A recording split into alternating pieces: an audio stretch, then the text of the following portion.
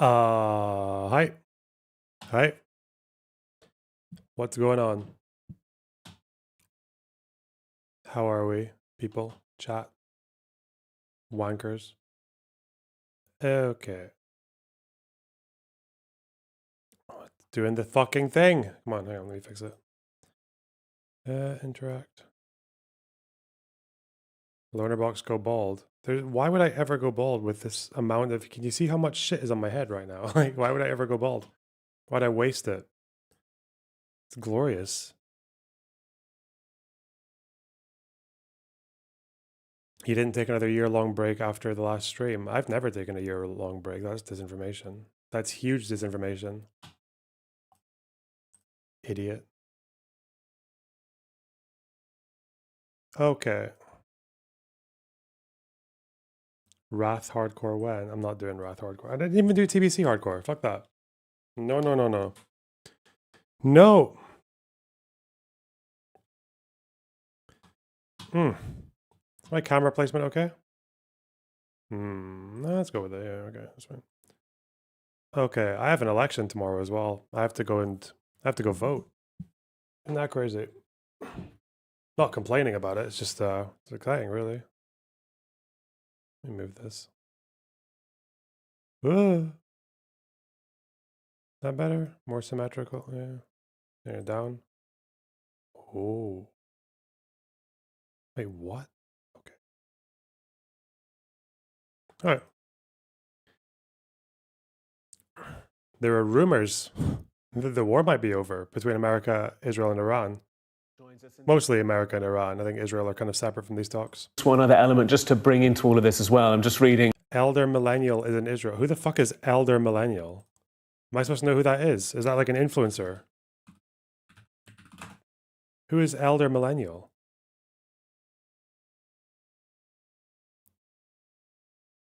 Whatever. From Reuters that the Israeli military says it has begun striking Hezbollah infrastructure in several sites in areas in Lebanon. So the IDF, the Israeli military, according to Reuters, saying that it has begun striking Hezbollah infrastructure sites in several areas in Lebanon. There is, on paper, a ceasefire between Hezbollah and Israel, but conflict has continued regardless. There has been shelling from Hezbollah towards IDF sites. There has been numerous strikes by the IDF. Yesterday, the figure being quoted was that since Thursday, 110 people had been killed in those strikes there, despite the fact that there is, on paper, a ceasefire. Well, let's bring in Sean Bell for more on the latest between the US and Iran. And the last hour, you and I were talking, we had this one source, Axios, saying it looks as though Iran and the US are drawing up a one-pager. Now, Reuters says they've heard from Pakistani sources very similar commentary. I'm always looking at the screen of my desk to see who the next feed is going to come from. So we feel as though we're maybe honing in. It does really make me wonder what kind of abomination Trump thinks he's managed to salvage from this war, because it's not going to be a ceasefire that looks like it, that looks proportional to the amount of damage that Iran has suffered compared to the United States, right? And that's like what you would expect it to look like. Huh. A little more firmly about the idea that there is some memo being drawn up. What do you make of that? Yeah, as you and I discussed before, I think one of my degree of scepticism is that if you look at the number of times President Trump said talks are progressing well, in other words, there's a potential of peace, it's dozens, literally, since the start of the war. So he's always start this with a degree of scepticism. However, when you look at where we sit today, and we'll get into it maybe, but where Project Freedom lasted a few hours and then it was stopped. President Trump's frustration at the inability of the military operation to take effect, you've got to therefore either negotiate or walk away. And finding a way of negotiation when you're really uncomfortable, because it's evident Iran has leverage, I think is very difficult. There's some really telling things, though, in here. What we understand from some of the lines that are coming out from this Pakistan brokered deal, one of which is a moratorium on nuclear enrichment, and the potential. How can the United States win the war with Iran? I mean, at this stage, they can't. They've already gone.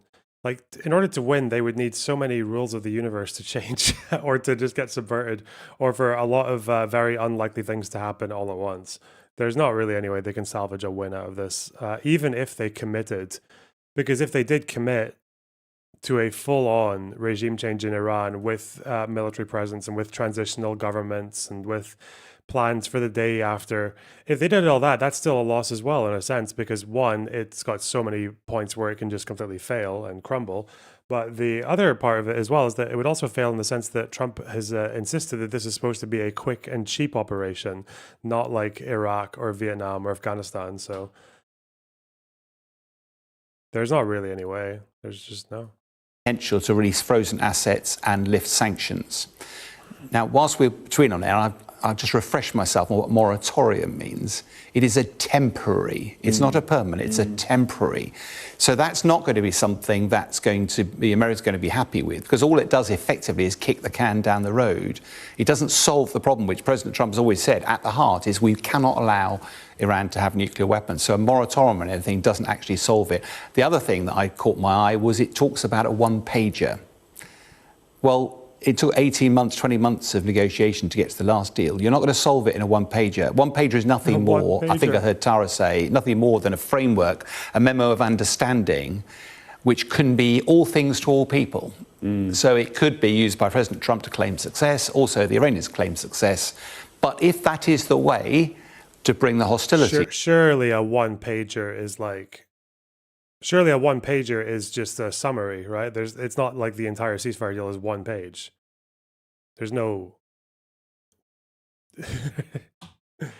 Is it just like incredibly small writing? Like you need to hold a magnifying glass over it? Like what? To end, to open the Strait of Hormuz and then allow negotiations to happen downstream. One pager is usually a summary, right? One pager is like a little press release, a little poster, but it doesn't tell you all the things. Fuck me. In a success. The big thing in the way of that, I suspect, will be the Americans, and particularly President Trump, because there'd have to be a lot of ground given for that to gain traction. So that is in the works, let's say. Meanwhile, Project Freedom is on pause. There is seemingly little, if no, transit of commercial ships through the Strait of Hormuz. The blockade of Iranian ports Good one. Thanks for the $10. continues by the US. Meanwhile, Iran says it's continuing its kind of blockade of the Strip as well. Its mines are still in that key zone at the tip of the azimuth there of the bend. So where does all of this leave us? Because there's mines floating around, there's a blockade, there's a counter-blockade, there's no shipping passing through, the straits are still closed, there's a draft in the works, and we're on day 68. Yeah, I think for me, at its bare bones, Project Freedom was meant to be a humanitarian effort, but at its heart, it was breaking the blockade. American going, what are you going to use military might? There was a huge fanfare. Just remember, Central Command said, we're going to use 15,000 troops. We're going to use aircraft carriers. We're going to use 100 fighter jets, land and sea-based, and destroyers. And I remember Hegseth turned around and said there's a red, white and blue dome going to be erected. Well, within hours it failed, bluntly failed, and that will be seen by Iran as a positive thing. All that underlines is that whatever the challenge at the moment in the Strait of Hormuz, it is not going to be solved militarily. And this isn't just me saying it. We've won war game this before. I'm sure the American military will be providing exactly the same advice, and despite the rhetoric. So those three stark choices for America are either escalate, and I wouldn't take that off the table, because I think if the nuclear conversation is not satisfactory, they may well do a midnight hammer too against key sites that they think they just want to be absolutely sure that Iran hasn't got capability there. Yeah, that's possible. Negotiating line, we've really just... That's so possible. After all that, wait, didn't we forget about like probably the best argument we have for fighting with Iran? Oh no. We forgot to focus on the nuclear sites. Oh shit, we're going for 3 more days. Fuck. Discussed. And the other one is just literally to walk away. And I know has all sorts of loose ends left behind it, but it is possible. The one other carrot here, the one other potential ray of light, is that yesterday there was reports of the Iranian delegation going to China. Why is that important? It's important because China buys a lot of oil from Iran. It's therefore a vested interest. Who is going to visit Xi Jinping on the 14th and 15th of this month? President Trump. Lots of key deals to be done there, and it might well be that there's a sort of nexus of shared interests there. Who would have believed that Chaotic Bread, thanks for $5. New war, who this? Wow, good one. potentially China could end up being a broker to try to create an off-ramp for President Trump? Certainly has a lot of appeal diplomatically. Another 10 days for that dust to settle. Could China be trusted with that nuclear material? One might see it potentially heading there. Russia had offered to do it instead, but there's a lot to work through. There's another 7 or so days to get to before we get to the 14th. Well, stick with us for all the details. Sean, good to have you with us. Thank you. Whoa, thanks.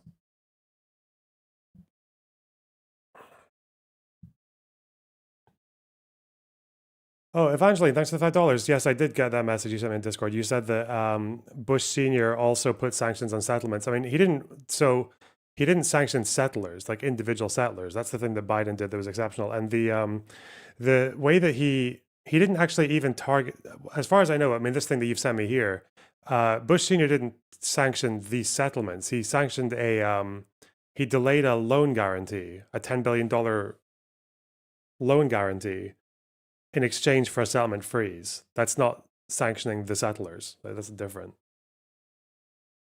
But anyway. Hey, Bad Luna, thanks for the tier 1 sub. Wow, you guys are being really generous today. What the fuck? What a good start to the day. Have you watched the Medi segment on trigonometry? Why is it called trigonometry, bro? Holy shit.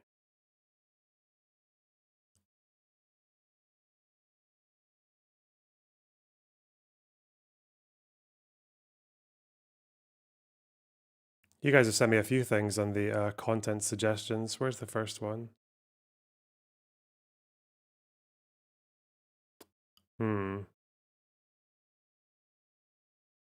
We will do some British election stuff. Yeah, we'll do that maybe at some point. Not sure how much there is to...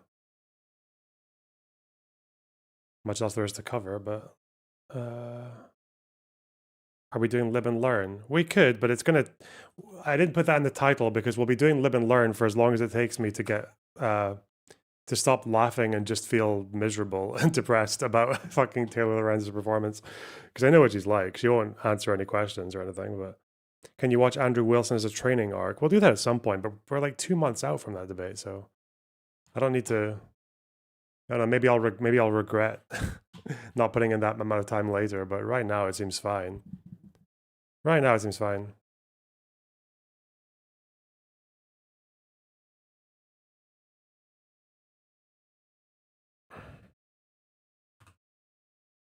Still anyone's guess. That one page array, that'll be exciting. At least we'll be able to read it quickly.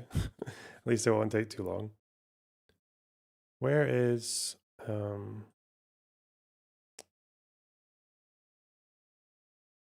what the fuck is this? Speaking of British... No, I don't want to do that. I want to do... What the fuck did I want to do? Oh, yeah. I'll do some British stuff. Nigel Farage. That's his British name, otherwise known as Farage. He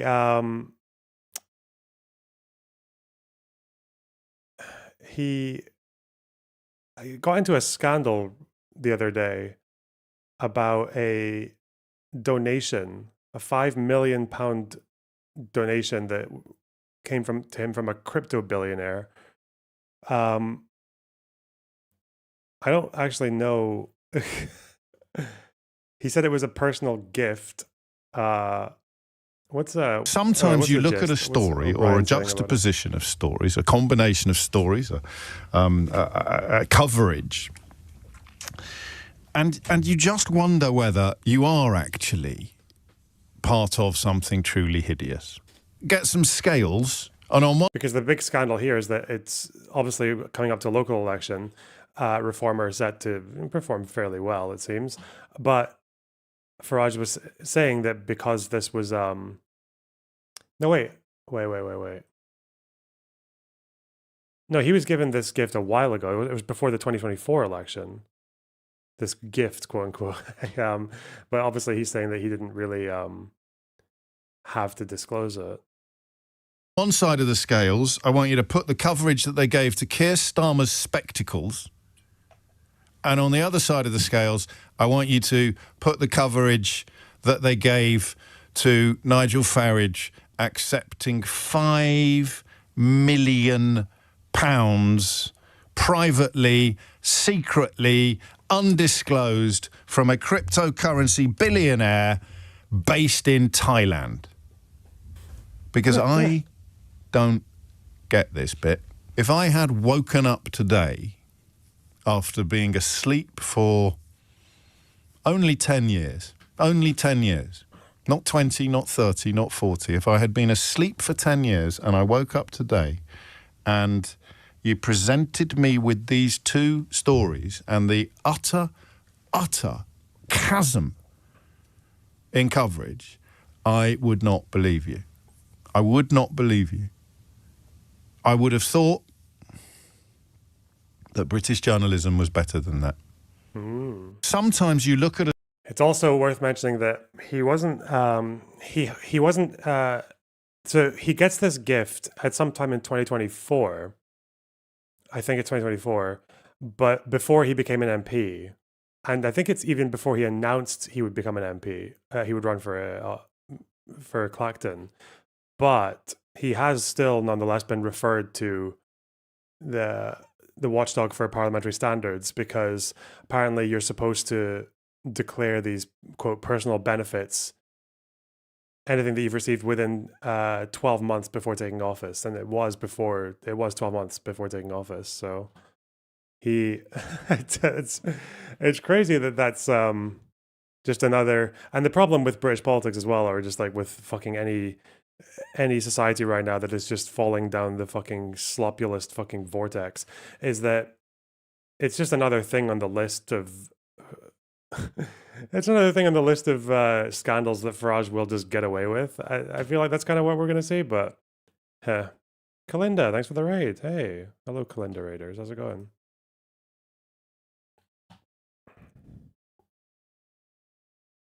God, he's so fucking horrible. Look at his disgusting ugh. A gift from the Thailand-based crypto billionaire Christopher Harborne fell within that period. Some personal gifts are exempt from the reporting rules if they could not reasonably be thought by others to be related to membership of the House or to the member's parliamentary or political activities. So I think that reasonably thought thing is probably a little bit under question when it's £5 million. Okay. The rules add, both the possible motive of the giver and the use to which the gift is to be put should be considered. If there is any doubt, the benefit should be registered. What's this? Farage's attempt to get ahead of the £5 million gift story only raises more questions. Reform leader went public after approach from Guardian, but does his claims stack up? That money was for his security. Oh, it was for security. Okay. Wait, what did he say? Where was his? Did he actually comment on this on social media, or did he tell the press? Probably said it to the press, right? Farage has admitted that he received a personal gift of £5 million from the Reform UK mega donor Christopher Harborne shortly before the general election in 2024. He did not disclose that gift at the time and had made no mention of it since. That is, until Wednesday morning when the Daily Telegraph published a story in which Farage admitted receiving the money from Harborne, saying it was for his personal security. It's a startling disclosure that could lead to him being investigated by the Parliamentary Standards Commissioner. But the manner in which it came out is insightful too. The Guardian has been researching Reform and its finances for months. The party is ahead of the polls, and Farage, its leader, has said that he believes he will be the next Prime Minister. So, how Reform and its key figures are funded is a matter of legitimate and essential public interest. Our reporting led to the discovery that Farage had been given £5 million by Harborne in the run-up to the July 2024 election. On Monday morning, we asked both men about this. Rather than respond to the questions, they seemed to play for time.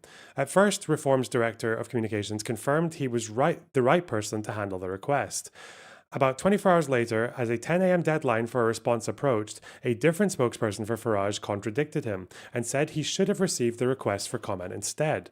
Minutes later, a lawyer for reform said he would need extra time to take instructions from Farage directly. The law firm Schillings, acting for Harburn, refused to respond unless The Guardian revealed information about its sourcing and asked for more time, too. The lawyer said it was a matter of fairness to allow them to get their ducks in a row. In fact, it appears that the time was needed for something else, to brief another media organization. Ooh! What a scum fuck. God.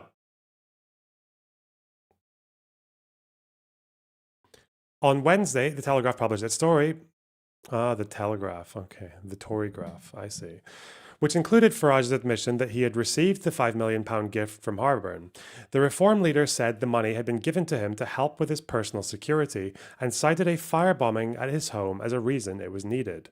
Quite apart from the clear attempt to try and get ahead of the story and dictate the narrative, there was a wrinkle in his account.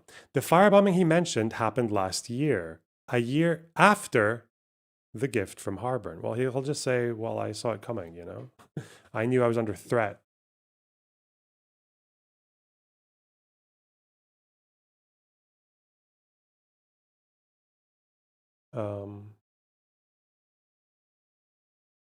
Right.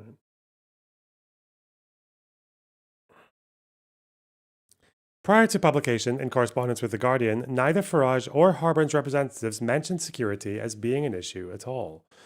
On Wednesday afternoon, a spokesperson for Reform said the firebombing was just one example of the security issues he has faced.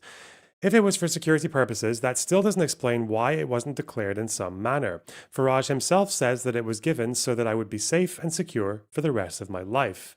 He told The Telegraph, Christopher is an ardent supporter who is deeply concerned for my safety. In the polls. Okay. It also doesn't explain where the £5 million fits in after Farage's election as an MP. He has been provided with security funded by the taxpayer since he became MP for Clacton in Essex in July 2024. A Reform spokesperson said he received no taxpayer-funded security. The security of politicians, current and former, is certainly a serious issue. The MPs David Amis and Joe Cox were both killed in the course of their public service. Farage has been the subject of attacks, including having a milkshake thrown at him on the campaign trail in 2019. This journalist is quite funny, quite intentional with that one. But if it was necessary to have £5 million to fund security so that Farage could continue his political campaigning, why wasn't it declared to the Electoral Commission? The money was given to him by the biggest political donor in recent history. Why did Farage not disclose it to the parliamentary authorities as a political gift? The answer is A, because he is a scummy, lying, fraud fuck. That's why. Look at him, man. Look at this. I hate him so much, man. There are not many things. There are not many people in life that inspire in me the burning hatred that this person does. With most people I shit on, it's more of like a sense of derision or frustration or whatever. But Farage is just like, ooh.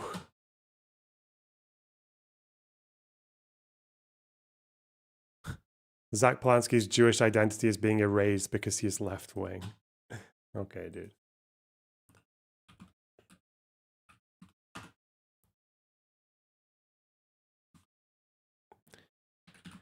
What was his scandal recently? He's had a few, hasn't he? It seems that when you're a party leader, people will dig further into your past and into your and put you under more scrutiny than you've ever had, even when you were like a regular candidate or something. But yeah, who do you hate more, Hassan or Farage? Obviously Farage. Jesus.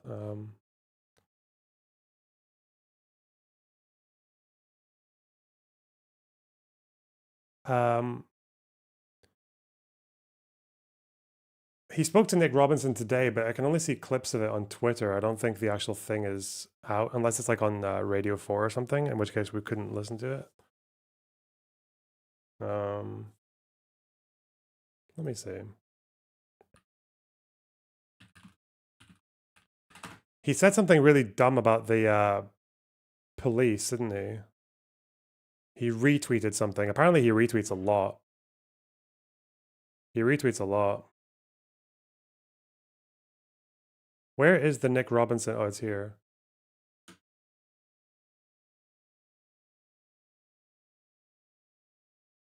Is this new? What's this? What do we got here?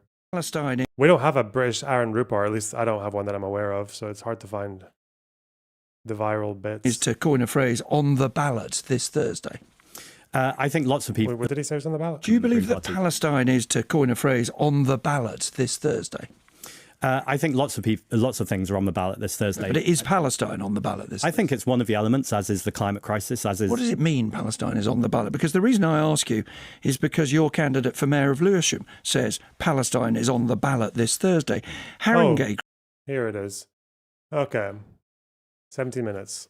Jesus fucking Christ. What are these timestamps? Just watch the whole thing. I'm Go. delighted to say that Zach Polanski is here in the Today programme studio for the latest, indeed for the last, of our party. What is this outfit, dude? Did they really have to put a background that's the exact same color as everything that he's wearing? What are they doing? Leader interviews. Morning to you, and thanks for coming in. Thanks for having me. Oh, is this because he's green? Is it because he's the green candidate? He has to dress up like a green?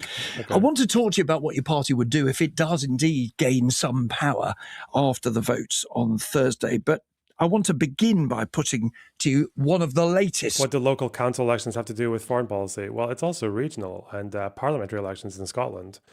And you know how much the Scottish government, you know how much sway would they hold over the Middle East? You know, the Scottish government. Wait, actually, I'm curious.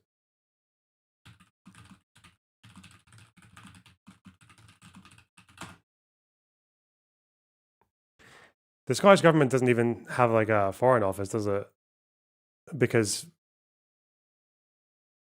foreign policy is a UK thing. Okay. Stories about you.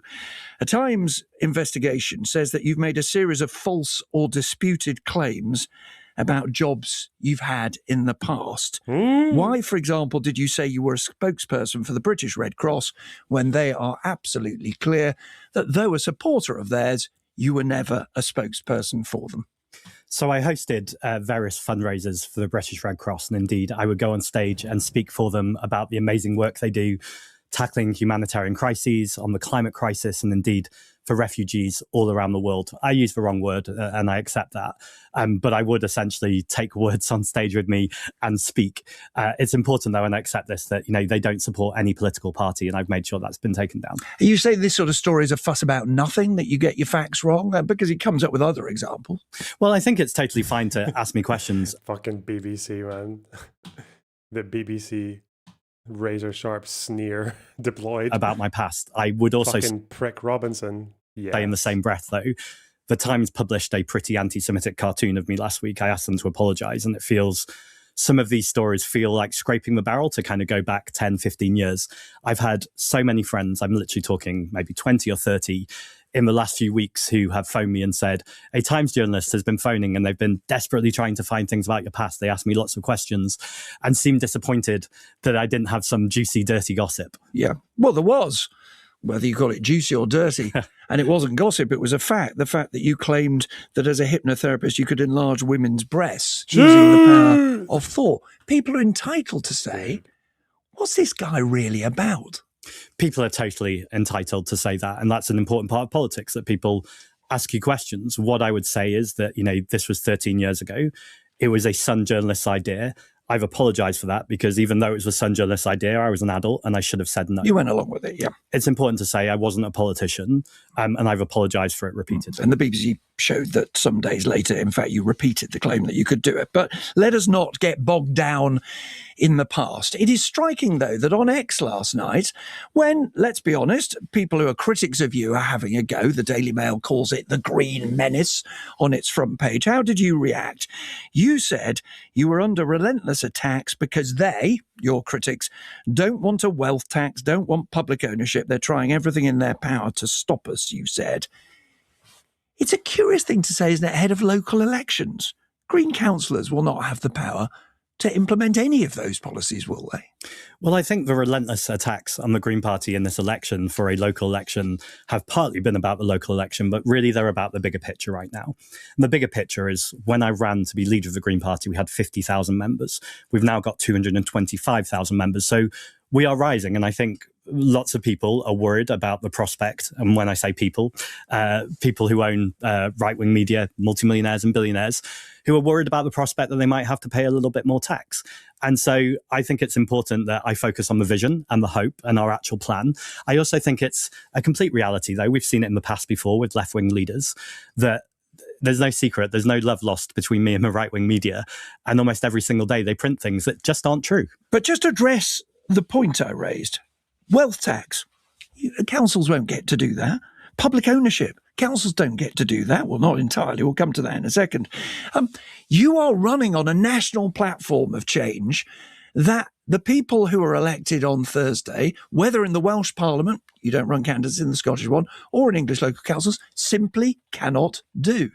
Well, I think it's about what are your values as a party. And whilst other party leaders and other parties take donations from oil and gas companies or arms trade companies, private healthcare or gambling, Green Party councillors only have two vested interests. And those vested interests are we want to protect the communities we seek to serve, and we want to protect the environment. Well, let's come to that then. Because most interesting, perhaps, is to look at what Greens say who are running for office. You are not. You are a member of the London Assembly. You're not a member of Parliament. You're not running in these elections. Now, you live in Hackney. Hackney happens in North East London to be a top Green target for taking control from the Labour Party. So let's look at protecting communities, for example. On crime, the manifesto calls the Metropolitan Police institutionally racist, homophobic, sexist and misogynist. It goes on to say Greens cannot accept this system. It calls for safe spaces for heroin users to shoot up, to end cautions for street prostitution, and to end what the manifesto calls discriminatory policing of delivery riders. This is an agenda for an endless fight with the police, isn't it? What is a police discrimination against delivery drivers? Like in what? I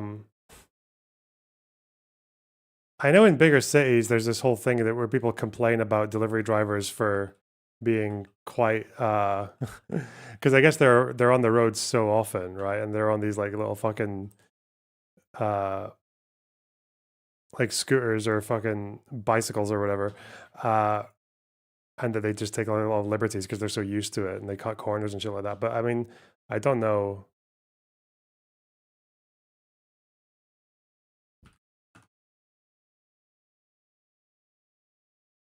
Because they brown mostly. Is it because they're is it so the police decides to just randomly stop delivery drivers because they're brown? Or I know that stop and search is a big thing for black people, especially in London, or all over the UK in general. But for delivery drivers, is it because the police go after them or because people complain about them? Do you need a DoorDash license? I don't know. Huh. I don't think so. Baroness Casey, in the last couple of years, did a review into the Metropolitan Police, and it was actually the findings that found it institutionally racist and misogynistic, something that Sadiq Khan, the Mayor of London, to his credit, accepts. It is noticeable that Mark Rowley, the Commissioner of the Police, doesn't accept that, yet they continue to work together in that way. On the issue of drug harm, we have the highest drug deaths of any country in Europe. And every single year for the past 13 years, drug deaths have increased. So I think the question anyone has, and we have in Hackney, is that the war on drugs has clearly failed. It's failed in cities right across this country, and more people are often taking dangerous drugs. So do we want people to buy them on the black market or on street corners, or do we want people to go to a pharmacy or a medical health professional? So I put up delivery driver police harassment. I can't be fucked going into whatever this story is. It seems like there's complaints going in all directions. People, on r/Edinburgh a year ago, someone's saying that they were harassed by a delivery driver. This is a delivery driver apparently saying that they have, I guess, faced bad incidents, probably harassment. This is someone saying that they are sexually harassed by a delivery driver. A stalker, okay, Facebook, whatever. Citizens advice, harassment, delivery drivers charged with sexual offenses from January. Wait, really? Oh, God. Whatever. All right. I'm not firing into that No way. Where if they have an addiction to dangerous drugs, we can work with them to take a public health approach. Wait, I saw this coming up a little bit, but I didn't look too far because I was just whatever. Polanski, what did he say about the police after that killing in, was it North London? Was it London? Fucking. Someone stabbed someone, didn't they? I don't know the story. I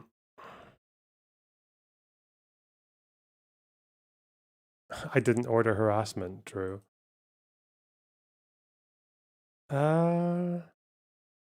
He shared a tweet. Yeah, he retweets a lot. I saw there was a whole thing on Twitter about how when he's on Blue Sky, like he retweets tens of thousands of different posts. Of quite a lot of them are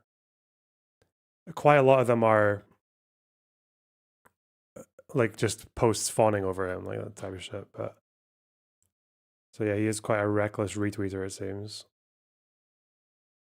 Oh, okay. This was, wait, who was the this is the article about it.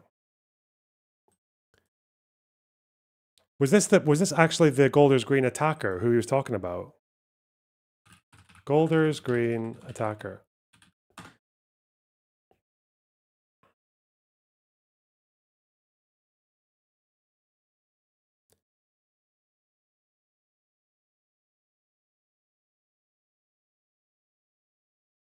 What, the arsonists? This one.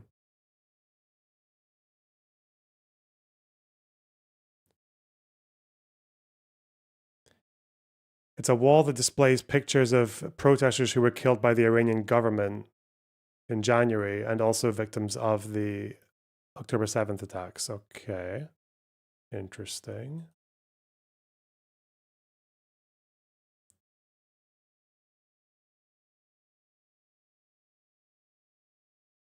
Oh no, this is after the stabbings because 2 men were stabbed in Golders Green the Wednesday prior. Okay, okay.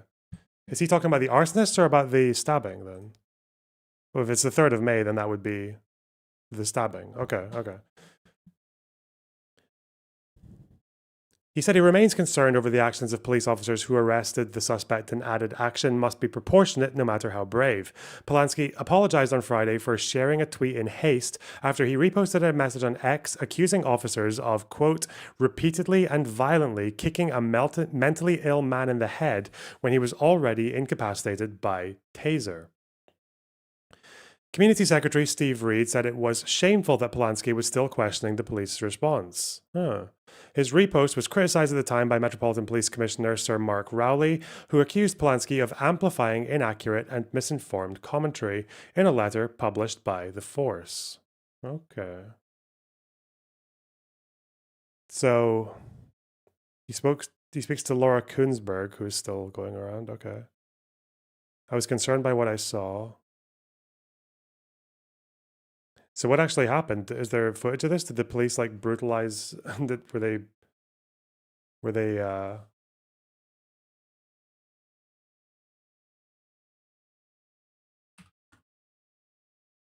let's see.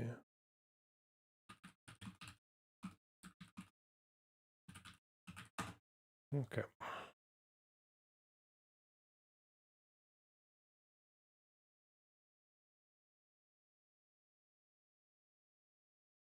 He still had a knife in his hand when he was on the floor. Where's the video? Oh, here. Police body cam footage. We have body cam. Get down on the ground!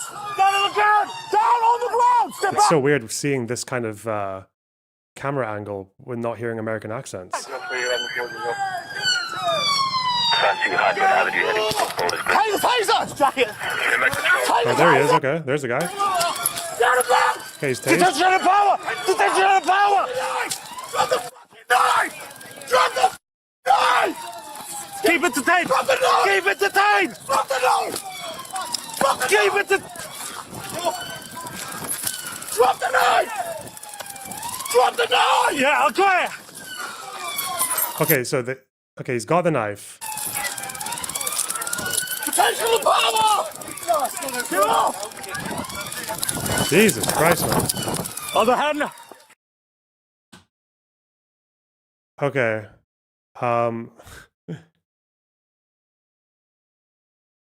Wait, what did he say? Hang on. Drop the knife! Drop the knife. Yeah, there's the knife. You can see a knife there, yeah, yeah. Oh, yeah, I've got it! Yeah, I've got it. That's what the guy's saying there, right? That's English for yeah, I've got it. Yes, I have the knife. I'm in possession of the knife. Attention to power! What's he saying there? And now he's getting cuffed. Other hand!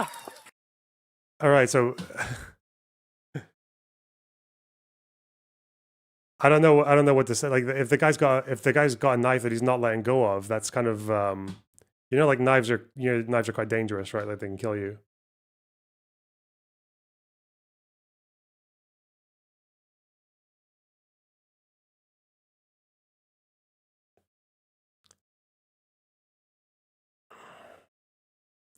Is this anti-Semitic or is this caricature style? This is the kind of thing that like you could get every single person on earth to see this as anti-Semitic. It would just depend on like what side they're on. So I'm gonna say yeah, probably anti-Semitic.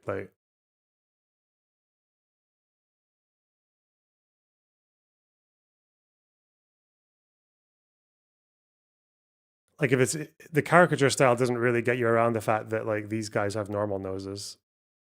Or at least they don't have the same 6-shaped nose, but okay.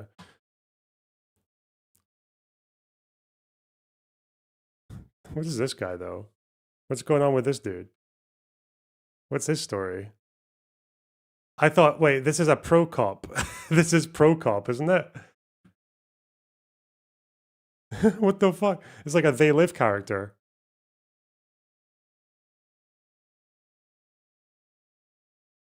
Okay. Based in harm reduction. Public health approach is to legalise hard drugs and to legalise prostitution, you say? To legalise and regulate. And the regulate is important. It's still legalised, isn't it? No, but the point is you can't just go into a shop and buy drugs, which is how it's presented in the press again. Because I'm keeping we talk about what councillors can do rather than what you would do if you were Prime Minister, because that's for another interview. Are you saying councillors should cut the police budget? Because that's what it seems to imply when you say we cannot accept this system. Let the council spend money on crime reduction. Don't give that money to the police. It's about reprioritising. So does that mean cut in English? No. So let's look at example. We straight back onto drugs. A lot of police time is spent on stop and search for cannabis use, for instance. It doesn't escape people's notice that is often in the politics of racism. If you're a young black person, I think it's something like you're 18 times more likely to be stopped and searched than your white peer, despite the fact there's no evidence. That's the case in London, that number. I think it lowers to like between 4 and 8 for the rest of the country. But yeah, London especially. They're more likely to be dealing or using drugs. And so I think it's important that we make sure the police time is spent properly, which I think is about community prevention, about cohesiveness and bringing communities together, particularly in light. Clear whether it means redirecting the budget. Does it mean the police budget? Well, it means redirecting within the police budget. So making sure that the time that police are spent is spent on community safety. Well, it's interesting that we talked about police because, as you know, you've come under serious criticism for retweeting criticism. Where's the full tweet, actually? Do we have the full thing that he retweeted?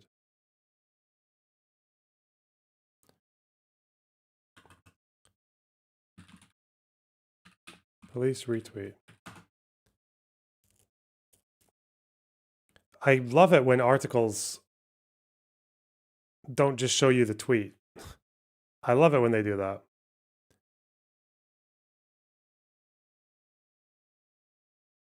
Oh? Well, The Guardian, will they be the ones? Fuck me, man. Hey!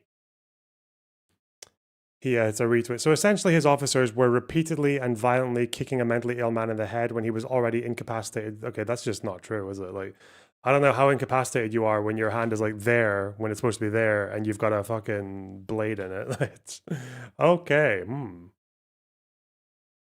Dude, just don't, like, there's so many risks you take when you just retweet anything. Okay. Of the action of the police officers who stopped the alleged attacker of Jews in Golders Green. Now, you apologised for retweeting that. You said you should have a meeting with the head of the Met. You sent him a letter. I want to ask you a different question. You've not apologised for the content of that. Why did you empathise with the attacker and not with police officers who feared for their own lives and were trying to protect other people's lives? I think there's two things in that I really clearly want to say. The first is my very first response to the attack was to be horrified, as everyone was, I'm sure. And the first thing I posted was solidarity to the victim, to the family, and indeed to people who are suffering right now, including as a Jewish man, where Jewish safety is not abstract. But then you posted that officers were repeatedly and violently kicking a mentally ill man in the head when he was incapacitated by a taser, caused extreme offence to those officers, to the head of the Met, and to many people. I ask you again, why did you empathise with the attacker, not with the police officer? As I said, there's two things I wanted to say. So that was the first. The second, what I want to say is two things can be true at the same time. Officers are incredibly brave when they run towards scenes of crimes that most people, including myself, would want to run away from. At the same time, I think it is accurate, and that I was also traumatized by seeing someone handcuffed and repeatedly kicked in the head. Now, sure, if you'll forgive me, it is an answer, but it's not an answer to the question. You posted something with the power that you have, with the number of people who follows it. Does YouGov have... there was a poll I saw on Reddit, but I don't know if it came from... It said it came from YouGov, but you never know these days. Let me just go to YouGov. I should have it here. Where is the leader's approval rating over time? Not whatever the fuck this is. I want approval over time, if you don't mind. I'll just look at Polanski. Oh, there's the decline. Okay. I just see it as a fucking bro. YouGov, UK leaders approval rating over time. Political favorability ratings. That's fucking January, bro. Will it give me... I just want it as a little graph. Why can't I get a graph? There we go. Okay. Oh. The thing with people like Polanski is it kind of is a good case study, I suppose, into what happens when you take these very, very popular online positions and very popular like online lefty positions, or just populist positions in general, and just see how they actually apply in the eyes of an electorate. And it's this favorability.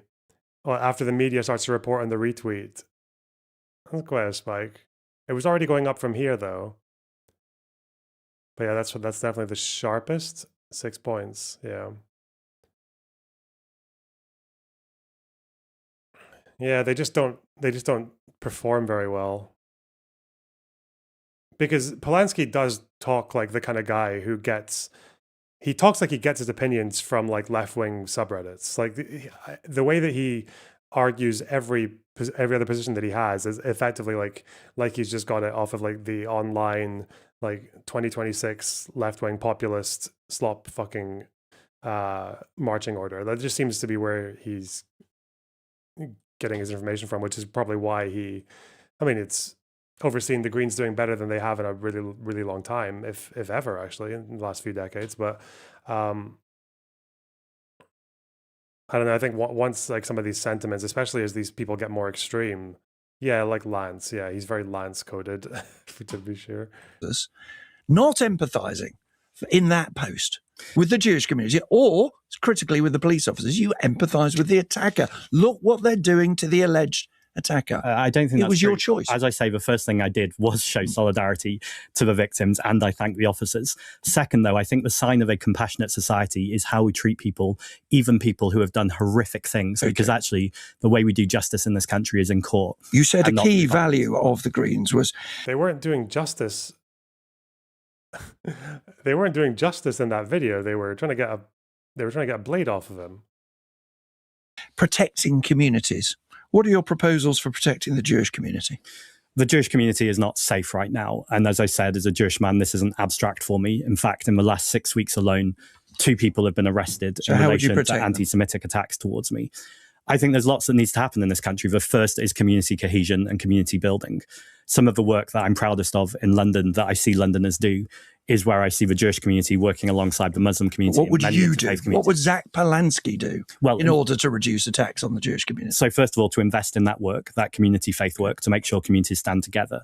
Second, to make sure that the Jewish community are given the investment that they need. In fact, what the Prime Minister has been doing to make sure that happens. I do think a police response is the last response when everything before it has failed. I still think you're not really answering the question about what you would do. Let me ask you this. I think I did. Would you deal with, for example, a candidate who says Jewish people fear hate because they know they should be hated? Another one who suggested that the attacks on the ambulances was a false flag carried out, presumably, by Israel. He said what? Some of the work that I'm proudest of. What would many you interfaith do? communities. What would Zach Palansky do Well, in order to reduce attacks on the Jewish community? So first of all, to invest in that work, that community faith work, to make sure communities stand together. Second, to make sure that the Jewish community are given the investment that they need. In fact, what the Prime Minister has been doing to make sure that happens. I do think a police response is the last response when everything before it has failed. I still think you're not really answering the question about what you would do. Let me ask you this. I think I did. Would you deal with, for example, a candidate who says Jewish people fear hate because they know they should be hated? Another one who suggested that the attacks on the ambulance... Wait, who the fuck said that? What? Who said that? For example, a candidate who says Jewish people fear hate because they know they should be hated. What candidate said that? I guess we'll maybe hear context. Another one who suggested that the attacks on the ambulances was a false flag carried out, presumably, by Israel. Another of your candidates who blamed Israel for the Bondi Beach terrorist attack. A fourth candidate... I remember this in 2024. I remember going through the Green Manifesto. Remember I read all the manifestos on stream and and took notes on them. I remember going through the thing about green candidates, and there were a strange few of them who, not just like, you expect the Palestine brain rot to be a thing, like, or whatever, but it wasn't just that. It was people who, let me find out what they were saying. Let me make sure I'm not misremembering. I remember quite a few of these candidates were really fucking wild. UK politics, British election. Greens here.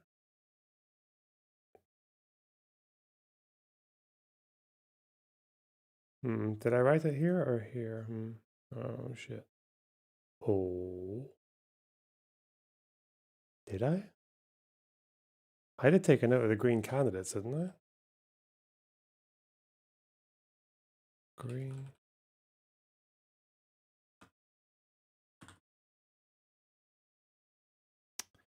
Yeah.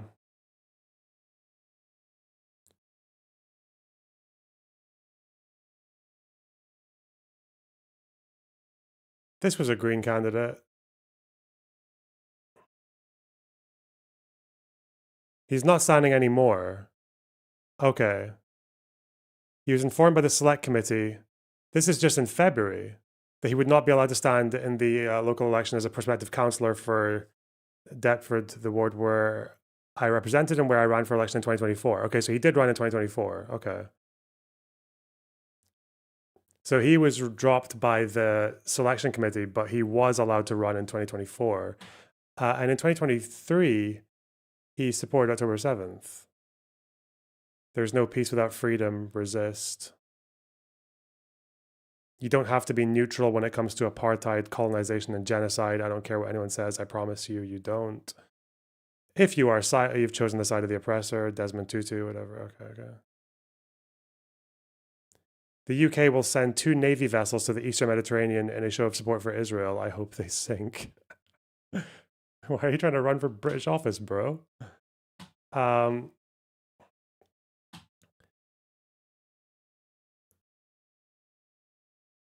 Natalie Anderson, where was, is this still going to be showing up here, I wonder?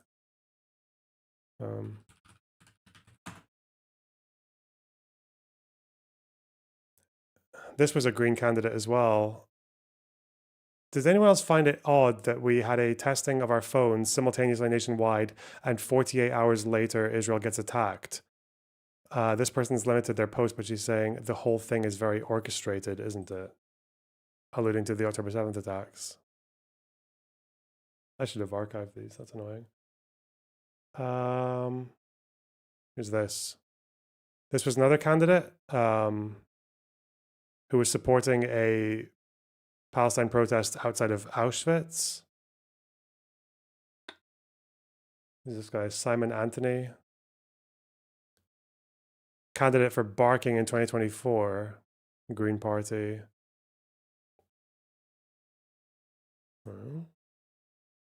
Fuck you, Times. Get out of here.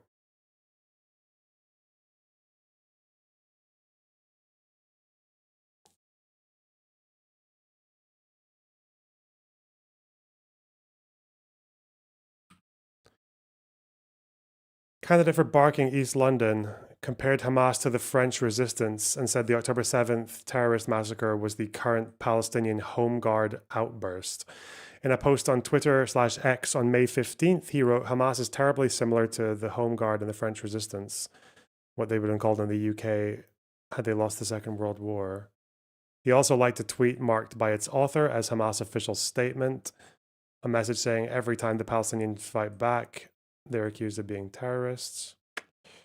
Is that still there? French resistance.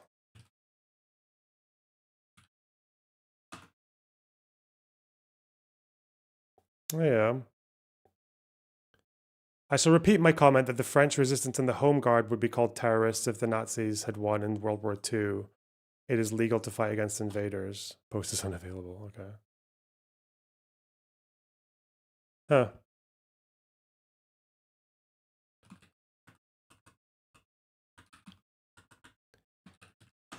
Yeah, they're kind of mental.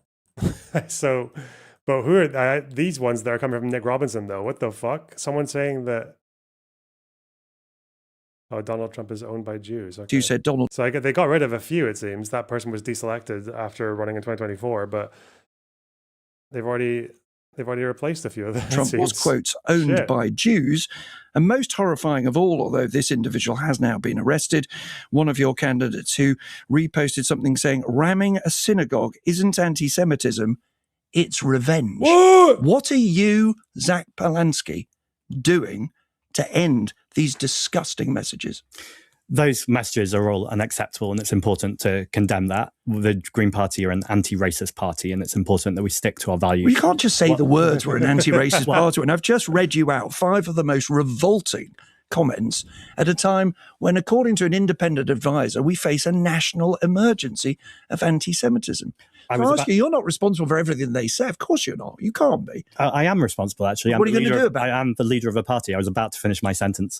Forgive me, go on. We're an anti-racist party, and so what I've already committed to doing is making sure that we have a standardised vetting process in future, and also make sure that we have compulsory training of all our candidates to make it clear that anti-Semitism is completely unwelcome in the Green Party as it is in society. It is also important to say one case of anti-Semitism is one too many. This is a handful of cases, and actually we have over 4,500 candidates, the vast, vast majority of which are doing amazing work in their communities right now. Sure. Going out there to tackle the cost of living crisis, to make sure that we're funding public services and making sure that it's about people power and community grassroots power. I want to stop and wonder why, that's like at least half a dozen between these 2024 and now, probably more if you add them all up. Would it not be worth wondering why that kind of rhetoric is coming from people who are running for your council if you're the progressive left-wing anti-racist party? Why the fuck would they ever look at the Greens and be like, oh yeah, that's for me? Someone who thinks that. Fuck. You can dismiss 1 or 2 as just unrepresentative. I've just read 5. I could have read 20 cases of revolt. 20? Anti-Semitism. Where's your 20, Nick Robinson? Posted by your candidates. Now, you're a new leader. How are you going to avoid becoming the new Jeremy Corbyn of British politics? Well, I think me and Jeremy are very different people, and there's much the question was almost inviting me to condemn Jeremy Corbyn. I think there was lots that Jeremy Corbyn was putting forward to this country that I think was really positive. We've talked about wealth taxes, about public ownership. I also think it's important, speaking for myself right now, that we make sure that we have this vetting process, that it's really clear that anti-Semitism, Islamophobia, any form of hatred or hate crime is not welcome. Do you believe that Palestine is, to coin a phrase, on the ballot this Thursday? I think lots of things are on the ballot this Thursday. But it is Palestine on the ballot this Thursday? I think it's one of the elements, as is the climate crisis, as is... What does it mean Palestine is on the ballot? Because the reason I ask you is because your candidate for mayor of Lewisham says Palestine is on the ballot this Thursday. Haringey Green Party campaign launch video, you might think it'd be about bins. You might think it'd be about schools, hospitals. It might be about cleaning up the roads. It is a series of councillors saying, as a councillor, I will take all appropriate steps to uphold the inalienable rights of the Palestinian people. Do you think council elections really should be about Palestine? I think they can be about all of those things. And I think what people have seen in this country is a genocide for 2.5 years that our government is still arming, are still sharing intelligence with. And I think lots of people feel very strongly, both about their local services, as they should do, and feel equally strongly about the fact that there's a reprehensible genocide happening. And they vote. But the way they vote in local elections should be determined by their views of Israel and Palestine. I wouldn't tell anyone how their vote should be determined, but I think it's an element for lots of people in how they vote. And you think that will contribute to community cohesion, do you? I think, yes. How? Because I think we shouldn't pit Jewish safety against a genocide in Gaza. That's conflating anti-Semitism and criticism of the Israeli government. That's something Benjamin Netanyahu does regularly, and as a Jewish person, that makes me feel less safe. Sure, but there are lots of Jewish people who would say to you they feel unsafe if they feel that their councillors are motivated first and foremost by Palestine. And if somebody gives that speech, for example, about Palestine being on the ballot, they are likely to think that. We looked, for example, at Barnet Greens, where 1 in 7 residents identify as Jewish. And it includes in its manifesto the fact that you're standing up for Palestine. Do you think that's going to help things? Well, I walk regularly on Palestinian marches with hundreds and hundreds, in fact, thousands of people, many of whom are Jewish. And there have been rabbis who have spoken out on this too. I accept, though, there are Jewish people whose views are equally as valid, who don't agree with those views. And I think the job of all of us who are in public life right now is to de-escalate tension. Has there been any recent polling from British Jews about Israel? I've seen a bunch of them from before 10-7. What about this?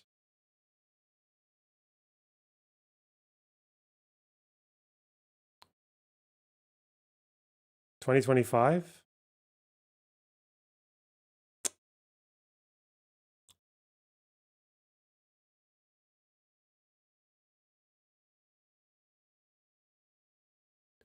From the Institute for Jewish Policy Research. This is definitely the most recent. Oh no, it's from from 2024. Okay. 70% of British Jews think that Jews who don't live in Israel should be free to publicly criticize Israel's government. Or it's, what the fuck? Where are these 30% coming from that think they shouldn't be free to criticize publicly Israel's government? Okay. 76% strongly or somewhat disapprove of Netanyahu. That's not surprising. 74% think he prioritizes personal interests over the state of Israel as a whole. 62% feel the Israeli government hasn't done enough to secure the release of hostages. 52% feel it hasn't done enough to provide humanitarian aid to Gazans. 74% see its overall situation as bad or very bad. Those are the majority views held by over half. At the same time, at least 60% have donated to a charity supporting Israel. At 60% have donated. Holy shit. 65% identify as Zionists. 71% feel a great deal of concern for the lives of Israelis. 77% feel attached to Israel. And 88% regard Israel as the ancestral homeland of the Jewish people. 52% think democracy in Israel is alive and well. 57% thinks the IDF has operated within the bounds of international law. That's quite a lot. And 90% think Iran represents a threat to Israel's existence. Again, these are all majorities, but still more complex. 54% believe in a two-state solution, but 55 think most Palestinians don't really want peace. 72 think that pro-Palestinian demonstrations should be permitted in Britain, but 66 would avoid them for fear of their safety as Jews. This is their... Do they actually have a full document of their survey? Yeah. Full report. I've apparently already downloaded it. Okay. What we got?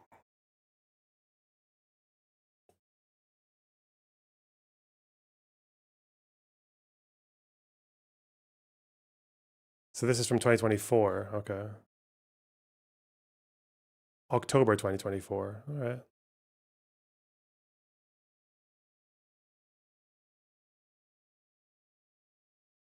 Damn, they fucking gave Hamas their full name there. Who does that?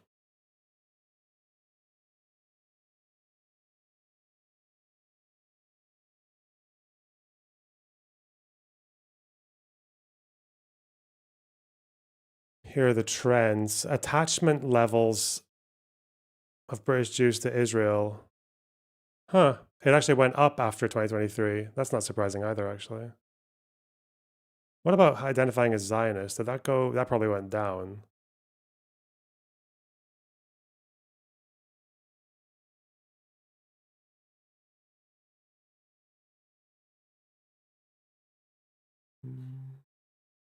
Where's the one about Zionist?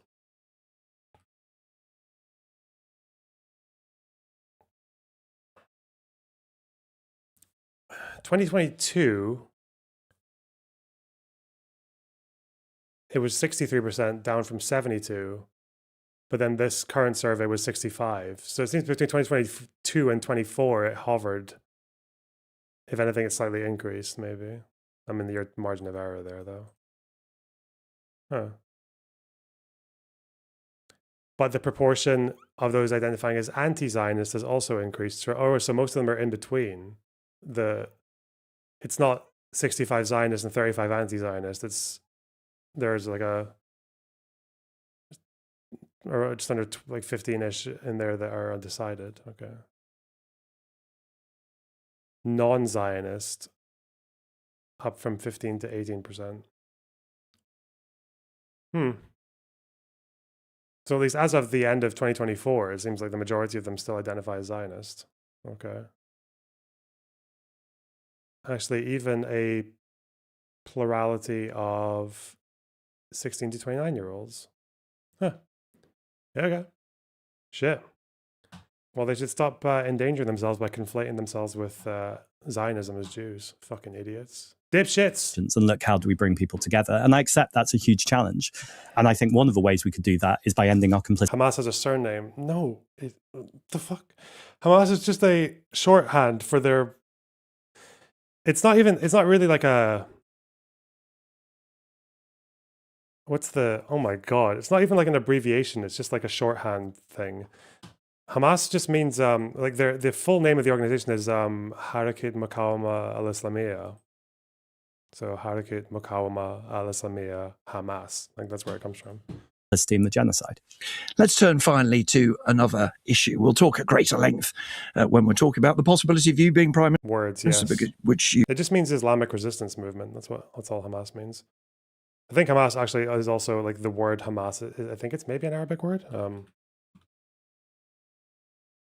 You have said that you would like to do. One thing that is very... What do you think of Keir? I've got lots of problems with Keir, but he's the best we've got. What else are we gonna... You want this guy in? Very high on the agenda now is the soaring cost of government borrowing. What would the Greens do to cut it?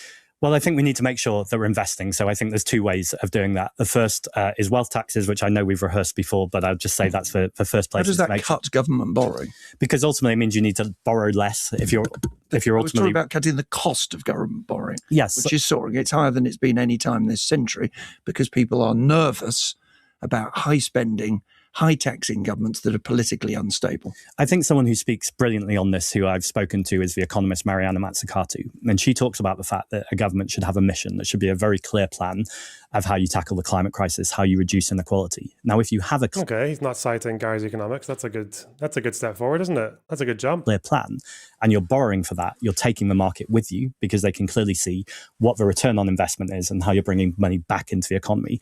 That's how you reduce borrowing levels. If we don't have a plan and continue to borrow, What do you think of Kemi Badenoch? Would you consider her an Islamophobe?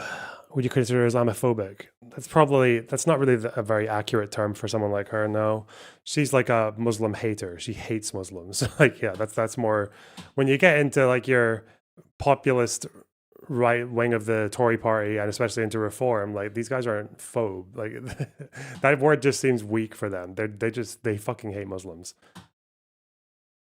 then it feels very, very scattergun, and that's why things are getting worse. We need to make sure that there's a consistent plan in place that's set out carefully that can make sure we're putting money back into our communities and investing in those communities. Do you think you're ready to be Prime Minister? I'm not ready right now. No, I've been leader for 8 months and there's lots of skills and lots of knowledge to get. And I think that's fine. I think I'm a human being. I'm not perfect. But give it 2 years, you will be. Well, we'll see in 2 years' time, won't we? But I'll certainly be putting in the work. Zach Polanski, leader of the Green Party in England and Wales, thanks very much for coming into the Thank you, Nick. studio. Okay.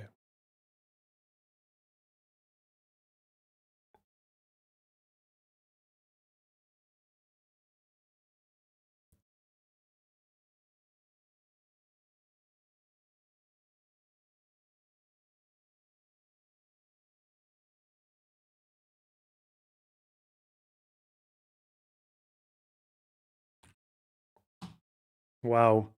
Well, those are the two burgeoning populist movements of the UK right now that are going to almost definitely make a pretty strong mark on the upcoming election tomorrow.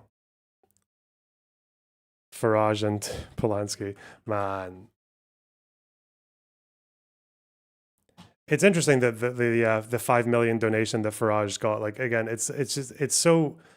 I just don't know what to make of the fact that we're in a place where you just know full well that it's not going to go anywhere. Like, that's it. You just know that it's just another thing for him to get away with and to fucking grin his hideous fucking face off over and then just go back to talking about binoculars and boats.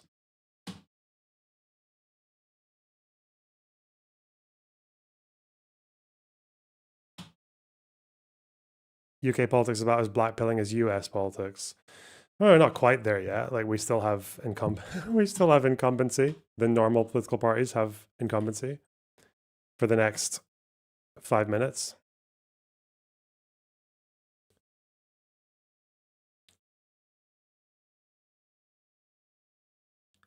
It's interesting that he talks about the police.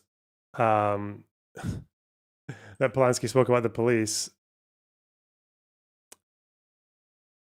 This is because these activists, the ones who smacked the guy with that hammer, as you can see here, when they broke into that arms manufacturer's warehouse, they were acquitted on aggravated burglary or something like that. Like, there was some like burglary charge that they got acquitted of, but I don't think they're completely off the hook yet. They're still going to trial for some other shit.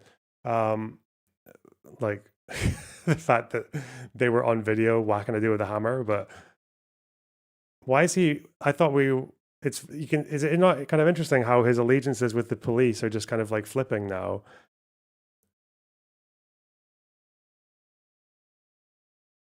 Let that be the end of the appalling policewoman attacked with sledgehammer lie. Like, what is he? Does he just not watch the videos, or?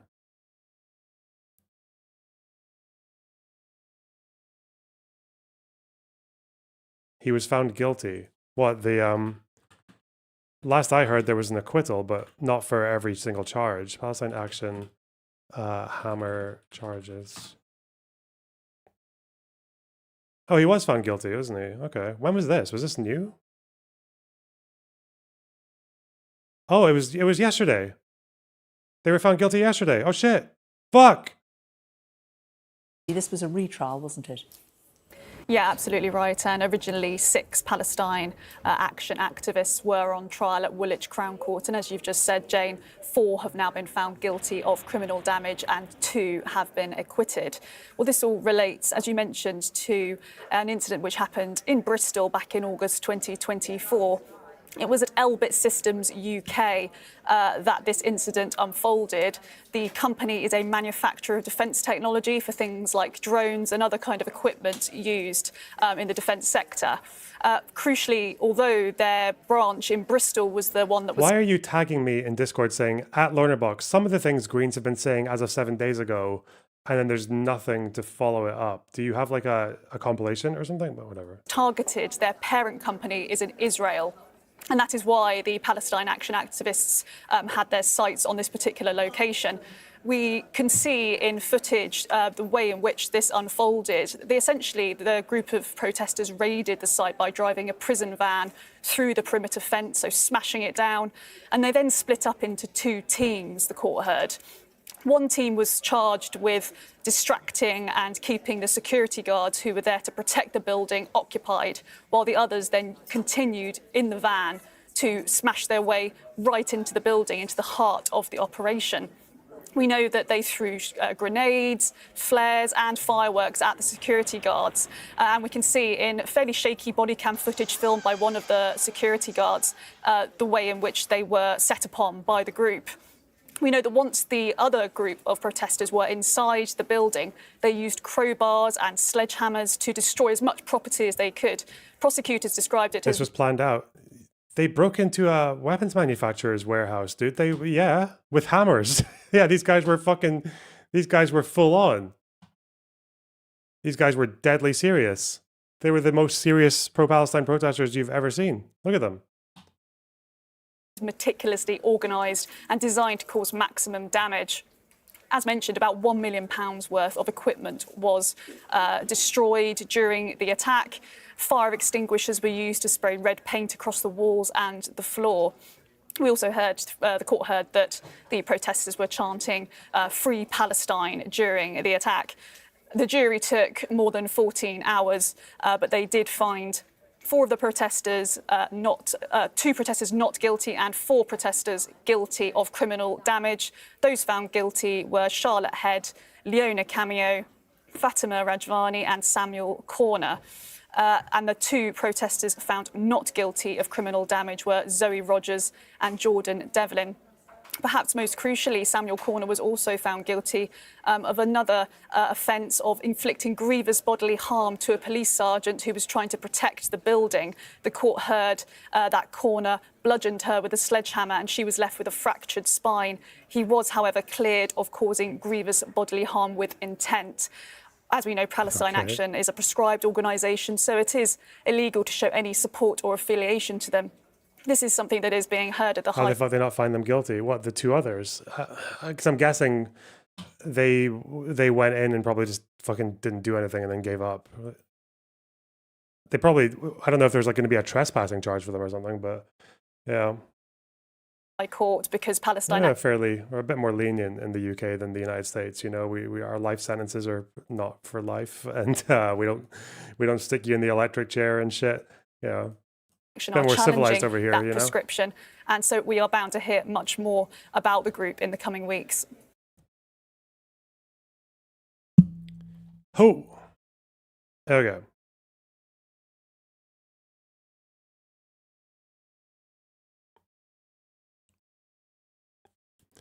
They'd have thrown the book at you over here.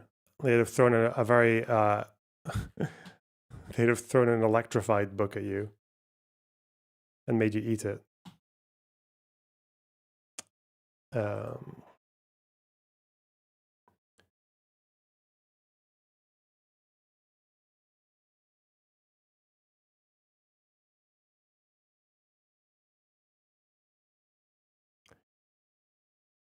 This Taylor Lorenz appearance on Live and Learn is 2 hours long. Do they even cover anything?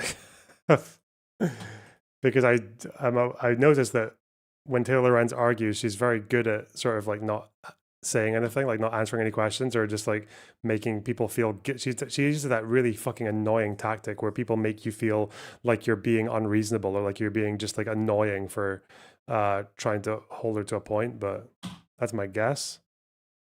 We have an intro reel. I do not respect fracturing someone's spine for a protest. Okay, wow. Bold statement. Saying what everyone else is too scared to say, Toby. Well done. On August 27th, you tweeted, the 90 influencers involved appear to be primarily centrists, pro-DNC, Yes. who have not spoken about Palestine, are pro-Israel. Those are Pro-Israel? your words. Yes. A lot of the people that we found were also pro-Israel, meaning they were expressing support for Israel. How many Basically, creators out of like next to all the creators genocide. that you saw would you say were posting? So if you don't talk about Israel-Palestine, you're pro-Israel. Okay. That's a take. pro-Israel posts? Can you name names there? Well, that's the point, right? Is that they haven't published the roster. I'm just So asking you if anyone in your article you consider to be pro-Israel. you can go through in the ones we did and you can ask them their stance on Israel. No, but this is your Wait, what? words. You said Wait, that they were what? primarily. She's so good. She's so fucking funny, man. I love it. She's gonna own all of them. She'll actually defeat every single one of these people and 5 more people if they came in to help in her journalistic jujitsu. What the fuck was you make a claim about someone? Where's your proof of this claim? Well, you can go and ask them. What? Whoa! What the fuck? in the ones we did and you can ask them their stance on Israel. No, but this is your words. You said that they were primarily pro-Israel. And of all the people you named in the article, you can't give me one. That's bizarre. Okay, It doesn't line go up. ask them. Go ask them then. Well, so Fucking lunatic. Oh my god, she's fucking mental. I love it. structure of the show, I think we were going to get into some current events as we normally do, and then of course, I don't know if you know this, but you did an article about this thing called Chorus, and I think someone wants to talk about it at some point. Oh But my first, God. It's like debating Drew Pavlou. You know, it was that thing like, what do you do about people who are migrating from Indonesia, which is not a safe second country, as refugees to Australia? Like, oh yeah, put them back. Well, you realize that Indonesia is not a safe country for them. Oh, well, tell Indonesia to be nicer to them. Okay, but what if Indonesia is not being nice to them? Because they're not being nice to them. They put them in detention centers. Would you let them stay in Australia, or would you put them back to Indonesia? No, tell Indonesia to be a barrack. Like, just. Oh, I'm being the unreasonable one for asking you this question over and over again. Fuck me. you were at the correspondence dinner. Do you want to talk about your experience? yeah. there? Yeah, How was I that? was at the Politico CBS News pre-party. So the way that it works is there's the main actual dinner in the ballroom, and then outside the ballroom around it in the Hilton, there's all these media parties. Washington Post, Bloomberg, Fox News, Wall Street Journal, all pretty much every media company has a party that's in the Hilton, that's in one of the rooms, kind of adjacent, by the ballroom. So when people are there's no security to walk in, it's because most of the journalists there are just going to these parties around, and they're not going to sit through the actual correspondence dinner, especially this year with Trump. Some of them do, they go as part of work, but most people that are at the Hilton that night are actually there for these surrounding events, the puck whatever, they were doing something too.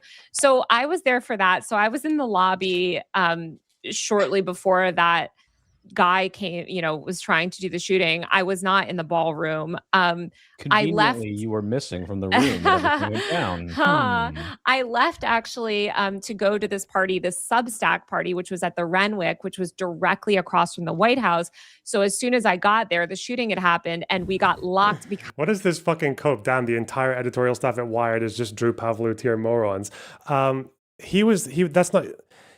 What was she referring to when she described 90 people as pro-Israel, but then couldn't say any pro-Israel content that any of them had made?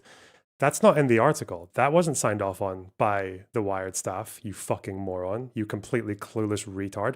That's a separate post from Taylor Lorenz. That's a separate statement. The Wired editors didn't sign off on her saying that these 90 people are pro-Israel, but I can't name a single one that is, or how, other than that they don't talk about it. Is Israel even mentioned in this article? Maybe Gaza is? Once. Not her saying...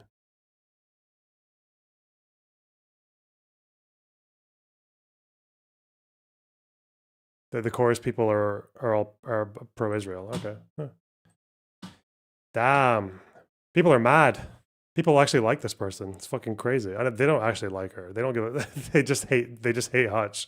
That's all that is. Because it's directly across the White House, the Secret Service locked us in the Renwick. And so we were all locked in the Renwick with Substack people, basically.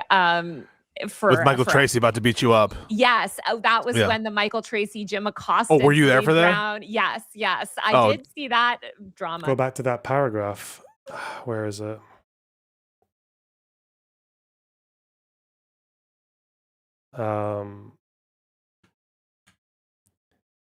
This one. For years, Democrats have struggled to work with influencers. Biden's White House snubbed several prominent content creators after they lightly criticized the administration over its policies on climate change, COVID, Gaza, and the TikTok ban.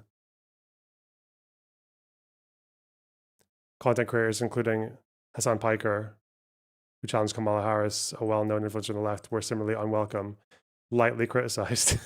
Hassan Pike. I feel like if you're gonna talk about people who lightly criticized, you're not. Why would your example be Hassan Piker? But I guess since 50,000 editors at Wired allowed her to publish that, I guess it's all right then. You know, I guess that this must be. There's no way I'd ever be allowed to take issue with this. You know, 2 billion editors and lawyers. So yeah, there was a lot of drama that night, but yeah, it was crazy and weird and stuff. I mean, the White House Correspondents' Dinner is like just a dumb thing that they do every year to, you know, I think it's been so like devalued by now that it's like nobody takes it that seriously except like inside DC people maybe, but. I mean, without it, we wouldn't have Trump, right? If Obama hadn't made those comments, maybe. So maybe is the predictor of our next president. We should see what happened at this last one. Shut it down. Yeah. Speaking of parties that you've been to, Taylor, and you can correct me if I'm wrong, was there a party for the quote unquote Cruel Kids Table magazine cover? Do you know what I'm talking about? Yeah, where it's like young. Yeah, so that party was the TikTok party. So TikTok hosted this huge party the night before the election. Of course, this is when TikTok was still under threat of being banned. They actually were banned for like less than 24 hours that day. And so obviously you saw, the CEO of TikTok up with Trump during the inauguration. I was in DC covering the inauguration, specifically TikTok's lobbying. So I was at that TikTok party. Yeah. Well, because I want to connect that to something that happened at the White House Correspondents' Dinner, namely that Erica Kirk left in tears. And she is, this is the connection. She's also head of Turning Point USA. And there's this big conversation about, the future of the young right-wing party or the young conservative movement and what that's going to look like. And a lot of criticism in the aftermath of the White House correspondent's assassination attempt. Erica Kirk has this video where she looks like Sonya Blade. She's wearing this it just doesn't seem like she's fitting with this like young conservative mold. You who've encountered right wingers in the wild, both institutional right wingers and young right wingers, what's your take on the Erica Kirk of it all, and whether or not you see any kind of direction? I love this person. Why weren't you involved in the editorial process, Loner? I really don't know. I cannot think of a single reason why Taylor Lorenz didn't get me on the editorial or why Wired. What the fuck? You're so mad. You're so angry. You tried to catch me out on something because you thought that thing that she said was in the article. It wasn't. You got shown up for being out your depth and now you're just fucking furious. Why aren't you the editor of it? It's just not the life path I chose, I'm afraid. Or maybe I tried to and they didn't let me. Maybe my failed application to Wired will surface. Why even doubt Wired? I can't imagine a single time why anyone ever would ever doubt any mainstream media outlet ever. or any media outlet. Why would you? What the fuck? They have editors. Don't you know? Don't you know they have so many editors? For the future right-wing party. Well, there is a pathway for them. I mean, I've seen so many generations because I also covered Trump. I covered the first Trump election. I was at the Hilton the night of the 2016 election when Trump came out. I went to it was the Clinton people were at the Javits Center, and then the Hilton is where Trump had his party. And that night that Trump won in 2016, there were a few reporters, but it was mostly internet people. It was like forum admins, people that ran like big subreddits, like content creators, just weird like internet pilled people, and who also had the deplorable also the night before the 2016. Wait, did I miss something here? Did he actually? When they were talking about that cop, so as I said, there's two things I wanted to say. So that was the first. The second, what I want to say is two things can be true at the same time. Officers are incredibly brave when they run towards scenes of crimes that most people, including myself, would want to run away from. At the same time, I think it is accurate, and that I was also traumatized by seeing someone handcuffed and repeatedly kicked in the head. Now, sure, if you'll forgive, as I said, there's two things I wanted to say. And that I was also traumatized by seeing someone handcuffed and repeatedly kicked in the head. Now, the kicks were happening before he was handcuffed, no? Unless there's something that happened slightly off the body cam footage, but no, he wasn't handcuffed when they were kicking him. He had a knife in his hand, and they were like, "Put the knife down. Get rid of the knife." What did you watch, Mr. Platt? What the fuck? Inauguration or January 2017, when Mike Cernovich got up and was like, we won, like we used the internet basically, or we used Twitter, to like put Trump in the White House. So I think that there's multiple generations of like right-wing young internet pilled people. And to me, Erica Kirk and Charlie Kirk represented the old version of them. Like it is very like she's out of touch and out of date. And I think the young ones resonate more with like Nick Fuentes and those types. She's too establishment. I think that like the appeal of Trump is that he's anti-establishment. And I think that you're just seeing this fracturing in the party. That's why Ben Shapiro's YouTube is like plummeting. It's like he's part of that generation of that like establishment mindset. So I think. Oh, go ahead, Guy. Do you think Turning Point USA will be around in 5 years? Yeah, because they're backed by billionaires, so they're just going to astroturf it to death. It's never going to go away. I think there's some truth to what you're talking about. I think maybe Trump is now starting to become the establishment for a lot of people. He's heading into his, the halfway point of his second term here. But it's also just the case that I think when your party wins and you do political coverage, and your party's in charge, you're playing defense the whole time. It's rough. Mm-hmm. Like the party out of power, like the benefit of being out of power is you can just play full offense the whole time. And but not Candace and Tucker. And Nick, true, yeah. They've all done, I think that there are people, and that's why people like Jessica Reed Krause, Libs of TikTok, like a lot of even like DC Drano, et cetera, like those people, they align themselves way too heavily with Trump. And you're right, they were doing defense. And I think they didn't position themselves distanced enough where they're getting the downstream effects of it. And I think like Candace Tucker, all of those, that whole group, which includes, by the way, a lot of Instagrammers, a lot of like younger ones have made that separation. Yeah. Well, I think when you have enormous audiences the size of like Candace Owens and Tucker Carlson, you're kind of insulated. I think you have more latitude to. But she tripled her audience since Charlie's death, right? She's tripled her audience, and I think she's been able to grow that audience by. I was looking through my notes on Taylor's article because I've noticed that takes up like all of this at least. Oh, of course, contract is more than just the one-time stamp. Oh, shit. They talk about Supreme Court and about White House correspondence for about 20 minutes, and then they go into the article. Final words, debrief, disclosure. Okay. Oh, God, the fucking disclosure discourse. But I forgot this guy was here, the Pod Save America dude. Huh. This is the Pod Save America guy, isn't it? Yeah, that's him, yeah. The Wired piece is wildly dishonest, and I'm truly surprised they published it. Huh. Hassan responds. Hassan responded to him. He's disappointed in liberals like Pod Save America attacking Taylor Lorenz's reporting. Oh, God. Oh, no. This was the person who showed part of the contract, wasn't it?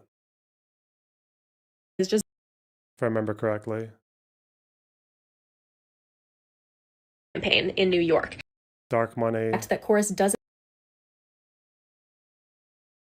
them. Chorus does not influencers. Oh, this was about the funneling. I remember this. Yeah, there was the piece of the contract. I think I had to transcribe it because her head kept fucking bobbing around. By going against MAGA, Trump or whatever. Yeah. It's easier to get mad at the people in charge, which is why they were so, flourishing when they were campaigning to say, look, they're fucking it all up. And then suddenly you give them the reins and you get these Dan Bongino, Kash Patel types, podcasters complaining about the establishment and these high level roles. And they're like, oh shit, I can't do this. So, but really, what is the it factor though? I wonder, because you describe Erica Kirk as establishment. And I guess in terms of vibes, I'd agree with you, but like, what is that? So what, that special sauce that gives someone like Candace Owens the ability to grow by 3 times, Tucker Carlson some insulation? Is it the ability to speak freely? Is it more mainstream appeal? What is it? I don't think they speak freely, but I think they pretend like they speak freely, and they pretend like they're willing to challenge Trump, frankly, in very specific ways. You'll note that, Tucker Carlson, for all he wants to talk about the genocide and all blah, blah, blah, blah. Okay, he put Trump in office and he still meaningfully doesn't denounce MAGA in any sort of he's not becoming a liberal, right? So I think I think that they're able to seem really kind of like truth-telling and like independent and anti-establishment in a way that's just able to get them views. But I don't think fundamentally they've broken very much. I mean, they're still hanging out in the same right-wing circles, What do you make of the discourse about left-wing populists and right-wing populists sort of joining teams here? Obviously, Cenk has been a big proponent of this, but it's become more relevant, I think, in this last week because I think Tucker Carlson is trying to set up a conversation with Graham Plattner. I think he said he's considering having that I saw conversation. that. That kicked off like a whole round of discourse. Do you have it? an opinion one way or the other on that situation? Yeah, Graham should do it. Go. Why not? Why wouldn't he? Go on there. Here's Speaking my of Hutch, feeling are we voting blue no matter who? 100% for Let's Graham go. Plattner. I'm voting skull tattoo in this. Did you manner. guys I'm not illegally like voting Plattner? I skull thought tattoo. you guys were Pirate tattoo. Democrats. Wait, sorry, hold on. Are you guys pro or anti Graham Plattner? We're pro. I was skeptical of his judgment, and I was thinking of leaning more towards a Mills. But now we don't like the tattoo. Clear that he's probably I'm going to just win. looking through the notes that I took on this article, because I know it's going to take up the majority of this fucking show. What was this sentence here? According to copies of the contract viewed by Wired that creators signed, the influencers are not allowed to disclose their relationship with Chorus or the 1630 Fund, or functionally that they're being paid at all. The thing I didn't get about this was that people would argue that no one spoke about the that there wasn't any footage of anyone talking about the incubator program that was paid before the article came out. But why is that? Why is this word here? Or because we do know that their relationship with Chorus was disclosed. We do know that because they were happy to say that they literally had like the Chorus logo and like they used the Chorus newsroom and they were advertised as being part of Chorus in some capacity. The incubator program itself, if I recall, was advertised in 2024. It's just that I don't think it was possible to find. And I didn't even look that hard, but like it didn't seem like you could find people saying, "Oh, hi, like I'm Suzanne Lambert and I'm paid by Chorus for their incubator program. Thank you for the 8K or whatever." But it sounds like she's. Why is this here? Or if I just read this paragraph, not knowing the story, I would think that they were not allowed to say that they were working with Chorus. They had anything to do with Chorus. Like this paragraph just makes it sound so much more secretive than the overall thing actually was. But yeah, I don't know. Whatever. Maybe they get into it in the talk. And then she dropped out, and it's like, all right, like blue no matter who. That's our motto, right? I'm a pro Democratic Party Senate majority, I think would be the answer to that question. So I support Okay. him and think you should vote for him if you live in Maine. Yeah, I mean, I think that especially considering Tucker has a place in Maine and there are people that, Tucker has a massive audience. He's gotten a huge amount of credibility with certain groups. Didn't you find creators that disclosed earlier? No, well, people who disclosed that they were doing stuff with Chorus, that was there. But no, the idea that they were part of the incubator program, I couldn't find that. I wasn't sure if people had spoken about that beforehand. Chorus themselves mentioned that the program existed, but I don't recall any videos from any of those creators before Taylor's article saying, "Oh yeah, I'm part of this incubator program." Like that, I don't think was a thing.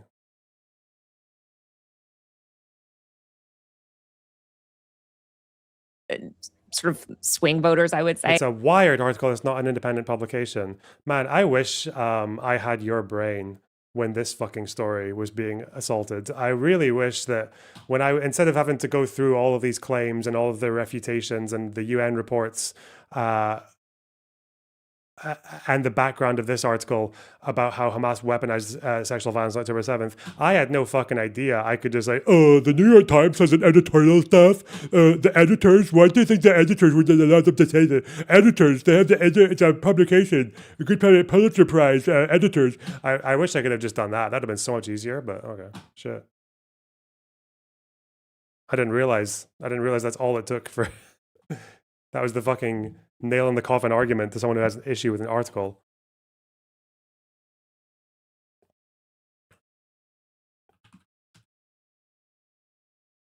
Like from his stances on foreign policy and stuff, I don't see why Graham shouldn't go on there. I think you should show up anywhere, by the way. My feeling is like, I'm not necessarily going to let everyone on my platform, but like I've gone on InfoWars multiple times to talk about tech policy. Like, I think it's good to go into different spaces and have those discussions, especially if Tucker's going to give him his platform. You know what I mean? Why wouldn't he take him up on that? I've heard that kind of distinction between like letting someone into your space. Name one retract. I literally just took issue with one paragraph and showed it to your fucking face, you idiot. Like, what the fuck? What is wrong with you? Okay, sorry. Hang on. I think the problem with Phasercon is that they just don't, this person just doesn't understand journalism, okay? And they probably can't read. Here, read that. Come back tomorrow with all your notes. Name a single retraction I should make in that Obsidian. Actually, no, fuck that. No, get rid of that one. Get rid of that. We need to stop being nice to people. Sometimes we're just too nice. Because you're such a fucking hater. Tell me what, send me all your retractions by tomorrow, okay? Go.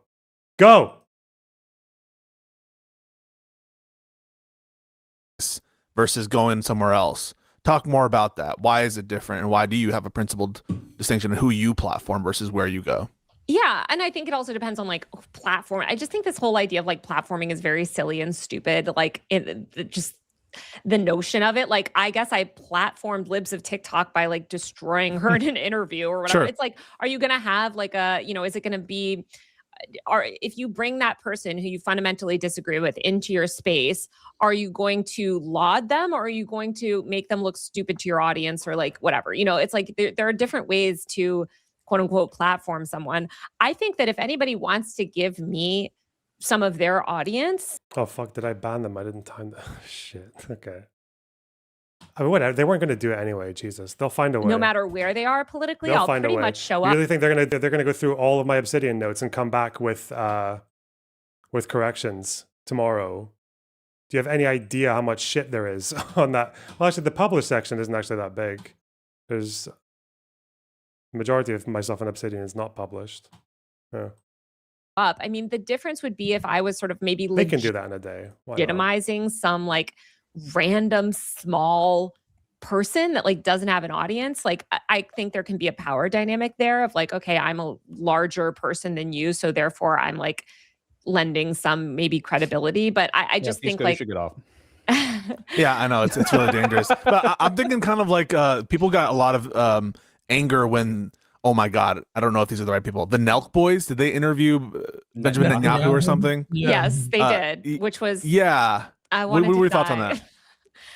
Well, first of all, obviously Netanyahu's just using the Nelk boys to do PR. So I mean, the Nelk boys are just going to say yes to anything. And John Shahidi is like the architect of Trump's influencer strategy, who's their manager. So, of course, that's going to happen. But you'll note that Netanyahu is not going on like drop site news podcast. Like, he's not going to show up for a critical interview. But yeah, that's true. He isn't going on drop site news because Netanyahu won't go on drop site. Every other Hamas official will, though, and have a friendly interview with those two guys. That's a really. Why would you use drop site as an example? It's because she doesn't know anything about Palestine. She just uses it as a fucking bludgeon against her opponents. Oh, okay, I understand. Why the fuck would you use drop site as your?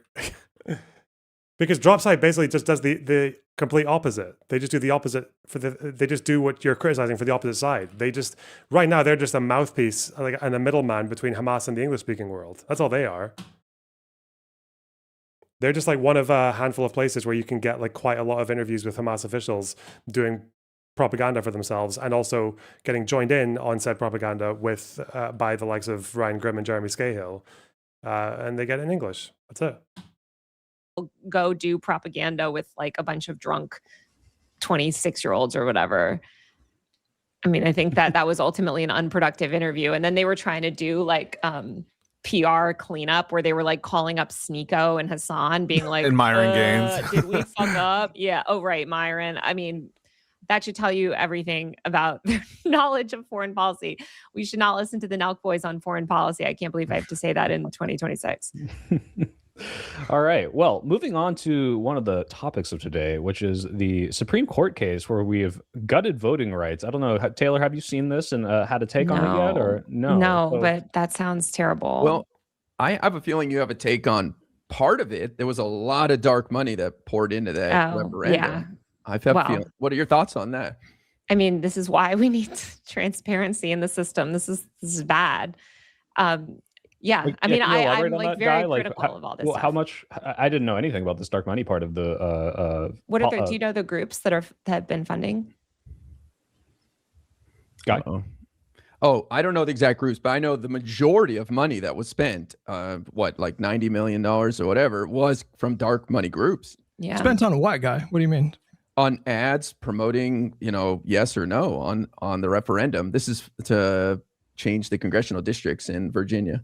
Oh, I was talking about the Supreme Court decision to allow all of these like congressional redistricting to happen, or to, I guess the ultimate piece, so correct me if I'm wrong, essentially is saying it is now much harder to challenge potentially racial gerrymandering in any of these places based on their decision.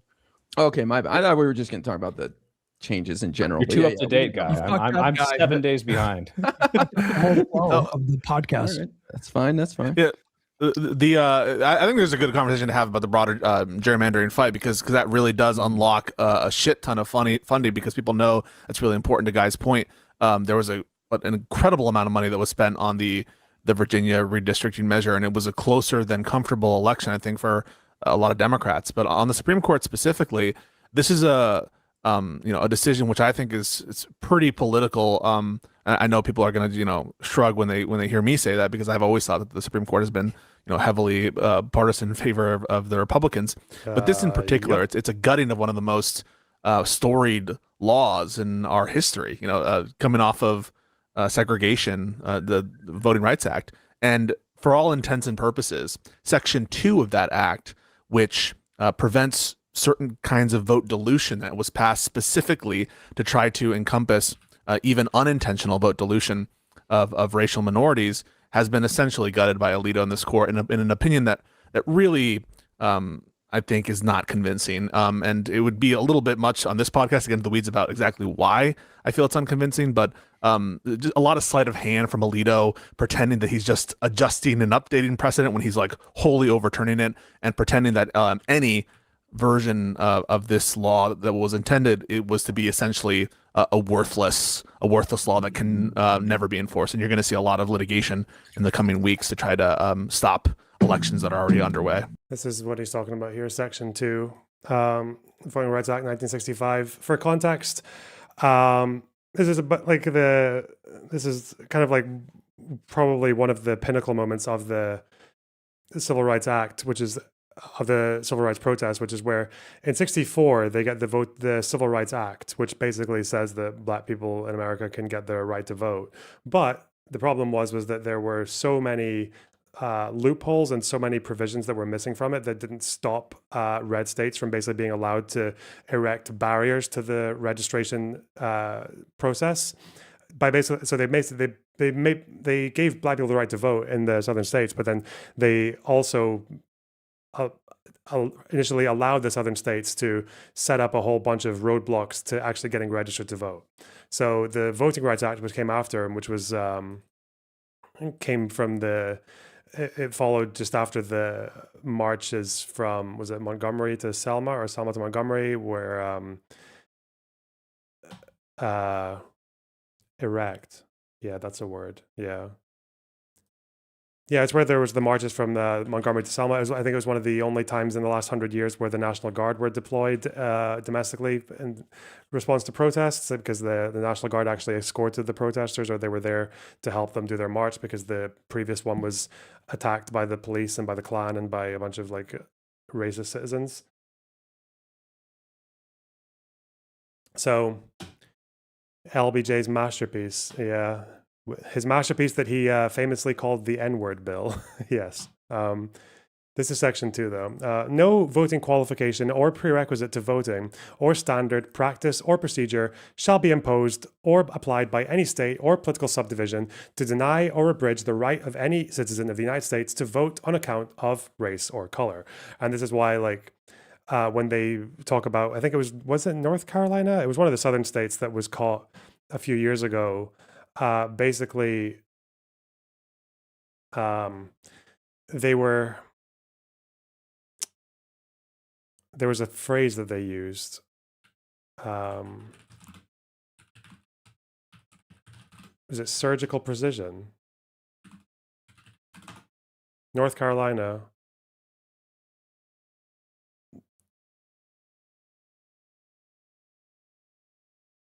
Yeah, it was. I think it was a redistricting, wasn't it?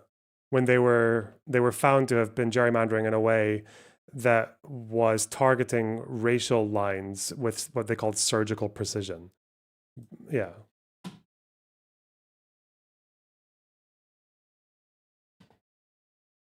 So, well, that's fucked. But I mean, that's always been the case, though, because like the way that the gerrymandering system works, or just the electoral college in general, like all of these things are essentially just historic crutches for the Republican Party, because they're just never capable, or barely ever capable, of getting popular support across America. Like that's why Trump was so fucking over the moon about the fact that he won the popular vote against Kamala, because he famously lost it by 3 million against Hillary, right? And the only other time the Republicans have won the popular vote since the last election was 2004? So twice in 20 years.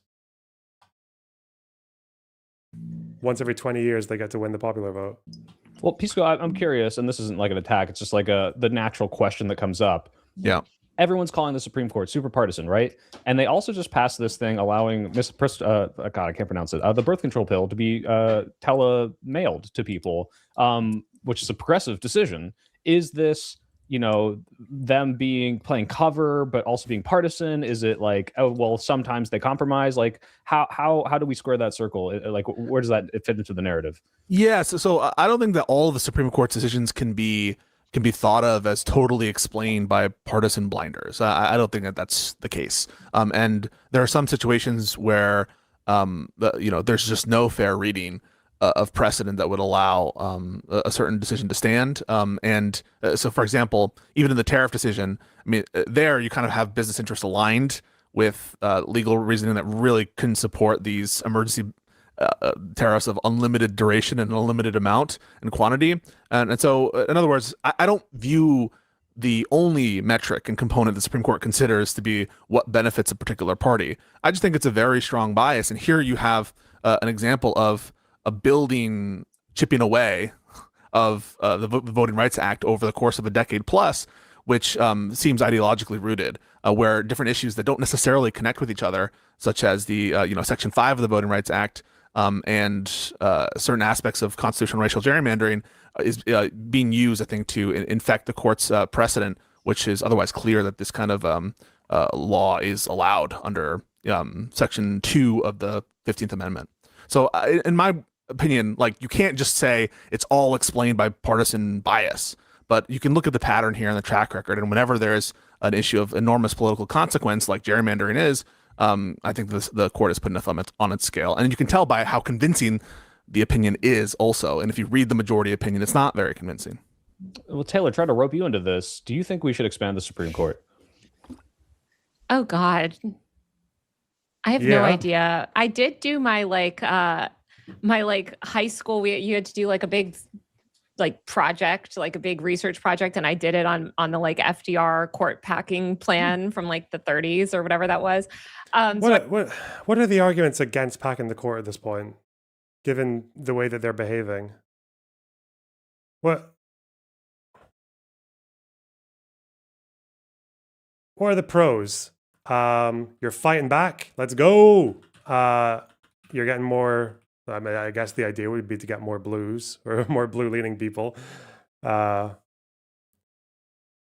like quote-unquote originalist dipshits as a proportion of the court. What are the cons?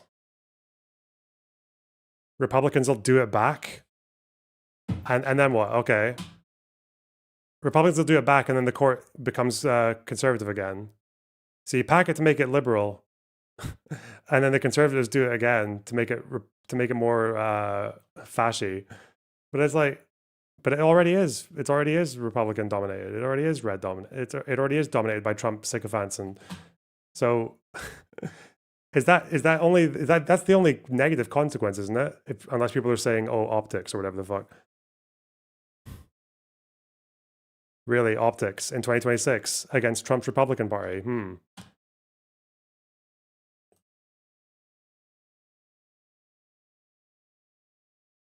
Like, the way I see it is there's one potential negative consequence of packing the court, and that negative consequence is just the thing that we already have, which is a stacked conservative court. I don't know. I should like have a stronger opinion now, but I genuinely Can't believe don't. you don't I remember don't know. your high school project. God. Well, like I kind of remember like the arguments for it back then, and I remember this was like a topic of conversation a few years ago, but I feel like it kind of got dropped. Are you guys? What are your thoughts on that? I think it's pretty chicken shit that the Democrats. I'm gonna be honest. This is one of my gripes that Josiah and I share. Don't fully embrace court reform now. I think it's necessary for all the other kind of regulation that Democrats want to pass is to do something and unpack the courts from when they were packed by Mitch McConnell and friends during that whole Merrick Garland situation. And so I'm frustrated that more Democrats aren't embracing it. I think we're going to have our weekly fight now. Pisco, are you ready? Oh, yeah. Go for it. Okay, let's gear up. I think like the job of advocating for packing the Supreme Court, which I would say I'm in favor of now because I just don't know what the better options are. It just feels like there's no good options really. And this is like the least bad option. But I think it's up to the commentators and people outside of the actual like political apparatus to make that When he's case. talking about Mitch McConnell unpacking the court, that's because he blocked Merrick Garland, right, from getting nominated. That's kind of where that came from.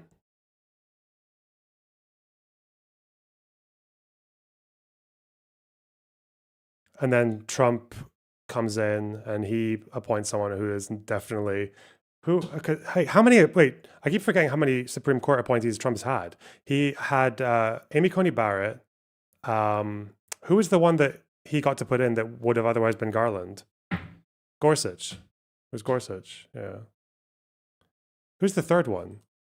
Who's his third one?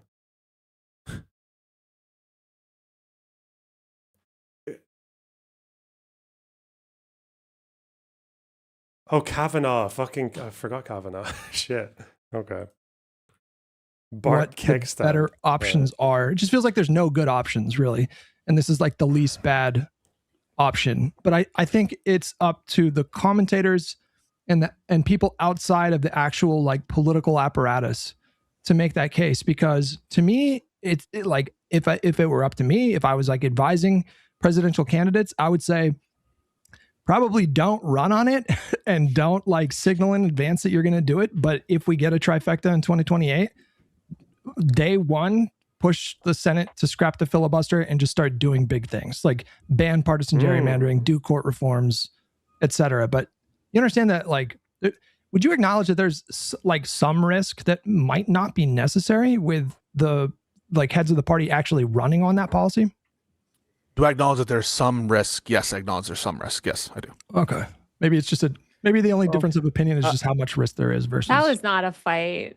No, like I acknowledge there's some risk. I think the question is like how important, how vital, how critical is a certain thing to your agenda, and court reform is critical to our agenda if we want to get anything of consequence passed in this century, in the next 4 or 5 years, and being able to do it quickly. And so, given that it's essential, right, just like getting rid of the filibuster is essential, we just need to start acclimating our constituencies to create the kind of arguments and structures in favor of this, and make it an issue. Just like, I have some questions. It's not related to what we're watching right now.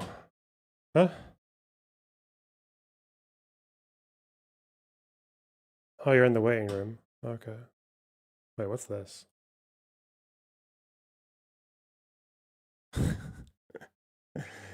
Yeah, because he got milkshaked. That's all that. Yeah, he got milkshaked that one. Dude, see, this isn't anti-Semitic. Well done. Well done, very Brexit problems. There's not even a question mark around that being anti-Semitic. Well done. What's it about? What are we talking about?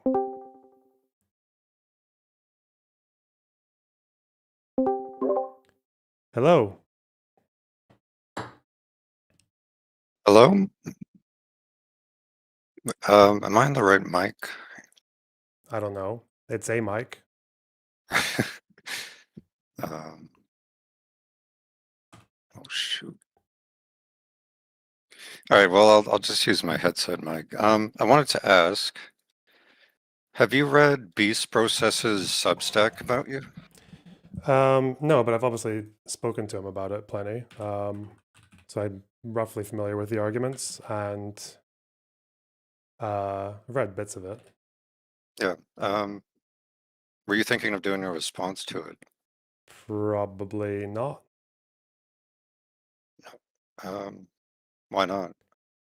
Because my contention with most of the claims that are in there about the question of genocide in general are kind of like contentions with positions that are being pushed by, like, that are pretty mainstreamed right now and are held pretty ubiquitously across different rights organizations and things like that. So I think what I'd rather do if I ever go to it is to just address like the claims in general about the war rather than like a wee YouTube creator, because it's a pretty big undertaking. Like you've got so many different orgs saying all these things with a lot of credibility, you know, a lot of prestige and a lot of credential, and then little old me coming and being like, well, actually, but yeah, that would be a pretty big project. So probably just rather focus it on that. Well, the big project could also be like a lot of content that you could potentially do, right? Yeah, and I feel maybe, like for me, but for me personally, I think it would be really interesting to see you even on stream, like go through the article, look at the arguments he's making. Maybe some of them are right, some of them are wrong. I don't know personally. And if we learn stuff along the way, I think that's a win for everybody. yeah.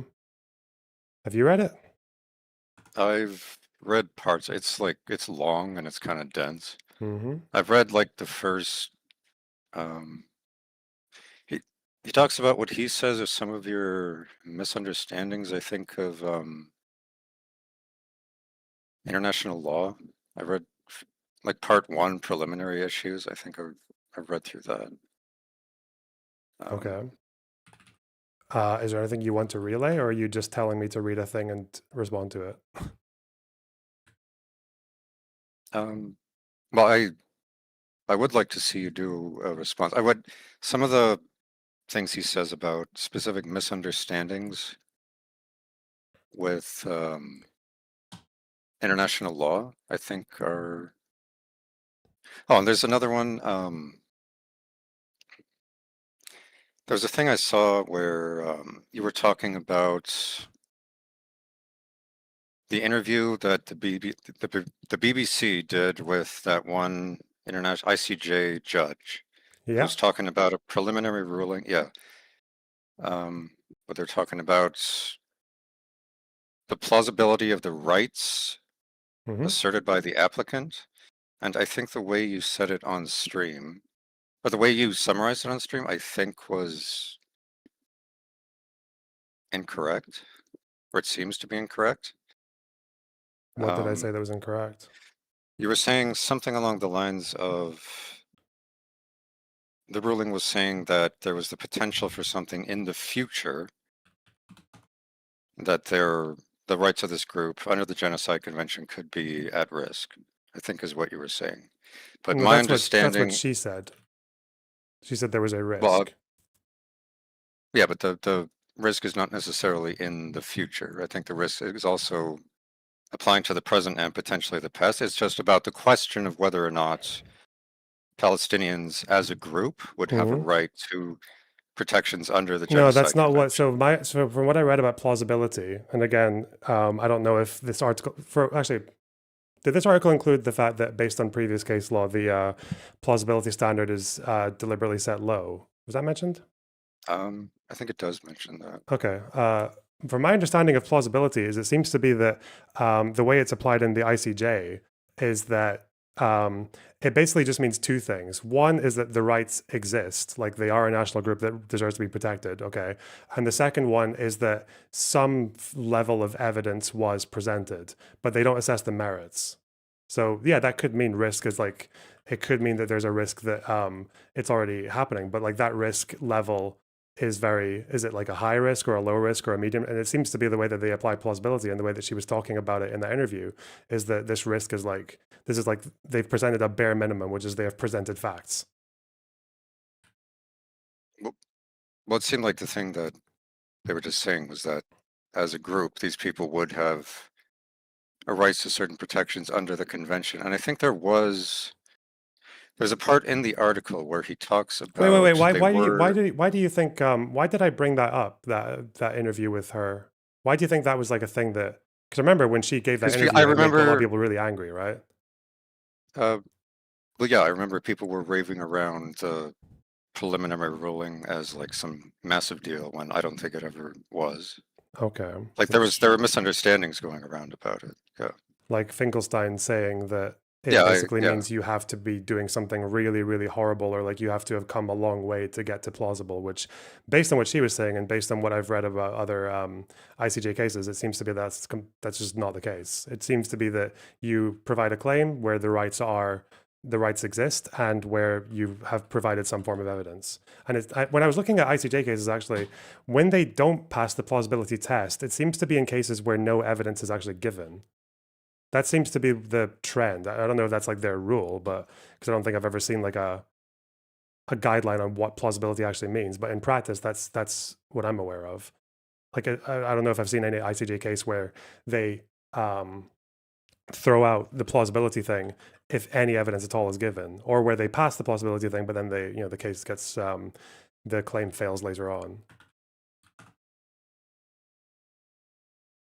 Well, the plausibility thing is just about standing for the case, right? I don't think it's quite the same as standing. Well, it's like a similar thing that it is. There's something that the court could potentially adjudicate. Yeah. Yeah. Okay. Is that like so? But the riveting disagreement that you came in to call and talk because about? Well, I guess the main thing I wanted to ask was whether you were going to respond to the Substack or not, but guess you don't want I mean, I can be quite candid. I can be sort of candid. Like one of the problems with me, like going into responding to that particular thing and talking about like, because he was asking me questions, a Beast Process was asking me questions all the way throughout doing this video. But there was literally like a point where, and again, I'm not like holding this against him or anything, but like there was literally a point where like I just felt like I didn't really want to even engage anymore because it just felt like he was. There were a few points where I felt like he was just kind of like ignoring points that I'd made or like choosing to omit points that I'd made from his argument or not considering them. And he gave reasons that I just thought like were not like adequate. But then that gets into a whole thing of like, do I want to like leak DMs or like even ask permit? Oh, can I use this DM in my response or whatever? But yeah, and then what if he says no? Is that even fair? Then yeah, like to me that's just like a drama thing. Like at that point, whereas with the genocide thing, I'd rather just go after like the actual that all sounds like claims. potentially really interesting content. And if the guy is, I guess, misrepresenting your views, I think that would be totally reasonable to leak DMs showing that. No, it's not about misrepresenting my views. I didn't say that. It's not about misrepresenting. I think as far again, I haven't read the article, so I don't know. But as far as like the way that the conversation was going, like there were just like certain factual claims or certain things there. I just felt like there was a level of like. Did you feel like he was trying to railroad you? No, not railroading. No, I just think there was a few points that were maybe inconvenient to his position that he found reasons to not include, even though I think they weren't good reasons, something like that. But I don't know. Again, this is just like, to me, that's just, we're going into like drama baying, which I'm not really interested in. Well, the guy's coming, like, there's drama in the sense that it's like creator v creator, but it's creator over, like it's a very dense piece going in substance with a lot of sources, a lot of clips from you, and a lot of like legal sources talking about specific disagreements he has or specific points where he thinks you're wrong. And I think yeah, but it sounds like the would one, be the like right thing so to the do first to example respond. that so having read some of it at least yourself or being interested in it, it seems like the one critique that you've got of my claims so far is that the ICJ judge, like maybe there was a clip where I said that when they say risk, I interpreted risk to mean like they're saying this could happen in the future when it's not like my understanding of risk as it pertains to the ICJ, and maybe I was wrong back then, but like my understanding of what the ICJ says when it comes to plausibility now is that it's a low standard of the rights exist and there is some evidence given, but not like they've passed the merits in any meaningful way, which is why she felt like she needed to correct the record of like the ICJ has ruled a plausible genocide. But I mean, to me, that kind of like maybe 2 or 3 years ago, I said risk actually meant only in the future, but not now. And when was this? Like 3 or 4 months into the war? This is like a nothing disagreement. This is like, is it? Is that substantial to you? Well, I would say it's a point where you're wrong. That Is it substantial to you? Remember. Is that a substantial? I misinterpreting the words of the ICJ judge, I think, brings into question some of your legal analysis around these issues. I think it is. I think it's. Am I wrong? Am I wrong now when I say that, as far as I know, with plausibility from the ICJ, it seems to be that they assess plausibility to mean the rights exist and some form of evidence has been given, but not enough to meet a merit standard. I don't know if you're right or wrong, okay. but fuck me. My level of trust for your analysis. Oh, I don't give a fuck about what you're pretending to say about your level of trust about my analysis. Is there any creator who's commented on the war in Gaza who has given like even close to the level of scrutiny that I have, or like provided the level of evidence? Or well, I'm sure we could look at people like Jeremy Bowen writing for the BBC, like any journalist. I'm talking about creators. We can go into journalists if you want as well. I'm talking journalists are creators. Okay. When I say creators, do you seriously think I'm talking about like? But you think the lawyers of the lawyers of the ICJ are creators, I guess, because they're creating a report. Like what? Sure, but would you rather be held to a standard of somebody like a Hassan, or somebody who knows what they're talking about? So you can't answer my question, can you? When I say online content creators, as in like, maybe we can go to Jeremy Bowen if you want. I'm just not familiar with his claims, but can you name a content creator then? As in when to be clear, YouTuber? You know what no, okay, yeah. And I think a lot of people who are kind of like, But I don't look to YouTubers mainly for news. No? Interesting. I guess you read a Substack by a YouTuber. Okay, maybe you just led with a bad example. What's a good example of something I've said that is just like freakishly wrong about the war in Gaza?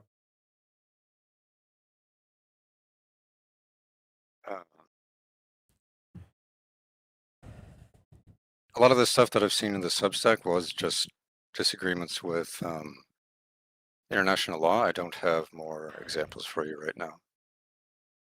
I could read it and find them. Like if you don't want to do a response to the Substack, maybe I can go through the Substack and then pick out some of the big disagreements if I could bring them to you if you're interested. Yeah. But to be clear, so as of now, just to be clear, you don't, off the top of your head, have examples of anything I've gotten drastically wrong about the war in Gaza? Not off the top of my head. Okay. But your trust in my research has been severely shaken by something. Well, I think it is clear that there was a misinterpretation of the statement by the ICJ judge that you gave. Was that again a misinterpretation? Which, as far as I remember, I corrected a long time ago. But a misinterpretation that, okay, out of interest, whose misinterpretation was worse? Me saying that about plausible risk, or Finkelstein saying that they're basically already proven to have been doing something really, really horrible because they've met the plausibility standard? As in, plausibility means they've already done something like definitely reprehensible. Well, Finkelstein's is worse, but I have more respect Finkelstein's for what? you. Oh, okay. Finkelstein's is worse. I have more respect for you. That's why I watch your stream. Okay.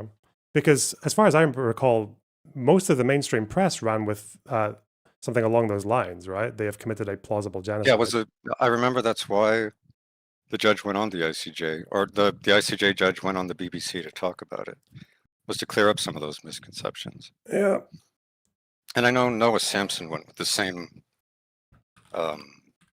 Finkelstein interpretation. ICJ. I'm going to see what I actually said at the time.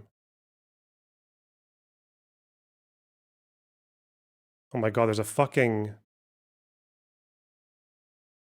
AI response now. Oh my God. AI response.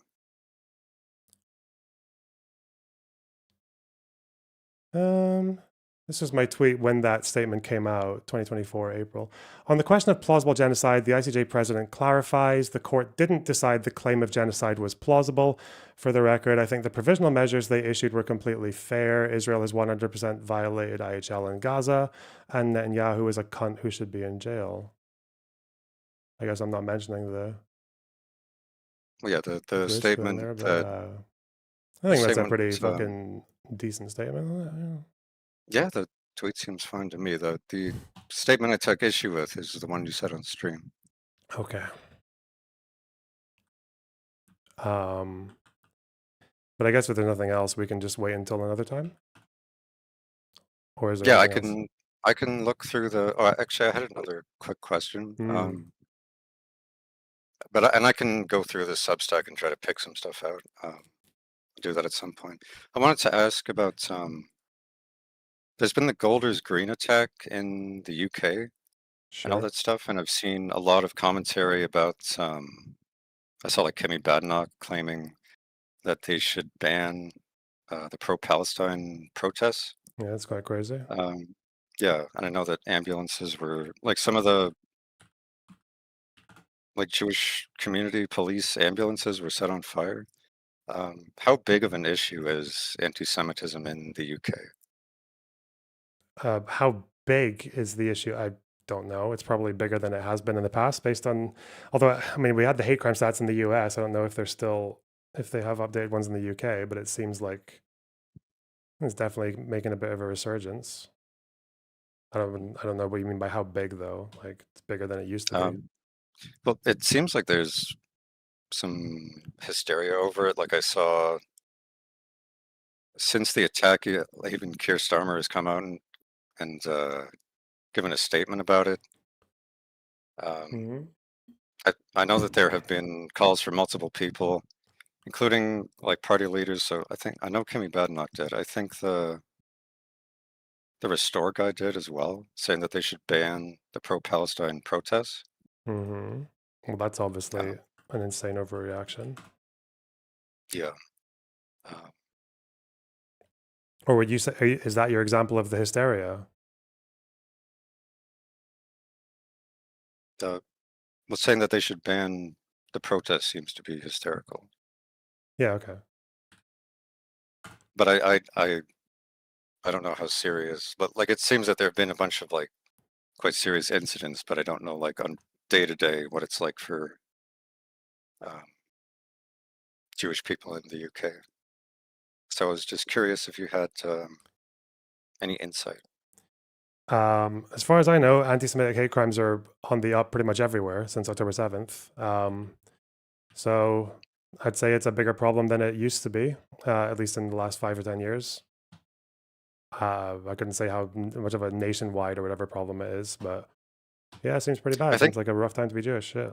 Yeah, I've heard. I think Kimmy Badenoch described it as like a national emergency. I don't know if Starmer used that language, but does it seem like a national emergency? I don't know what these terms mean. Like national emergency usually implies that you're going to pass laws that would otherwise be seen as like against civil liberties, which is definitely no.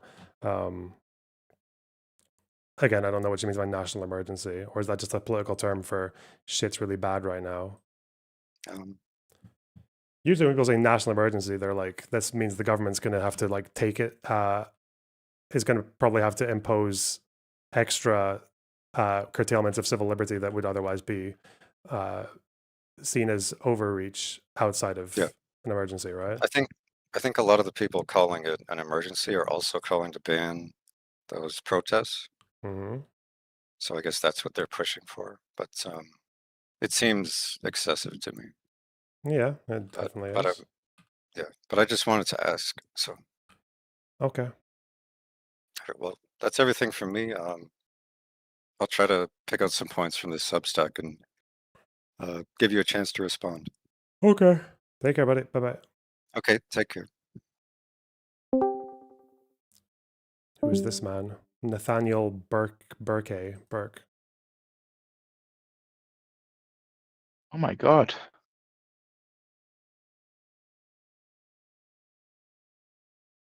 What can I do for you? Oh, nothing. I'm just a big fan. I didn't want to. I can just mute for now. Why are you in the waiting room? Well, because, I'm waiting. I'm a lady in waiting. What are you waiting for? To be added. Okay, well, now you're added. Exactly. So I'll just, contribute when I see fit. Oh, you just want to sit here like a spare part, like a big spare part, like a coat. Okay. Like a coat hanger. Yeah, I don't really do that. I'm sorry though. Oh, no offense. Come on. Spider's here. Spider's here. Look, Spider, why did you get banned from X? How are you impersonating Hassan? On Twitter? It's called X now. I just changed my name. I'll put some like hammer and sickles next to it. I changed my banner, the profile pic, and then that shit got nude, bro. Okay. Wait, what was your name? On Twitter, it was Hasanabi, but my handle is like SpiderX109. So, well, it's good. Well, that's pretty dumb. Yeah, there's like a billion Charlie Kirk accounts, but I don't know. Yeah. But Charlie you're going to get reported because there are people who you interact with that use that weaponize the also, you can't impersonate a dead person because everyone knows that they're dead. Hello. But I feel like impersonating Hassan isn't that deep though. Maybe. I mean, yeah, every leftist on Twitter is impersonating Hassan. Hey, he has a very easy voice to impersonate. Would you say impersonate or impress? What? Where you guys were? Where the fuck you in the waiting room, bro? Oh, I was just curious. I missed that last conversation Loner had with Tony. What was this about the ICJ? I'm very out of the loop here. I don't know what that was about. I just got back on stream.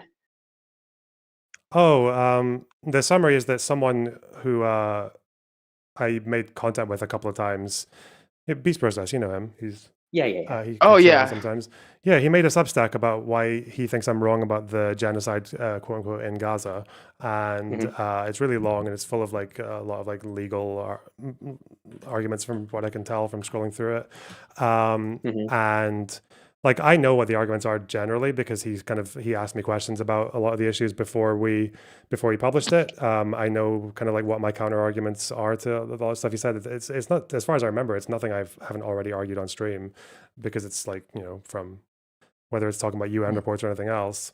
But I guess the result is that a bunch of fucking illiterate retards who can't do any research themselves got really excited about it. And now they think that they're vindicated that I'm wrong about something. So I don't know. So they can jump on that. As far as I know, like, what? On stream, have we gotten to Mehdi Hassan versus Michael Knowles yet?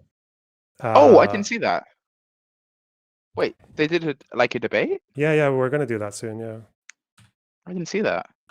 I just hope to God Knowles doesn't bring out the one thing that can kill Mehdi's intelligence, and that's Israel. That's like his one. That will be what the argument will be about, right?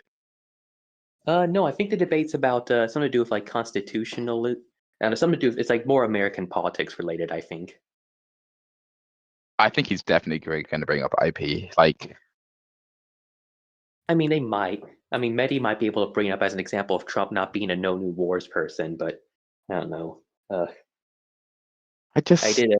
Yeah, I mean, because Michael Knowles just doesn't have anything else. Well, Michael Knowles literally got famous for just being a guy who complained about trans people, like in 2022 or whatever. Now he's never. That's like his clean claim to fame. I mean, he does occasionally. He tries to do the. He does do the thing where he does these like kind of public debates where he tries to do the conservative intellectual shtick, but it's not very convincing, obviously. Yeah, I mean, he's too stupid. Well, he doesn't really have a whole lot of charisma. He has that very like monotone, like, oh hello guys, I'm just here and I'm gonna tell you why the wokies are wrong. But he doesn't have like the same like energizing effect in his voice that people like, or like, well, I mean, like Matt Walsh is not charismatic, but he at least tries to be, and he can at least, I don't know, get people whipped up when he talks. Michael Knowles just doesn't have that energy. He just comes across like the young, like this young guy who just, I don't know, wants to be part of a club or something. I don't know. I just don't. I just don't know. I see that. Oh, and also, Loner, did you see Hassan and Joy Reid? No. Wait, what? How am I missing all of this fucking just grinded stuff? to a halt. This is like my whole algorithm.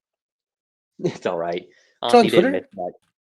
didn't miss much. It was Joy Reid thought that Thessalonia and Greece or Turkey, wherever it is, could be part of Greater Israel, and Hassan. Wait, Letterboxd, have you started your kick stream yet? No, I'm still needing to polish up my kick before I start using it again properly. Would you ever integrate Kick Chat with YouTube Chat? Yeah, or maybe. Instead of integrated, would you add two overlays to chat, like Kick Chat above, YouTube Chat on the bottom? I don't know. We'll see. See when we get there. Depends on how many people go to Kick. As far as I remember, only like 10 people went there last time, so my audience likes YouTube, I guess. They're pretty settled there. Good, buddy. That's all right. Yeah, well, YouTube is a better platform than Kick. Yeah, but maybe if I just move like certain kinds of content to YouTube, it might be different, but who knows? Oh god. Would you ever do what's this shit called? Long format content on your main channel or not? Hey, what? On his long form content. Long format? Maybe again, it just depends on whenever I get in the mood for it. Like right now, I'm not really. But that might change. I think you should Depends. upload more clips to Learnerbox Live. Oh, me? In my opinion. No. Well, you have that ability? No, fuck no. Okay, this is just becoming a fucking nothing. Okay. This is not something else. Okay, I'm a dip. We gotta put the prizes back. We gotta fucking dip. I'm watching Live and Learn. Take care, guys. Bye. All right. Fucking hell, man. By the way, Trump has made an issue out of the ballroom. That's something else that's a current event, is out of this whole chaos of the assassination attempt. Room. everyone's just talking about the ballroom. You have Ashley Sinclair, who, by the way, at some point we should invite to the podcast, talking about how they should have her. Oh, do you have the 100%. Connect? Pisco's been asking for it. Yeah. I think we need to. But like you see how they have these conversations behind the scenes, and maybe there's a nice dovetail into the chorus conversation at some point about what messaging to do, and they're all picking ballroom, and like, so there is a way, I think, to shift opinion, and maybe part of that is being like strategic about who takes the lead here. And okay, fine, I'm not going to make the most vulnerable representatives and senators be the ones to carry the flag here, but I think there needs to be some sort. Yeah, I wouldn't say it's about them. I would say it's more about like the candidate. So whoever the candidate's going to be, if it's AOC or Kamala or Newsom or whoever, I do think there's strategic value in hiding your power level on this particular issue, because what I don't want to do is to juice an electorate that's pretty depressed. Like the MAGA electorate right now is really depressed. Like we're seeing the turnout on the Democratic side versus the Republican side. It's really bleak for the Republican Party right now. And as soon as you start running on, like the presidential nominee starts running on, we're going to get rid of the filibuster and then pack the court. I mean, that would be probably. Did you check on the Israeli strikes in Radwan headquarters in Beirut? I saw people talking about it in chat, and I will look at it when I'm at an appropriate switching of the guard fucking section. I guess it's breaking news, right? Because Israel, as part of their ceasefire with the Lebanese government, was not going for Beirut. They were fighting in the south, but not on the capital. So, if it's a Radwan headquarters, would they wait that long? I thought they were bombing the shit out of Beirut for weeks. Why? Hang on. Israel, Radwan, Beirut. I guess that means we're going to know where the Radwan thing is now. Okay.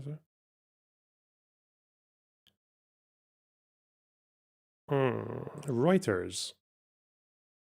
Or shall we do Al Jazeera, Reuters, or Times of Israel? Al Jazeera.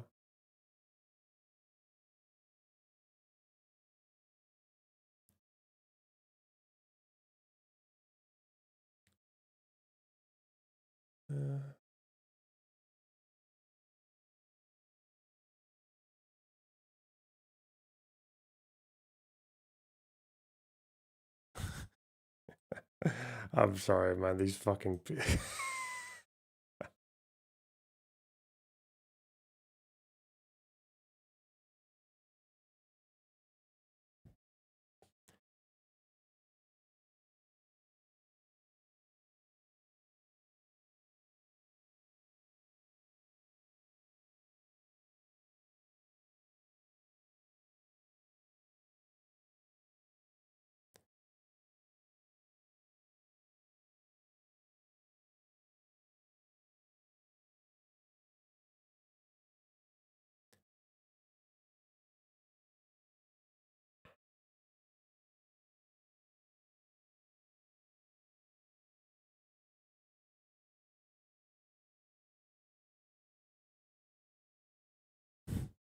Okay, whatever.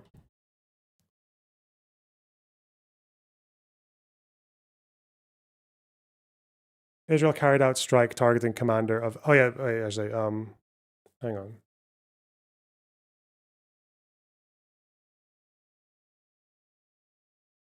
What is this? Oh, hey, Captain Dan, thanks for $10. Even though you're complaining about the callers coming to the stream, nice.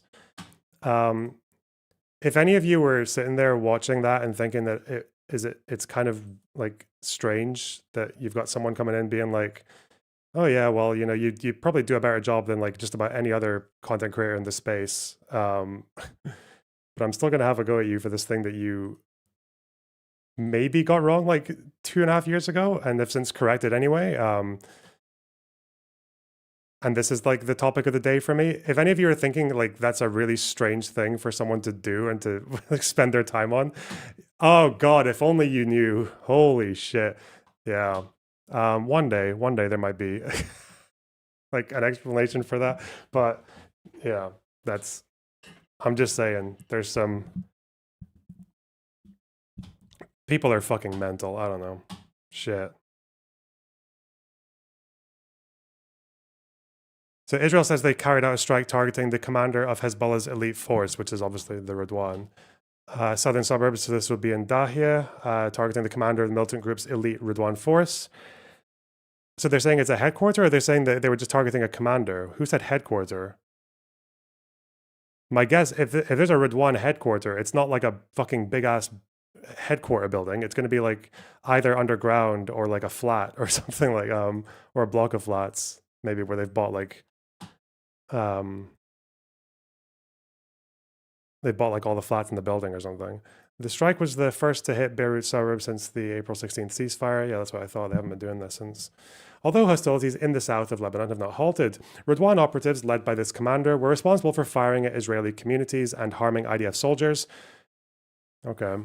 I thought Dahia had been cleared. Did people go back? Well, people would have gone back because of the ceasefire. People would have gone back to Dahia without expecting to be bombed. Huh. Does Hezbollah's internal support rise or fall when Israel invades? It depends. It depends on how well Hezbollah responds to Israel's attack. So in 2006, when Nasrallah survived an airstrike from the Israelis, he was, and then they fired back with a Chinese-made missile at an Israeli ship and like killed 4 people, and broadcast it on TV like, "Hey, I'm still alive. Fuck you guys. Look what you did. You bombed this entire neighborhood, and I'm still alive." Then they got really popular, and people were really like friendly to Shia refugees who came to their areas and shit like that. When it's now, when Hezbollah literally got their fucking knobs blown off by the pager attack, they haven't been able to respond meaningfully to anything that Israel's done to them over the last 2 or 3 years now, then it's not helping them at all. So now Hezbollah are historically unpopular in Lebanon, and the Shiites in Lebanon are also historically reviled by the population. So journalists on the ground who I've been reading are kind of in consensus that this is like the worst time it's ever been to be a Shia refugee in Lebanon. Like villages that used to take people in are just saying no now. Obviously, the voting patterns show in the sense that they've chosen a parliament that's appointed a prime minister and president who are far more anti-Hezbollah than any other government that I think Lebanon's had since at least 2005, if not even before that.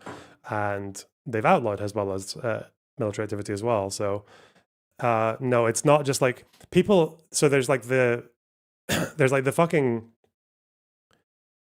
There's a thing. It's like the meme. Where's the meme? 10 IQ bell curve meme.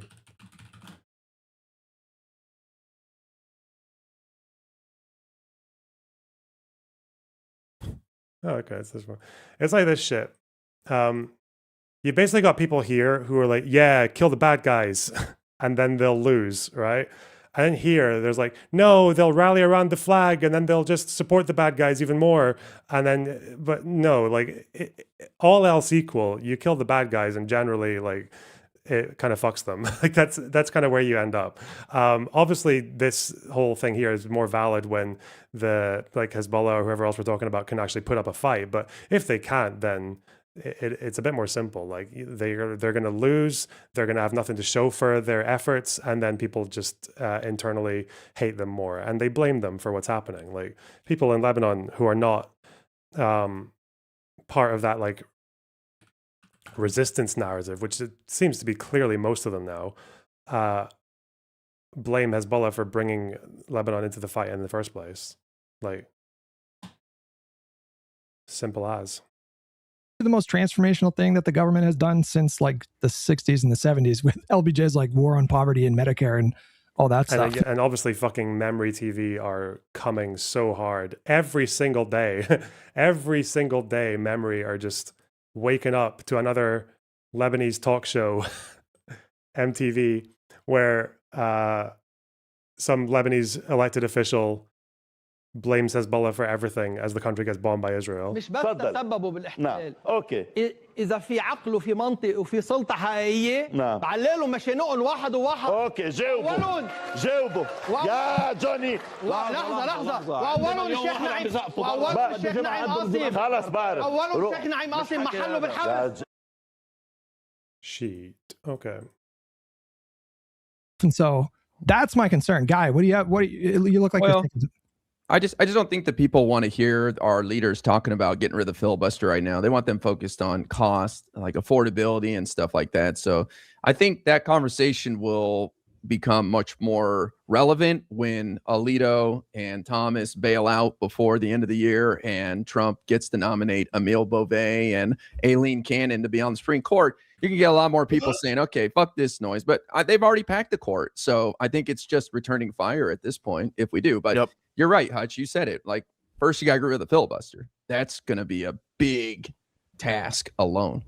I don't know if it is, man. I actually think there's a very decent chance they get rid of the filibuster in the next trifecta. I really do. Yeah, I do. I think not so sure about that. I don't know, man. Obama was on Brian Tyler Cohen's podcast just 2 weeks ago talking about how basically it needs to be done. And so I don't know. It'll be interesting to see if more pressure kind of mounts. I don't think it's going to be a topic that comes up a lot during this like midterm cycle, but as soon as we get into the next presidential cycle, which I think is going to begin like right after the midterms, I think they're going to start announcing in like December. I do think like that conversation needs to be had, and I think there's more kind of leeway to talk about the filibuster, but I just hedge a little bit on committing to packing the court. I mean, what do you think, Soy Pill? I kind of understand the risk of, hey, this could hurt our chances and invigorate them to say, look, they're about to become draconian and take everything away from you. Everything you ever feared is going to come true. But the thing is, they were going to do that anyway. And I'm not so sure that making them understand what even the filibuster is, like, imagine explaining that to a MAGA voter.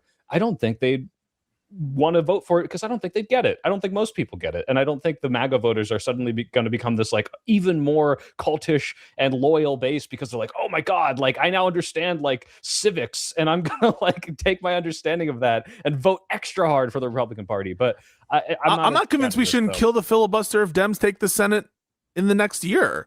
Like, if Dems take the Senate, why don't we just take the sting out of it and do it while Trump's in office? I agree with that, for sure. And just hit him with a bunch of legislation that is actually popular. Who knows? Maybe do something good for the country. I mean, doubtful he'll pass it, but I mean, these kind of conversations I think are in the weeds anyway. In a way that like you guys are mentioning, people don't really care about as much as cost of living. That wasn't a fight. So maybe it wasn't really. We'll dovetail into the chorus thing. Well, Taylor, wait, I don't know if you know before this. we get started, yeah? did you guys see that there is a job opening? So if you guys are big chorus defenders here, they're hiring. Let's go. Apparently. I applied after your article and they rejected me. So I don't know. To be in the program? Really? That's fucked up. That's They not should- fair. That's fucked up. Yeah, I was like, more dark money. Give me But you would you disclose it? You Oh, would absolutely. disclose That's why it. I tweeted it Yeah. out before it even happened. So that's but- where's the problem? You know, like Well, yeah. we'll get into it. I mean, but just so you know, I've been trying to get Hutch to come to dinner every day, and I say, Hutch, where are you? What's going on, honey? Like, the food's ready. It's getting cold, and he's just staring at this big wall of Post-its and pictures. He's been writing a manifesto, no. so he's going to lead his this chorus discussion with you. Just so you know. Yeah.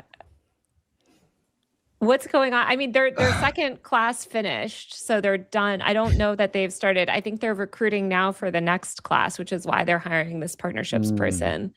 Well, I mean, I don't know. I don't want to focus on like the current sort of chorus stuff. I did want to talk about your article a little bit, if you don't mind. Sure. Let's do Yeah. it. Why Okay. not? Guys, I'll talk about it till the cows come home. It's so crazy to me that when The I was in year's DC, I ran 2070. into like, someone from 1630 and she was like, it's never going to die. And I was like, it's never going to die. It's never going to die. Well, listen, I think it would help the discussion.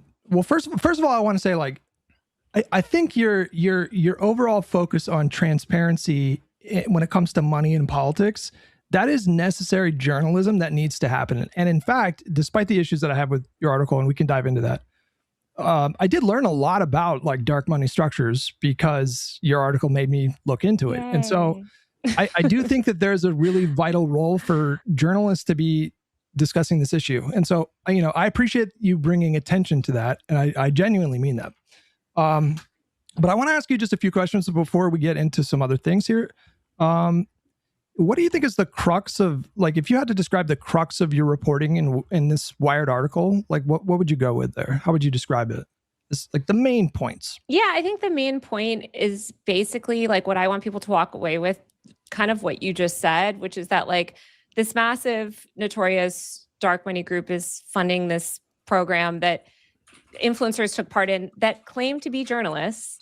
And that these influencers basically were taking undisclosed political money while promoting political political messaging. For instance, I think that let me just give an example. So I think that consumers and viewers, readers, whatever, right, like news consumers deserve the right to know if the person that they're receiving information from is, one, taking political money, and two, taking part in like messaging sessions, like getting, sort of information given to them by certain political interests, whatever, right? I think that they should know that.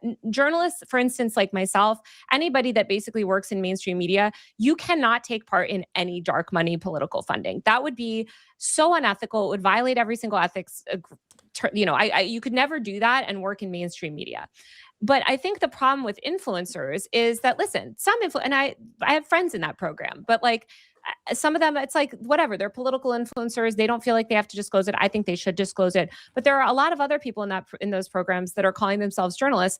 And a lot of them actually wanted to disclose it. That's how that article came to be, is that 7 people in the program came together, 7 of them, and were like, hey, we wanted to disclose it. We want to post about it. We're being told that we're not allowed to, and we'll be kicked out of the program if we actually publicly disclose it. We think this is really wrong, and we want to blow the whistle on it. We've recorded all these Zoom calls. Here's screen recordings of all these internal text messages. Here's, internal documents. Here's all of the contracts. Here's all the contract negotiations. Here's all the internal guidance on what we're supposed to respond to, blah, blah, blah. So I was like, great. Okay, well, let me reach out to Chorus and 1630 and talk to them about Who are they, Taylor? I mean, these are people. So I think her sourcing on this comes from people who were not actually, who were considering joining the program, but then they chose not to, right? I don't think anyone who was part of the program attested to the same thing. Like anyone who actually joined it and is part of it, and they were like, "Oh yeah, fuck, like I'm leaving them now," and they actually did say, "Don't disclose or we'll kick you off," or yeah, disclosure will kick you off. Sorry, I got a bit distracted, and I knew that fucking Jeremy Bowen's name. If he's still, that rang a bell because I remember watching this from him. Actually debunked anything? Or are they just trying No, I don't want this. Fuck the... No, not this shit. I want... If it's a BBC clip, can I just get the clip without some fucking assholes? I can look at this. I think this is still just a clip. Yeah. Okay, use that. Yeah, this goes to the heart of what they've been doing. They've said from the very beginning that SHIFO is one of their main objectives. Because of this command center, they absolutely insisted was underground there, and that story has been going around since 2014 that there might be one there. So the priority that they gave to SHIFO means that as they drove into Gaza City, they killed a lot of people.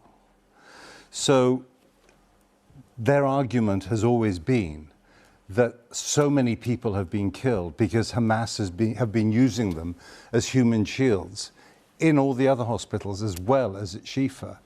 So that's why they want to prove it. They've taken some journalists in there. They've given them very little freedom to move around, almost none. The evidence up to now, those piles of Kalashnikovs and so on, frankly is not convincing. The Middle East, wherever you go in the Middle East, you see an awful lot of Kalashnikovs. And it's not inconceivable that, I don't know, perhaps the security department of the hospital might have them. Certainly the police do. And so the Israelis may get the proof that they want. They've found this tunnel entrance, but so far that they haven't. And I think there's a really big there's a set of moral, strategic, political questions here, because Israel knows that even its allies... I don't know if this was before or after they found the tunnels under Al-Shifa. This is November 2023, so this might be this is before they found the tunnel under Al-Shifa. And even the New York Times and US Intel as well verified that there was Hamas presence. And there were videos of hostages being taken to Al-Shifa by armed men. Kalashnikovs everywhere, and it might have been security in a hospital. There's no fucking... What the fuck are you talking about, man? Like,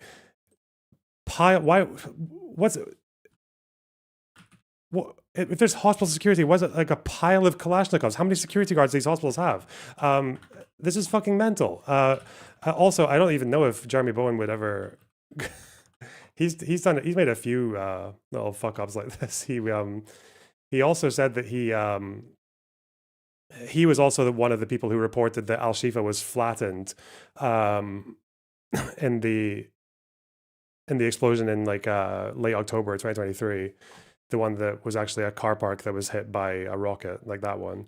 He said the whole hospital was flattened and 500 dead. And I think he also said that he didn't even regret the reporting, which is quite funny. But it's interesting that he would say that when you look at now, because I've been doing this a little bit off stream. It's going to take a long time to do all of it. But now that Islamic Jihad and some Hamas as well have been starting to publish obituaries from the fighting before the ceasefire in Gaza, because they're at that stage now. They are kind of past the international condemnations of Israel stage and now to the salvage our own reputations at home stage.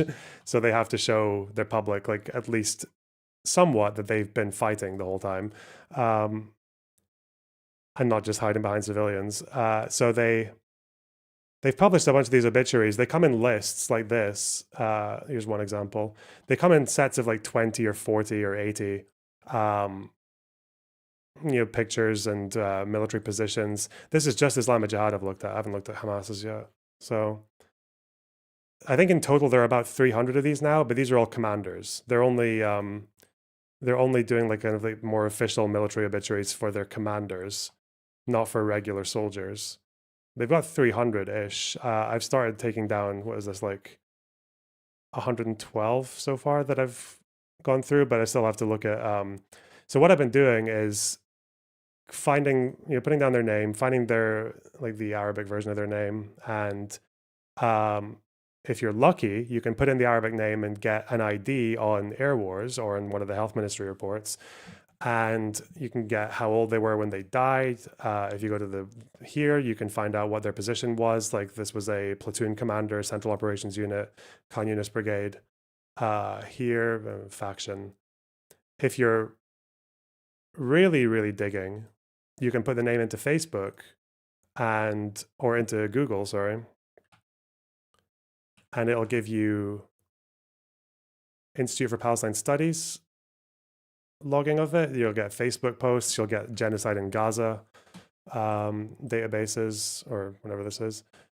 So this will say age, circumstances, like where they were when they died. This person was bombed in the vicinity of a mosque with a number of other martyrs. They don't say how many. Sometimes you'll get whatever their job was, their civilian job. Why won't you? Jadamat or services? Oh, Ministry of Health. Oh, okay. Did I put that down? Yeah. So you see that this guy worked in the Palestinian Ministry of Health. It says services. I think if you go through Facebook and all that, you can find out exactly what that was. In one case, I think services was like an electrician or someone who was involved in maintenance administrator. But there's out of the first 100 commanders that I've done, and sometimes you just don't find anything because you're really looking quite. Sometimes there'll be a post on Instagram posted by a family member or something. But yeah, this person was a driver, Ministry of Health, Ministry of Health. We have journalists here, lawyer. This person was a nurse at the Ministry of Health. He was also a teacher. This person who was killed at the entrance of the Emirati Crescent Hospital in Rafah. This guy here.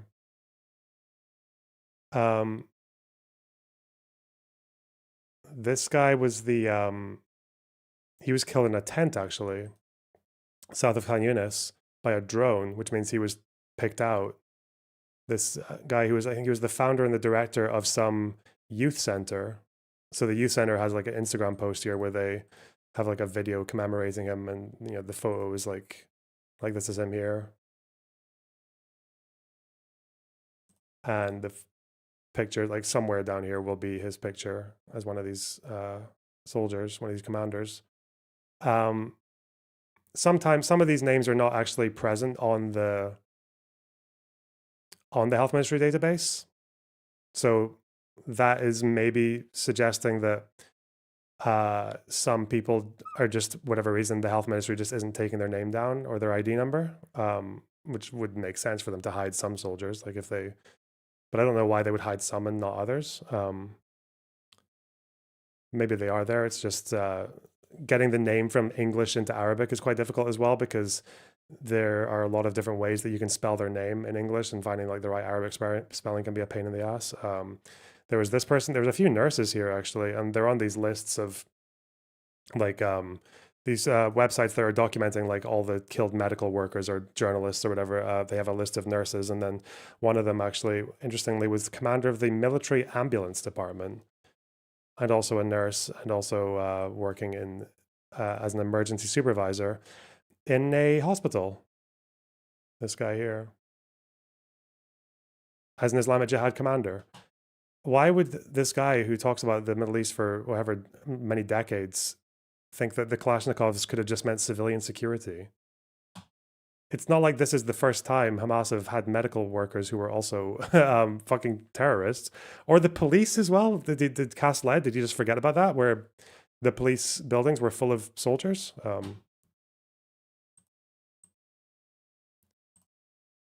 Damn.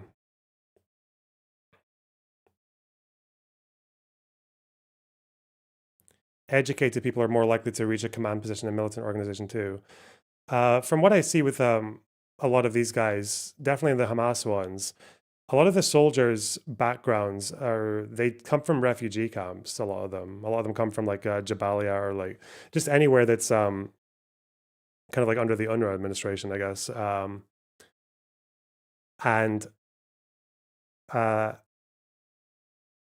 But as far as education goes, yeah, they generally do seem, but I don't know, because Palestinians are generally quite well educated anyway. So I don't know if a lot of the militants are even more. So why is this one not working? Oh no, we're gonna have to start archiving already. What was it here? Yeah, Facebook post documenting nurses killed in the war, and at least a couple of them here were Islamic Jihad commanders. So yeah, long story short, what the fuck? I don't understand. Let's assume they're. What part of the Arab world is he talking about where Kalashnikovs in hospitals are just like a normal thing? Stacks of them, like big piles of them, and little grab bags with. Are grenades part of the? Are grenades part of the security apparatus in the hospitals? It wasn't just Kalashnikovs; it was grenades. RPGs. What the fuck? Do you know how many obituaries have been published post October 7th so far? No. Because on the official website, so on the official Islamic Jihad page here,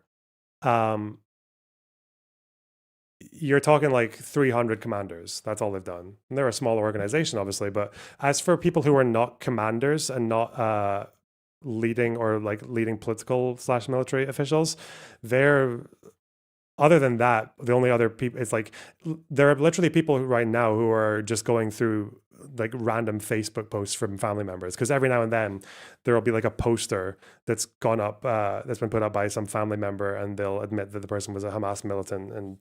But again, as far as I know, the MO from Hamas is probably still saying like, don't publish this shit because it's I haven't properly gone into this yet, but if you remember Air Wars, who have started documenting in not only the deaths by ID numbers and full names and dates of birth and date of death, they also, for a few instances, a very small minority of them, started looking at individual airstrikes and documenting this strike killed this person and this person, and they were the ones who were leading people to this kind of conclusion that something like 90% of the people killed in October were all civilian. But I haven't looked through Air Wars' take on all of these ones yet, but I did find one, which was interesting.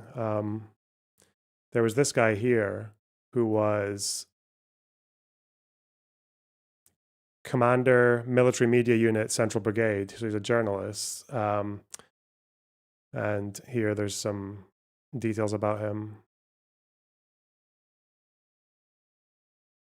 So this is the guy, financial manager of Al Quds Today TV, killed in Nuseirat, central Gaza, along with his son Hamza, but also commander, military media unit, Central Brigade. And they'll have, actually, let me find that one by name. Salim Hosni Abu Tayour.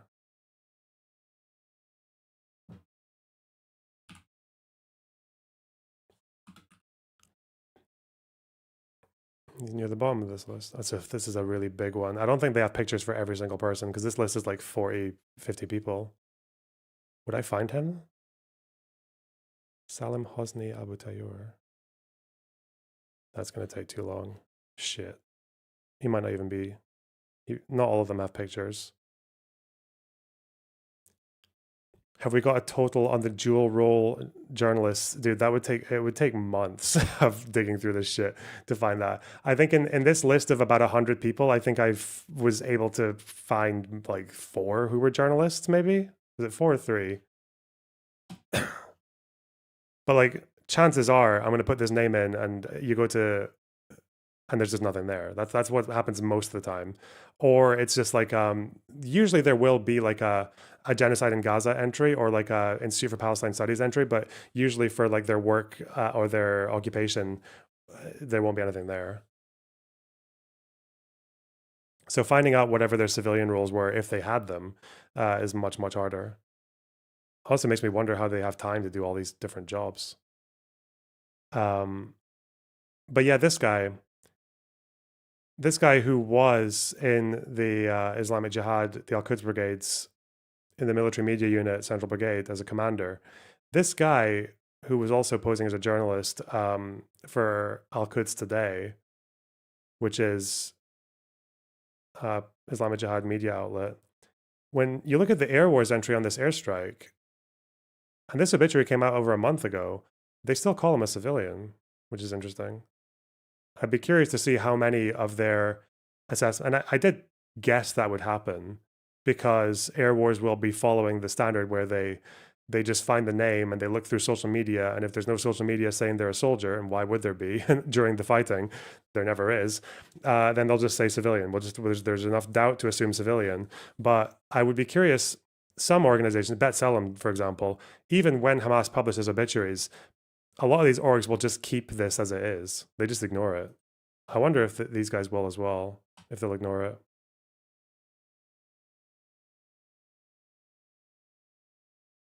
This one says this one person was killed in his family home along with his son, who was 10 years old.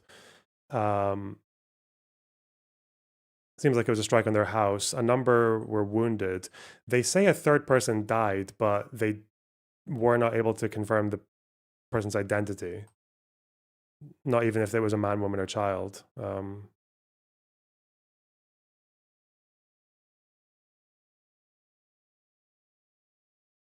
But I'd be curious to see how many of these, because it's not common for Air Wars to do this. Air Wars does have like incidents, like they'll actually analyze a particular airstrike, usually from earlier in the war. But obviously, there have been so many airstrikes that they're not going to get like a full thing like this for an individual person's death is going to be quite rare. As far as I know, though, they're still on it. They're still working on it.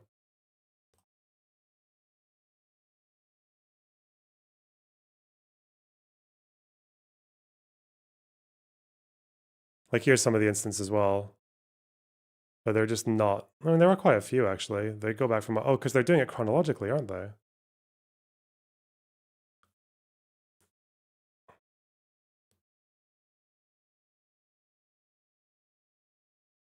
But I'm just wondering why this has been. When was this obituary published? If they're still working, March 19th, over a month. It's been over a month and they still haven't. There's at least one here that they haven't changed. This person, this guy here, who Hosni Salim Abu Tayour, who Islamic Jihad have claimed. Holy fuck, man. The English to Arabic spelling is so annoying.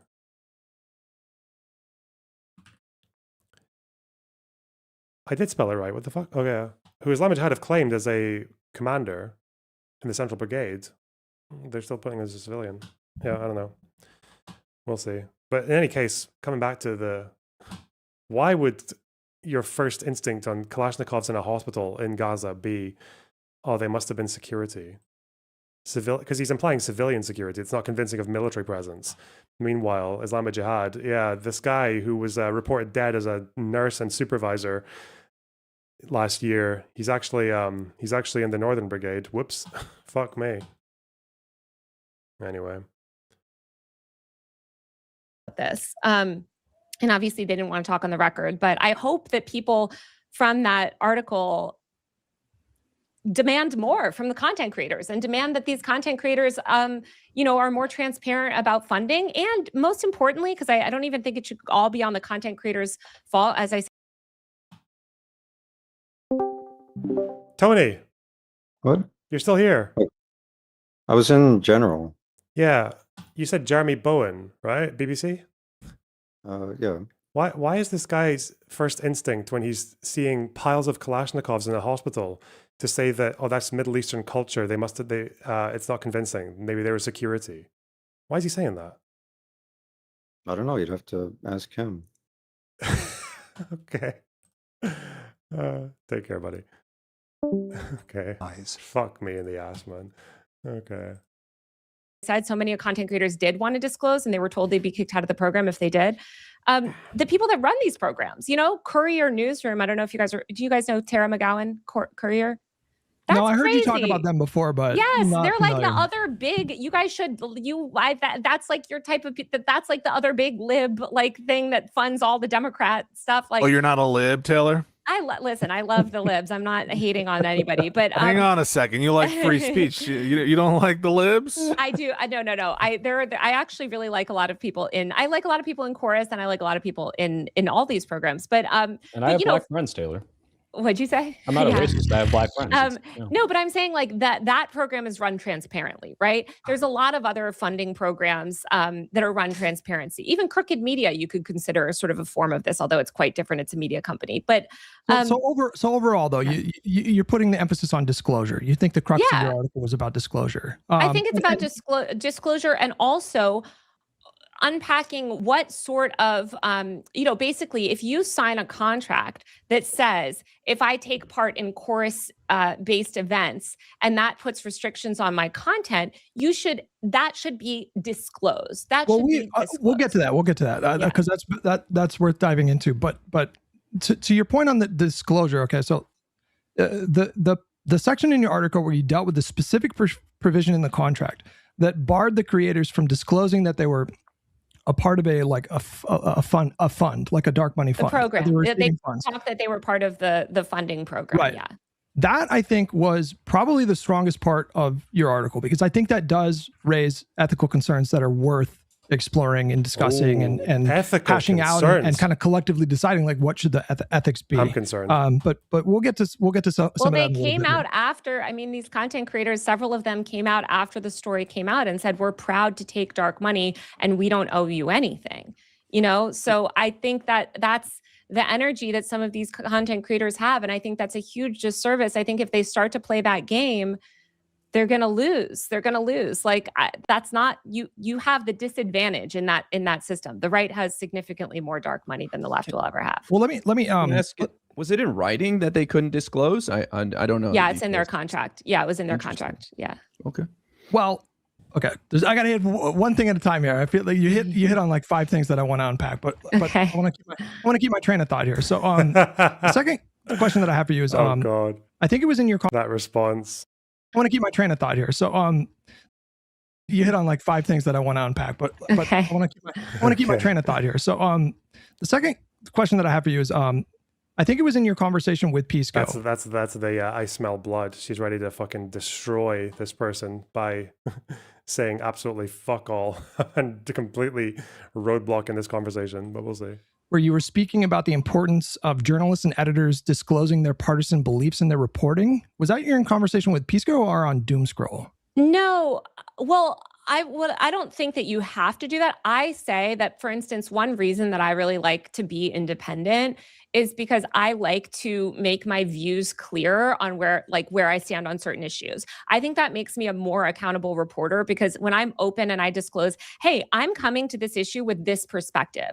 Mhm. Am I wrong? Like, I mean, I go to sources with this all the time where I'm like, well, this is my view, you know? Well, Now you Taylor, in the interest of transparency, earlier, I know we're being friendly here, but you do Yeah. hate Democrats and libs, right? Like, I'm pretty sure you hate Sometimes they Democrats and libs. drive me I'm crazy. pretty sure I've heard you them say to this. win. I hate them because they keep losing. I want them to win. I want them to Okay. beat Republicans. Oh. But I mean, obviously, obviously, I mean, I don't want the Republicans to win there, especially not Donald Trump. He's a fascist.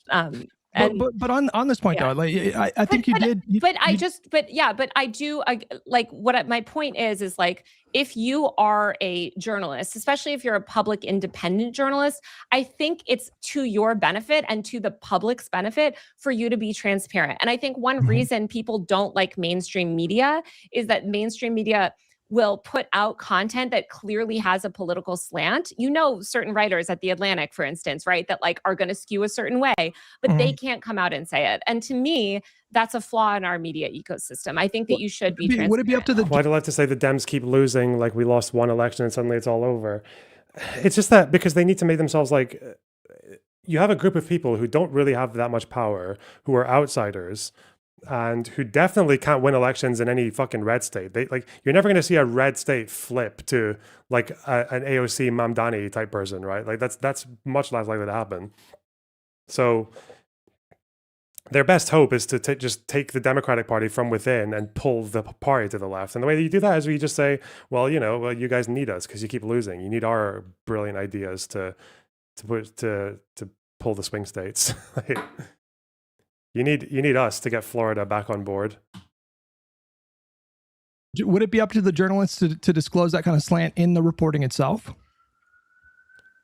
We have this one simple trick to defeat the Republicans, which is why all of our candidates, we always run them in plus 40 Democrat areas. That's the gist.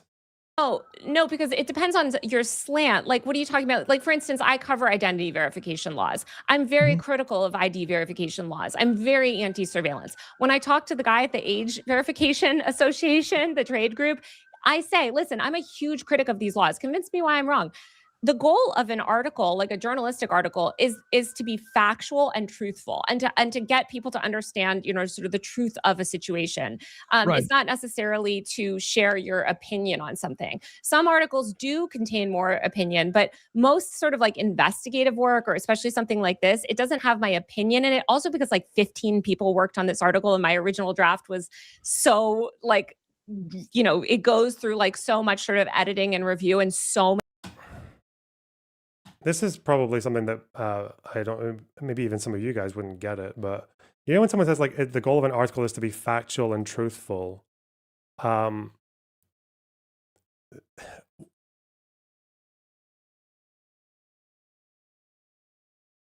think about like what the world would look like if that was just if that was it. Like it's just to be factual and truthful. Like an article is not supposed to just be like a random assortment of facts. Obviously, the whole point in any fact going into an article is to tell some kind of story. It can be a news story or an opinion piece or whatever else, but like the facts that you choose to bring up, even if we assume that every single word or sentence in this article is like completely 100% accurate, I would contest some of that. But like I've said this before, you can have a piece or like a video or an article or a book that's completely 100% factual, and it is almost always still going to tell some kind of story. Sometimes it can be basically just furthering a total fucking lie, even if the article itself is accurate. So, for example, like if you were think about like if any of these like anti-Muslim people or whatever, the way that they'll write articles that they might write an article that just has every single crime in the last 10 years that's been committed by a Muslim, right? And they'll use all this crazy language, and they'll talk about how like, oh yeah, the council, they suppressed the grooming shit or whatever. You can write an article like that is completely 100% factual, and and people like Tommy Robinson and people like that would just like they would love it. But like then the question would be is like, okay, but what's the point of this article? Like, why did you think that this particular assortment of facts was necessary to put together into a single story? And then why, and then also maybe you would ask is like, why is everyone who's sharing this article and making a huge noise about it the same people who believe that like Muslims are committing most of the rapes in the UK or most of the violence, or the same people who think that they should all be deported, who think that most Muslims in the UK are like extremists who want a suicide bomb? Well, it's because your selection of facts is it's very intentional to sell a point, and there's no way that Taylor was presenting that this was like some kind of, which is why you get into this weird sort of double bind where you'll have the people who initially responded to Taylor's article, which is like Majority Report or Hassan or any of these, like, did Breaking Points mention it? I can't remember. Or Vanguard. But these people who spoke about it, they were all like really fucking hyperbolic about it and saying that like for some reason this article that mentions Gaza once was now like, oh yeah, we can tell that like Chorus are paying these people to shut the fuck up about Israel and like or to toe the party line and shit like that, or like this, and other people were calling it like an APAC related thing, or so other people were saying that I think was it Casey Tron who confused it with the APAC thing. Yeah, because she said that I was part of it. But the bigger creators who did that, like, why did they suddenly like have this like conspiratorial almost like response to an article that is supposed to just be factual about a contract that should have had more disclosure allowances? But then it's like, but then you're thinking on the other end, when you bring people up on this kind of thing, or like when I had that debate about it, it was like suddenly the debate with someone who's a bit more switched on, a bit more intentional, will just say, yeah, I just should they not have just disclosed that they were being paid by Chorus? And it's like, well, yeah, probably, yeah, that would have obviously been better because their viewers are watching that content and they think that they're watching an authentic self-made whatever creator. It would probably be worth them knowing that this person is getting support from a particular organization, even if that support is not really like informing their opinions or anything, but just it's good to know it's there. But then there's like two things happening at once there, because when you read this article, like the way it's written, it doesn't just sound like, oh yeah, well, this is like generally a good thing that people should be doing. It's good that finally there is some kind of response to the Republican fucking shit show of like targeting the youth and social media and all that shit. Like that's a good thing. But we just want these people to do better because disclosure would help. That's one thing, but then that's not what people seem to come away with after they read this article. They came away with dark money, malicious organization that is just trying to astroturf a bunch of fucking shitty centrists who love Israel and hate Palestinians and want to keep the party to be like dry centrist Democrat, fucking John Fetterman, whatever. That's like the impression that people came away with. And personally, I don't think it was an accident that Taylor's biggest defenders came away with such a strong claim about these creators and such a strong attack against these creators. It's not surprising at all, because the facts, even if every single one of them is 100% true, were chosen and written about to achieve that impression. Which is mad as well, because as far as I know, Brian Tyler Cohen didn't even, I think he kind of just did this largely off his own initiative. I don't think he was even, as far as I know, was he paid to do this, or? I thought this was just like his fucking, almost like a passion project. Like he just really wanted to counter the conservative side of things, but damn, they got really, they got fucked.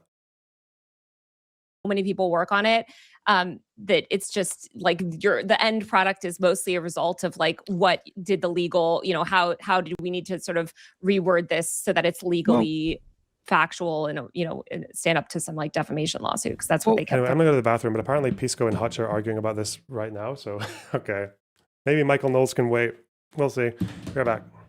Here, screen.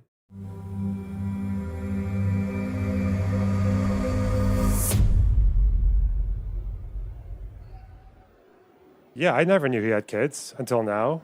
And I was actually really hoping, given the way that he reacts every time he sees me in chat, I feel like a son to this man. You know, he backed me up in debates, took me on his stream, reacts to my content. You know, puts my fucking videos on the fridge.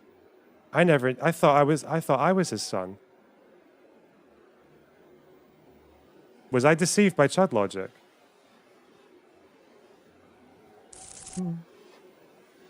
Like I've had.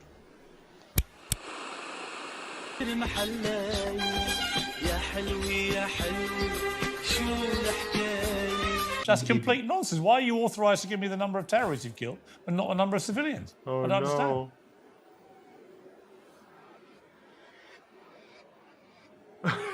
Wait, no, is he just fucking...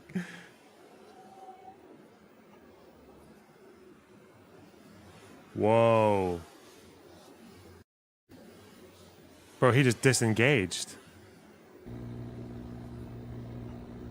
It said Trump 2024. Fuck Biden.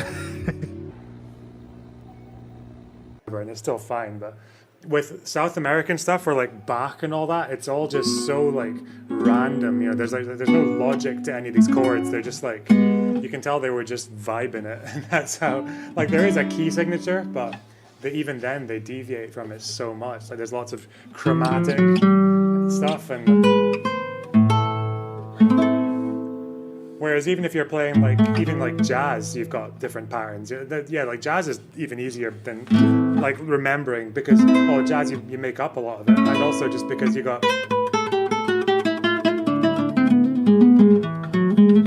like there's still a few like scales and patterns that you remember.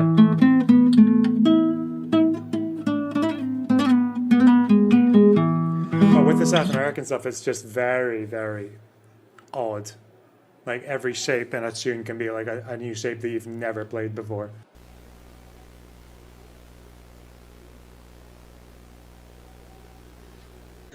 You got this. David, shut up. No. Someone with a fucking explosive, he's obviously like, but like if someone was. I need my sundown. I need my Sundowner translator app. I can't. Mm-hmm. Should we watch more of this for context, or if we just go straight into the fucking brawl? Bad faith turns on subjectivity, whether or not subjectively she believes them to be in contradiction, and whether it's plausible that they wouldn't be in contradiction. So you're saying right? it would have been turns on them. So you're saying it would have been a good use of my time to spend extra time having to convince the 5 to 10% of the audience that maybe weren't aware that centrism and progressivism like this is like a contradiction. It would have been a good use of my time to focus on those people and flesh that out. Why would I do that? I'm just like, just move on at that point, because like the audience knows what's happening. Okay, I'm not making the claim that it would be a good use of your time to flesh out the thing that we're doing right now about the epistemics of, the meaning of these terms in the relation that we're describing right now. What I'm saying, I think, is a better use of our time is to ask her directly, what do you mean by centrist, and why does it apply to Olivia Giuliana? But I did do that. Yeah, I know you did. Accept what she says as the meaning, and instead of fighting on whether it is factually true.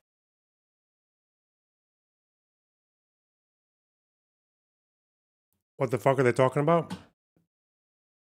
Is that why centrism was one of the timestamps? Was it? Wait, it wasn't. What the fuck?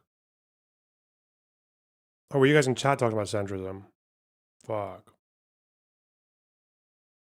Whatever. Let's keep threatening. on.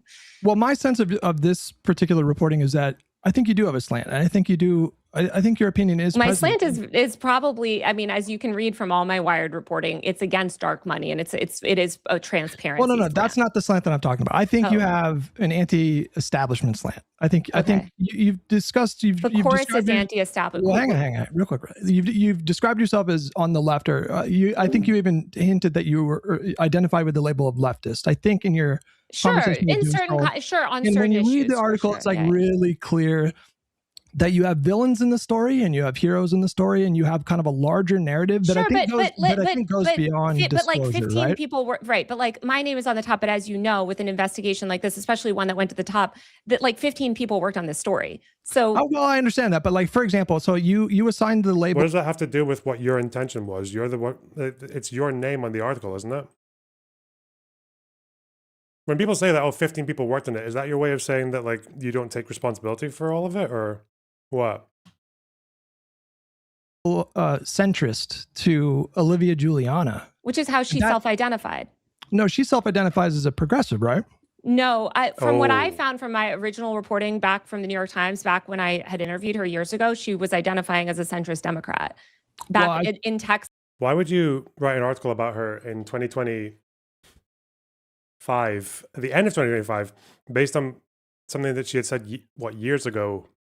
Why would you, what? If she's changed the way she identifies, what the fuck? That was her whole thing. In 2024.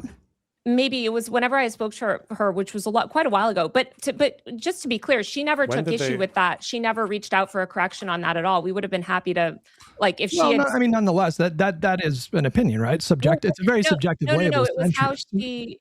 Well, first of all, I think we can correctly identify people's political sort of affiliations. For instance, if she's, correct me if I'm wrong on Olivia Juliana, and Olivia Juliana works for Chorus, but her whole thing was that she was a Democrat in Texas, right? Who had done a lot of work with like reproductive justice. Yeah, right. So she focuses on abortion, LGBTQ plus, climate, voting rights. When I look at these sort Who of the fuck is whoever calls himself a centrist who focuses on that shit? Policy priorities, that does not strike me as when I think of a centrist, I think of Joe Manchin. Okay. I think of like Jared Polis in Nebraska. Right? If Olivia wants to reach out, and we honestly, the thing that you're bringing up mostly comes up on the right, because for instance, when I've covered Nick Fuentes, he will say, well, I'm not a white nationalist, or Chuck Johnson, who I cover all the time, or not so much anymore, actually, he's less relevant, but he would constantly say, well, I'm not a Holocaust. When did they talk in the New York Times? Did she say it was New York Times? She worked, because Taylor Lorenz was at the New York Times up until what, 2022? In the business section. When did she talk to Olivia Juliana?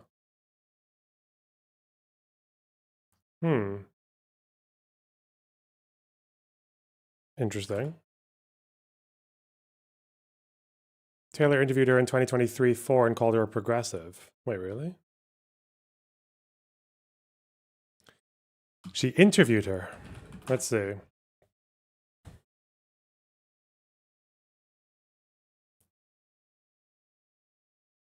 Where?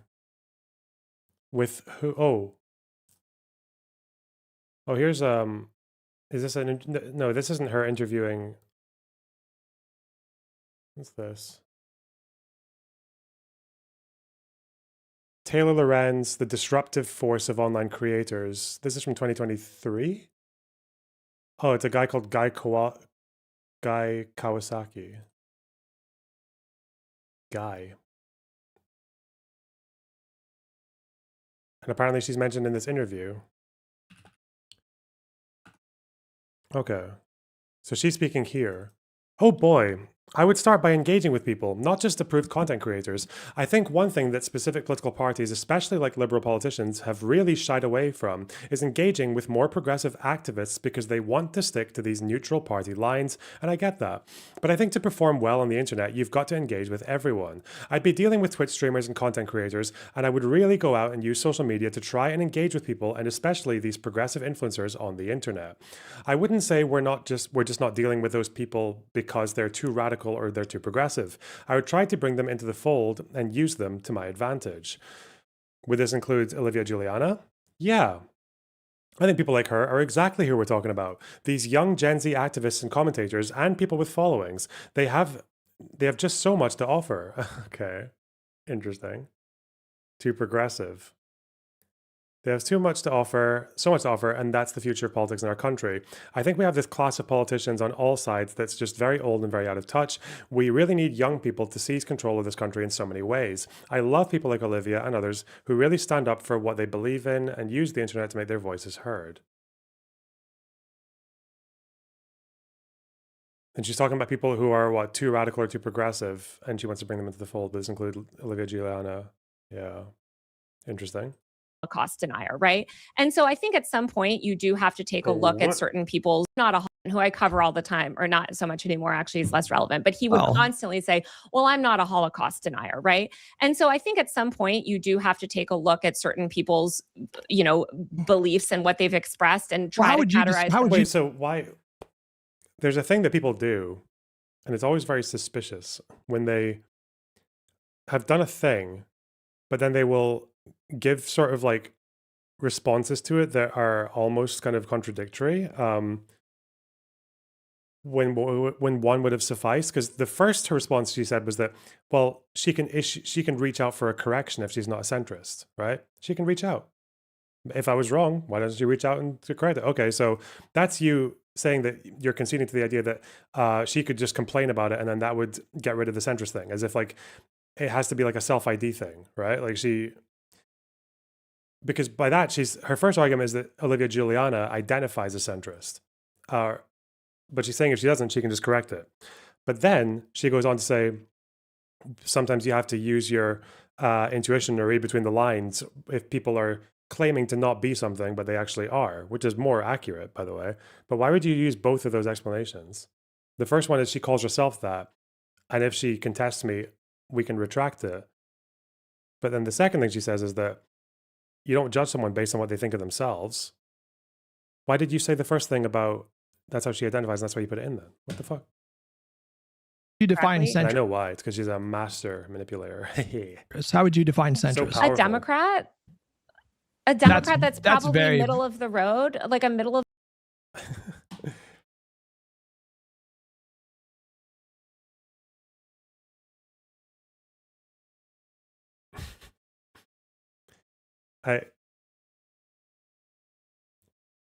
It's a thing again, like these people want to be a third, they kind of wish they were a third party almost, but just that they were as big as the other two parties. That would make Democrats centrist, I guess.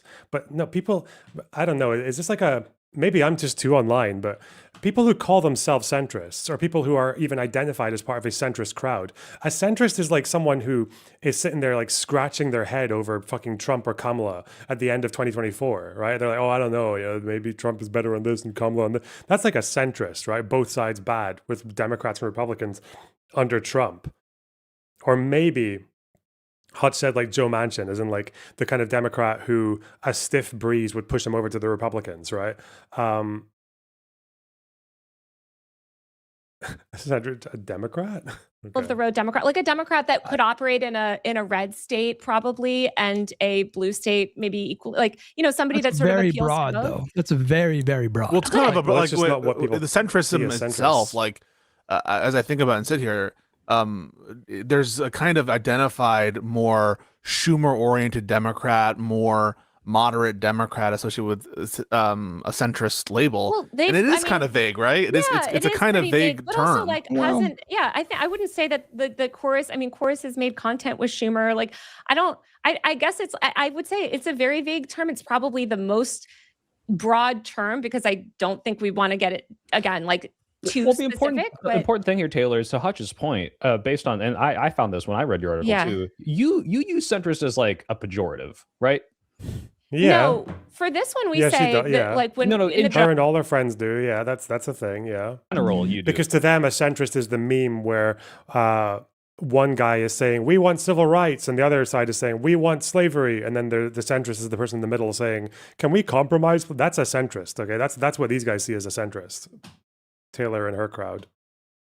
You don't like the Democrats, and you especially don't like centrist Democrats. This I is am just like centrist your on ideological certain issues. I think it depends on the Well, type no, of. Do you use centrist as a pejorative? In Is the general, you question. use centrist as a pejorative, right? Like you view these people as like these feckless do-nothings, and like I think you're completely putting words in my mouth that I have not said. I think I don't like Chuck Schumer, and there's a lot of what he says, but there's a lot of people that are quote unquote centrist that I absolutely respect and work with, and that worked on this article. Like there's people just to be clear, this article went through so many editors that have such a range of political beliefs. And I hear you that maybe you disagree that Olivia Giuliana is classified as we described her, a centrist Gen Z influencer who spoke at the 2024 DNC. I she think has when you not look at taken her, issue with that, and well, that's not really that's beside the point. I mean, whether or not she disputed it, I think if most people, well, hang on, just let me real quick. I'm trying to be. I'm not trying to cut you off very much. So just let me say. Okay, what sorry. Like, I think if like a reasonable person went to Olivia Giuliana's feed and they saw her policy priorities, I think that they would colloquially understand her to be just sort of like a standard Gen Z progressive Democrat who's focused on progressive is also the reason progressive has come up so much. And somebody was trying to get me to write a story about this recently, which I was like, this is not really my beat, is because so many people have tried to replace the word centrist with progressive, and this has been like a thing that influencers were actually. This is what Taylor thinks a centrist is, just so you know. Okay, I don't know why she's acting coy about it now, and I know that's what Taylor thinks a centrist is because that's what Hassan thinks a centrist is. Yeah, it's this. It's we want to kill black people. We want civil rights. You're exactly the same. That's a centrist, right? That's what Taylor and her crowd thinks a centrist is. No, is that really, really clear and obvious to everyone? And in reality, it's not even that fucking far off the truth, really, because a centrist in America is someone who probably used to have some liberal values, and now they're MAGA, but they're just embarrassed by it, so they call themselves a centrist. A centrist is just someone who's MAGA, but they want to keep a liberal aesthetic. That's so. Actually given, this is totally separate from my story, and this is like a. Hey, Kalinda, thanks for the tier 1 sub. Wow. Something else, maybe I'll write about it. I don't know, probably not. But there is an effort as certain words become stigmatized or have negative, maybe you're saying this has like a negative view with some people, they're trying to use other words. So you see them use the word progressive instead of centrist or the word whatever. No, I'm not talking about self-assigned labels. I mean, I think most people would look at her policy proposals and think, okay, that's just. What do you think about Biden, Hutch? I mean, let's be honest, right? Like, so if Biden were described as a centrist Democrat, Olivia Giuliana was a Biden dead ender, so she absolutely that does is a not Biden Democrat. That does not. No, would you describe Biden as progressive? Hang on, yes, AOC and Bernie were Biden dead exactly, yes. AOC and Bernie Sanders were. Describe them as Democrat. I guess they're not. AOC is. I would describe them as. We didn't ask if you describe them as Democrats, Taylor Lorenz. We asked if you describe them as centrists. Obviously, AOC and Bernie are not centrists. Why not? They're progressives, right? They're progressives, right? That doesn't make them as centrists. I would call them democratic socialists, right? Well, listen, if you had to choose between progressive and centrist to describe AOC and Bernie, what would you choose? It totally depends on the context of the article. Because Bernie has been because look at what Bernie's been doing with his AI policy. Like I think nobody would call him a centrist. Nobody. What is this? This is just roadblocking. I don't know. They're trying to have a conversation, and she's just like setting up roadblocks.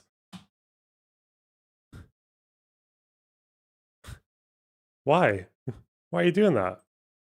I wouldn't call him, but I wouldn't call him progressive either on certain things. I don't understand what these words mean anymore. I mean, like more broadly, you said that there were 90.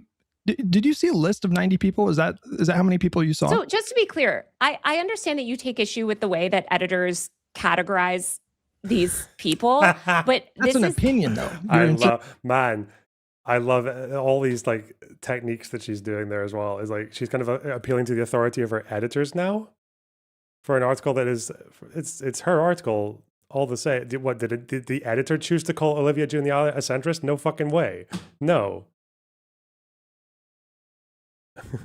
I'm sorry that you take issue with the editors of this prestigious and oh God, of this prestigious media outlet, of these qualified people, my fine learned friends who are much, much more intelligent than you are, you bald fuck. It's not an opinion. Well, this is Chuck Johnson saying that us calling him a Holocaust denier is an opinion, or us saying that Tucker Carlson is a right-winger is an opinion. All we can do is try to best reflect the ideology that often we use self-described ideologies, but all we can do. I think she self-describes as a progressive at this point. So that's where I'm a little bit confused. At this point, maybe, but I would say again, if you ask actual people that are further to the left than her, they will say not. So that's the issue. That's the issue. Right, and that's the issue. Tankies will call Bernie Sanders a centrist, but it's not accurate. No, but that's the issue, because I think you're framing your article from the position of like the left. But I didn't even write that line. So like your name's on the Of course, but I want you to understand how. Why were you defending it then? So why would you say, "Oh, I didn't even write that," if you don't defend it? Again, it's like trying to have two defenses at once. The first one was, well, she called herself a centrist, even though she called her a progressive in 2023. Apparently, Taylor called her a progressive. Maybe she used to call herself a centrist. I don't see why that would matter to what you're going to call her in 2025 or 24. But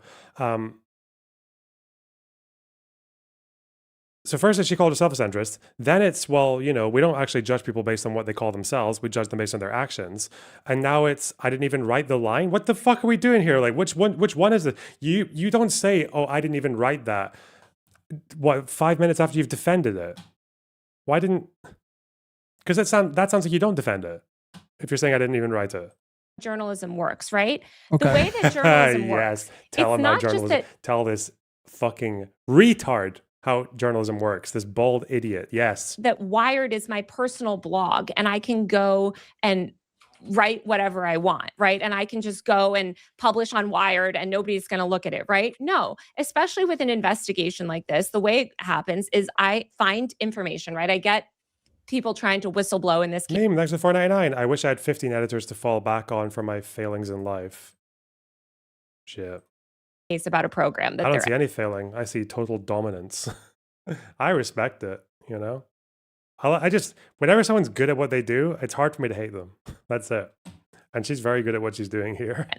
and I go to an editor and I say, hey, I have all of this source material, all of this people. Would you? Someone said in chat that Hutch prepared for this for like 12 hours or whatever. Hutch probably watched all these videos and read all these things to prepare for this conversation. And now he's like, he's very quickly realizing that he's not going to get to use he's going to get to use maybe like 2% of it because she will just fucking, like, she's just basically throwing sand in his eyes, as he tries to find his way around the maze. Like that's basically what she's doing now.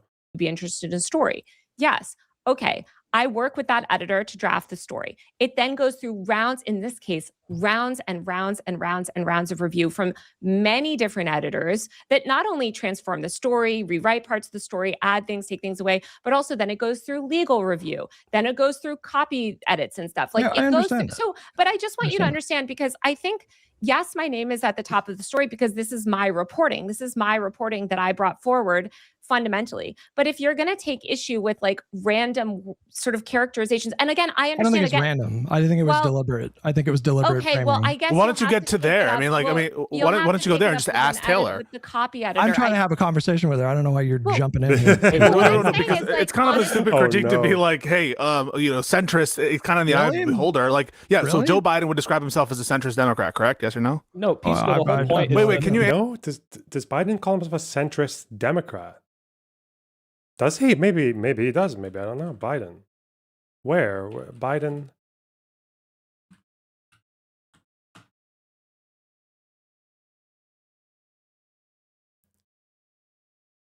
Oh.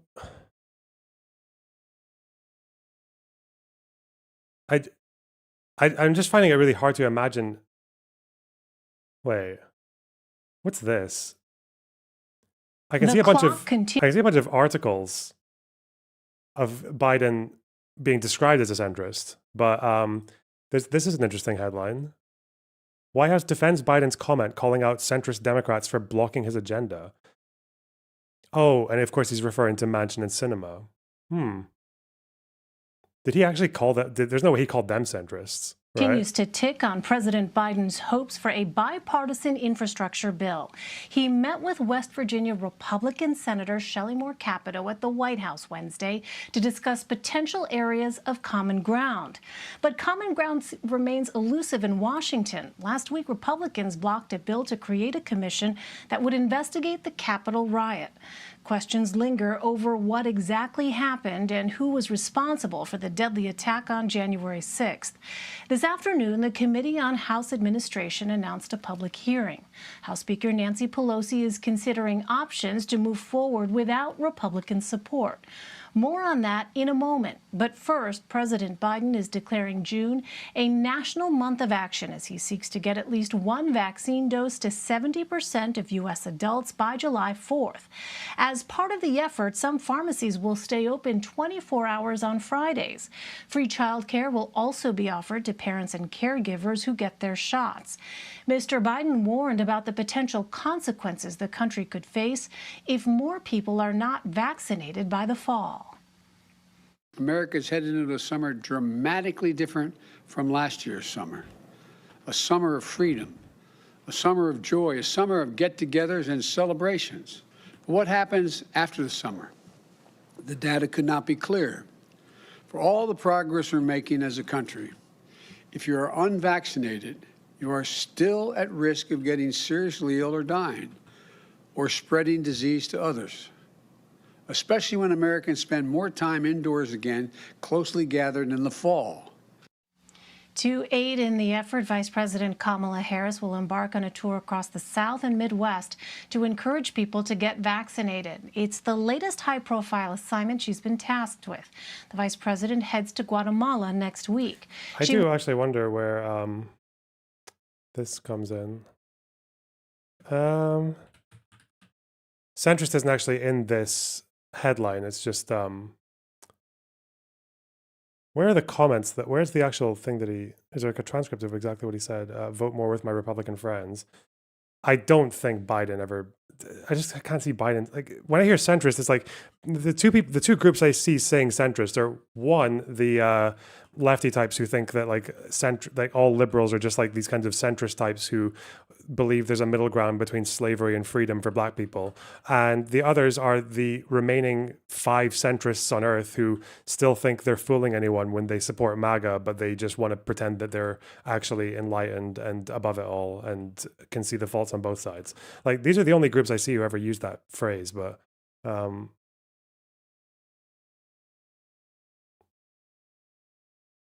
Biden.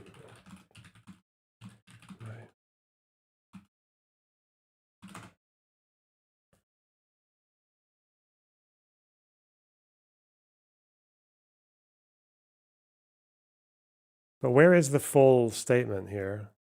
Yeah, PF Young, yeah.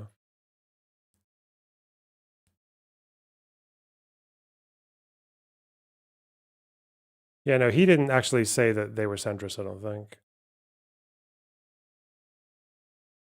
But it's interesting that CBS, at least, and 4 years ago, saw the use of that word in the way that I think most people would, or the way that Hutch was saying there.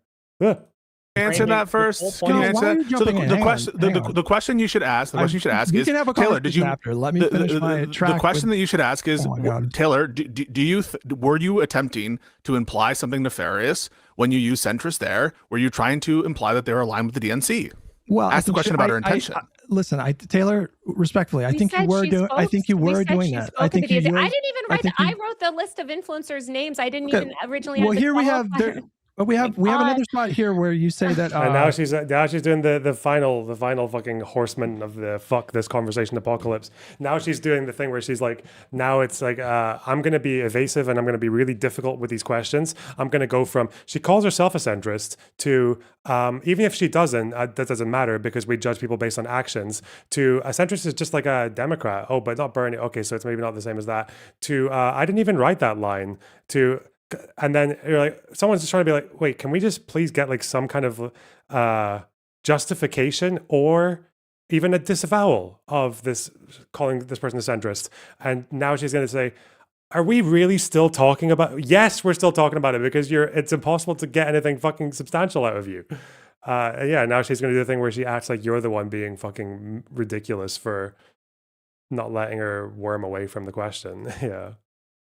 Hutch, before you do the next thing, because I can't. Taylor, if anyone has any clips of Biden calling himself a centrist, that would be quite interesting though, because I haven't heard that, but he might have.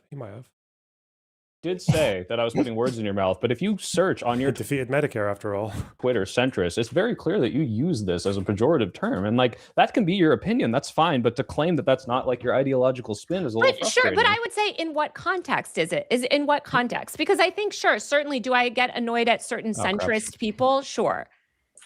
I think that there was an intention there to be disparaging, and I think it's broader than that.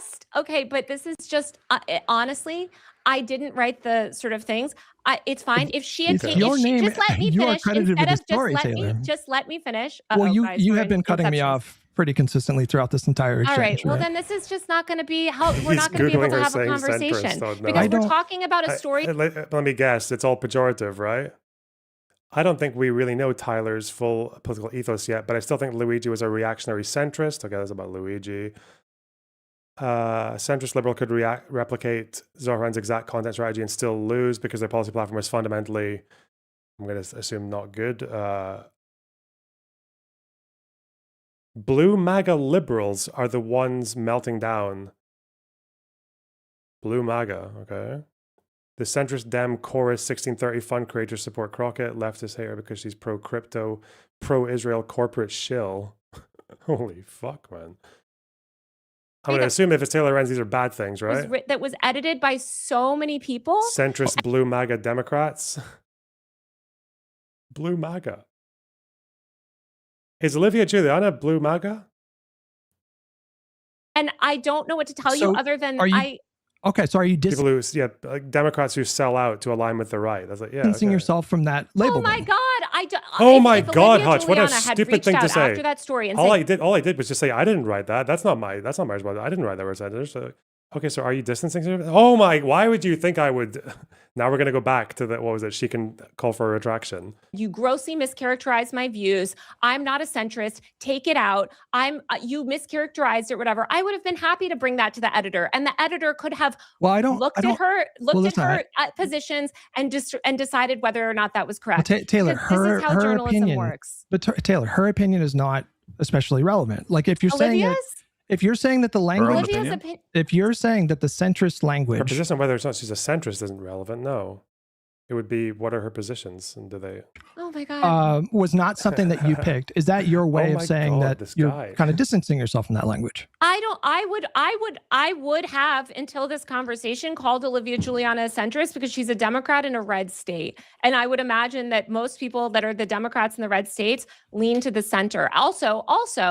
When I had spoken to her years ago, that was my understanding of her. And also, that's again, we did not receive any criticism of this. This is the first criticism that I've even heard of this. Well, so I think it's important because I do think that it was. I'm sorry you feel this way, but this is just completely you don't need to apologize to me. I'm sorry you feel this way. Completely unproductive. I feel like you're becoming quite defensive and evasive right now. No, it's frustrating because I feel like I'm dealing very... with the white nationalists because this is all I do all day is go back and forth with the white nationalists. Bald by choice. He's fucking bald. What the fuck does any of that have to do with a white national? What the fuck? Yes, but it's not because of that. It is the same ridiculous argument where it's like, oh, you think the questions that I asked you amount to like being questioned by a white nationalist? I will tell you, they are the exact. Why don't you listen? They are the exact same words you're using, the exact same method of saying, right? When we write about Tucker Carlson, and I've gone back and forth with Tucker Carlson's team on this exact issue, right? We'll say, well, we characterize you as XYZ, far right. Right? Far right is actually even more common than the right with white nationalists. And every time I write about a right-wing influencer and we say, well, we are, whatever, here's the article, here, we're asking you for comment, blah, blah, blah, blah, blah. They will say, I'm not far right. I'm not far right. I'm progressive. In some cases, they even say, even Tim Pool types, I'm actually progressive. Okay, but Taylor, I think they're not. Just let me finish. Well, so Taylor, you've been cutting me off this whole time. Well, respectfully, all I am saying is that when you're writing an article, we do our best to be accurate. Now, if Olivia Giuliana is not a centrist and that's so inaccurate, again, she could happily request a correction from Wired. She never did. No one brought this up. Can I reframe this? Because ever raised. The point is not necessarily whether or not it's accurate to call her a centrist. If this was like the specific pedantic sticking point, I can see this like, oh, this is for.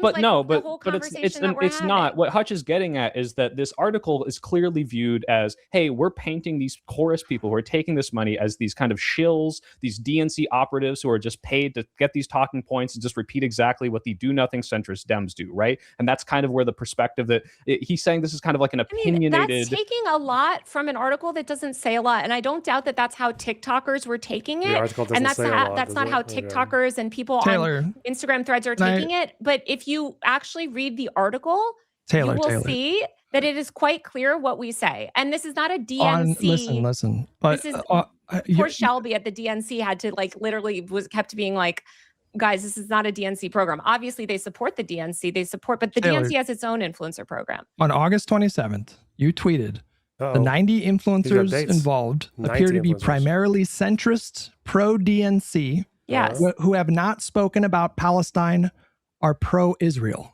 Those are your words. Yes. But you just said a moment ago you're kind of distancing yourself from that framing. No, I didn't. What are you talking about? That's what Soy Pill just confronted you with, and you said, well, I can understand why people walked that they away are with that, centri- but those are your again, words. I'm sorry. They're centrist. Like, again, if Olivia Juliana is not a centrist, and that is factually wrong, and these people are not centrist, and this is factually wrong, that these content creators that are making content with Chuck Schumer, that are making content with Hakeem Jeffries, if they are not, if I was wrong, if this article is wrong, and it's factually wrong, then I highly encourage them to ask for a correction. But no one has asked Can we do for it a step by correction steps? saying So that, let's that they are not centrist. No one. Let's just do it step by step. Hutch, is it your contention that it's inaccurate to call Olivia Juliana a centrist?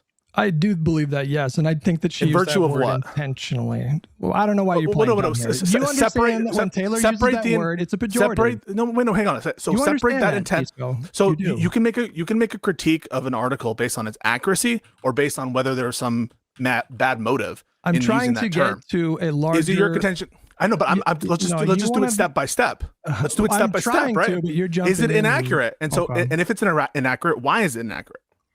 It's inaccurate because her policy priorities do not line up with what any reasonable person would assert to be a centrist. When you And this look is at what the they'll things say that of she's Tucker advocating for. Carlson and the Okay, that's far right. that's fine. I mean, you But you can how say do you can just make this can argument you about just- anything. At But some what does it point. mean to be pro DNC or pro Israel? They want What does that mean? So pro DNC means pro Democrat, like pro sort of the Democrat establishment, what I would say, which is very much Chorus's goal. And pro Israel means that the majority of people that we found that were public, which is why I think it's so crucial for them to actually release these names publicly, because I think if this is not the majority view held among their creators, they should release these names publicly to make it clear what is the ideological makeup of their chorus class. But a lot of the people that we found were also pro-Israel, meaning they were expressing support for Israel against and How many basically creators out of like mixed all the genocide. creators that you saw, would you say were posting pro-Israel posts? Can you name names there? Well, that's the point, right? Is that they haven't published the roster. They haven't published the roster, but a decent amount of ones that we checked. Did anybody in the people that you mentioned in the article, so like Olivia Packman, Brian Tyler Cohen, did any of them post pro-Israel content?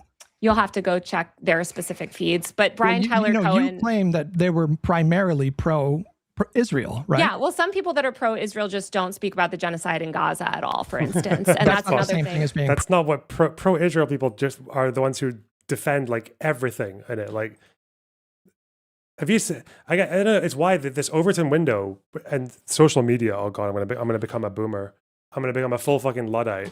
The problem is that it's like with the Democrat-Republican thing, in that you've got these two kind of pillars in American politics, where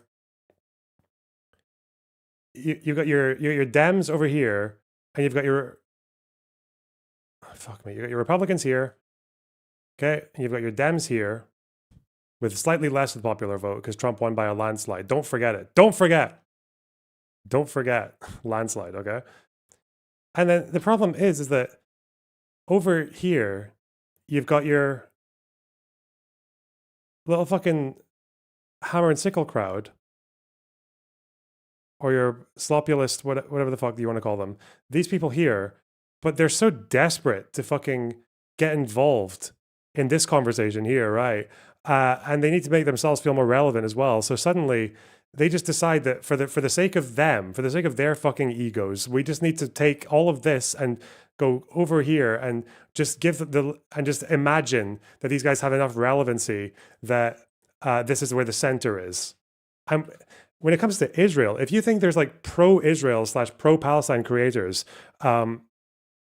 pro-Israel creators just don't talk about Gaza at all, what fucking world are you living in where pro-Israel just means you don't talk about it? You've got people, but this is also why people call me pro-Israel. Like people who call me that as well, they haven't seen what pro-Israel creators do. Like fucking Alan Levy or fucking Honest Reporting or any of these fucking psycho accounts that will just literally defend every single operation or every single airstrike or every single quote from one of these fucking cabinet ministers, like every fucking under 18 who got killed, like with, and they'll literally respond to, oh, here's like 5 children under the age of 10 were killed in this strike, and then they'll respond with a fucking video of a Hamas training camp with what looks like maybe like a 12 or 13-year-old in there with a toy gun doing a little march, and they're like, oh, okay, I suppose that explains it, doesn't it? Yeah.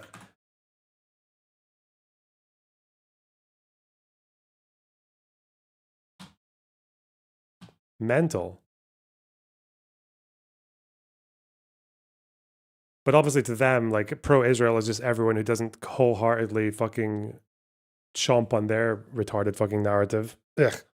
Anyway. Pro-Israel. Yes, You know- because you know a that. way, a way that pro-Israel narratives have been shaped by the media is by not saying anything. mentioning the genocide. So intentionally refusing to cover the That genocide, is so especially. fucking horrible. Can I just assume that you're like pro every other dictatorship or atrocity or apartheid or war crime that you don't talk about? Like, oh God, man, like how many creators who call themselves pro-Palestine actually fucking love Assad then, because they never talk about that shit, or who are just, conveniently quite quiet about the fact that Iran murdered like at least 7,000 of their own people for protesting over the space of less than 3 days.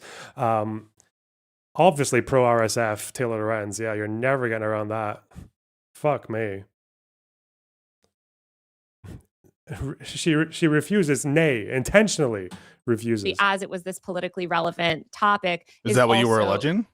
No, I'm just saying, like, if you look at the pro-Israel kind of creator landscape, there's a range of pro-Israel people. There's people that are straight up making content with the IDF. They're super overt about it. And then there are people that are a little bit more behind the scenes, people that are a little bit quieter about it. They might not be overt, but they're still But by the way, that taking place in you're kind of you're activities. suggesting that if somebody chooses not to discuss the genocide in Gaza, and like that makes them pro-Israel. I find that to be No, that's Well, not you what just- I said. That's not exactly what you said. What I said is That that is what some you just people. said. No, what I said is that some people No, who are Hutch, don't be pro-Israel, ridiculous. they're the way that they sort of. The way that their content manifests is that they are not as overt. So what they'll do is they'll try to tamp down discussion. They'll be sometimes deleting comments, a lot of times just intentionally ignoring the issue, or when they're asked, to interview a politician, especially this was a big issue in the lead up to the 2024 election. Well, they interview this politician and they won't just spend the entire time asking them if it's a genocide. It's a genocide. Should we double the funding?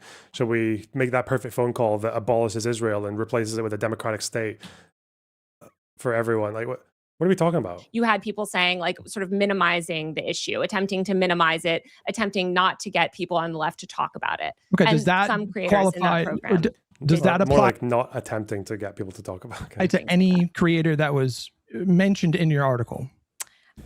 Well, you'll have to go through and do an audit of all of their content, but it's certainly Well, isn't applied that to your people job? that Though? were. You made the Hutch do claim. that? Yeah, you said and that, we you did said that find the that group was primarily pro-Israel. Isn't it Yeah, your from the- job to go through their from the group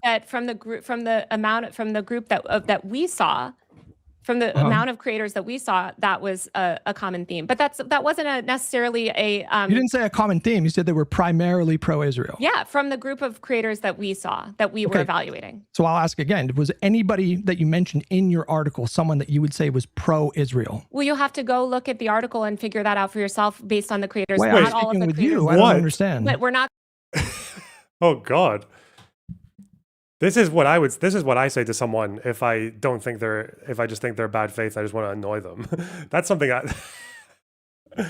if I think someone is just sea lining me, I'll just do it back and be like, oh yeah, go read all this and then come back to me.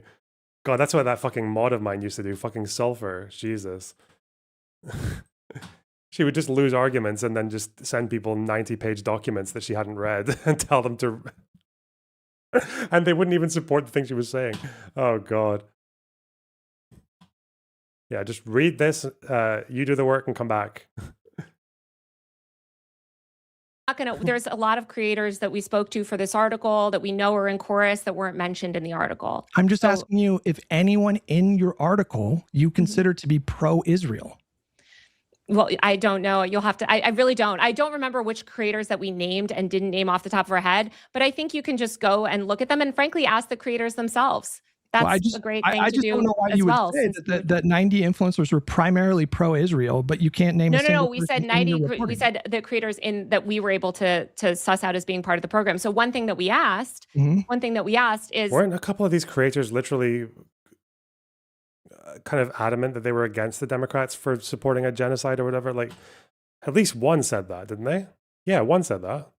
for them to publish a roster so that people could take a broader look. Maybe this is just a section, right? Maybe this is just a small section that So it certain could be people an took issue. unrepresentative section. Exactly. that you're Exactly. saying. It could be a totally unrepresentative section. They could But have what like was the methodology to decipher whether they're pro-Israel? Was it to, mostly whether to like look at their own statements or whether they had shown up in other influencer, like pro sort of Israel influencer efforts broadly. I mean, there are people also that I've talked to in this program that identify as Zionists privately and don't want to identify as a Zionist publicly. So I'm not trying to put specific creators on blast. You fucking kidding me? What?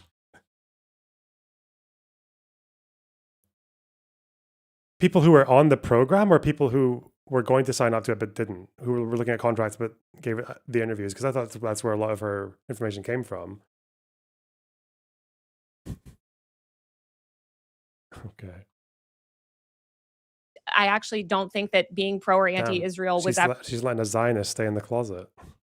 She's letting a Mossad operative just kind of wander around without warning anyone about it. Damn.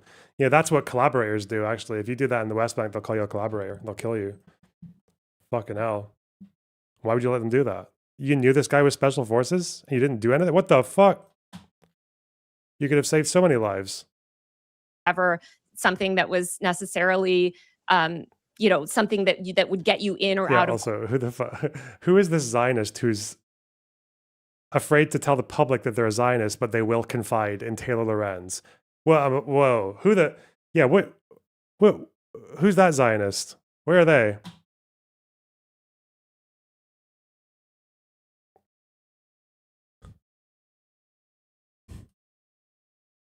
Okay. chorus at all, but it clearly is a That's useful to clear up. given. So yeah, as and you I sit said here, that there's I said that after the story went up too. Yeah, But in your as you go ahead, Hutch. But in your conversation on current affair, you did absolutely buy into the manufacturing logic that those hosts were presenting, which they were saying that they were heavily Where was she on saying suggesting that the creators that were invited into court. Go ahead, Hutch. But in your conversation on current affair, you did absolutely buy into the manufacturing logic that those hosts were presenting, which they were saying that they were heavily suggesting that the creators that were... There should be some kind of rule about using names like and titles like this, because current affairs, I see their tweets from these guys. They are very partisan, like far left kind of populist shitters, but they have this name, current affairs, and this like logo and everything that looks really not only does it look a lot more like mainstream, I guess, and a lot more just like reliable than they actually are when you look at their content. It also just, the font and everything is like quite similar to Foreign Affairs, isn't it? Why are they? And Foreign Affairs is a regular, like a reputable mainstream source that's been around for ages. Why? This should not be allowed. What the fuck?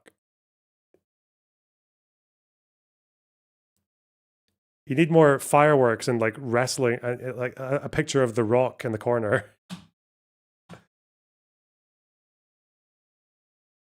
Is this it? Is this their conversation? They said Welcome to Current Affairs. My name is Nathan Robinson. I'm the editor-in-chief of Holy Current shit, this Affairs magazine. This guy about to pull a fucking rabbit out of the hat. What the fuck? This dude.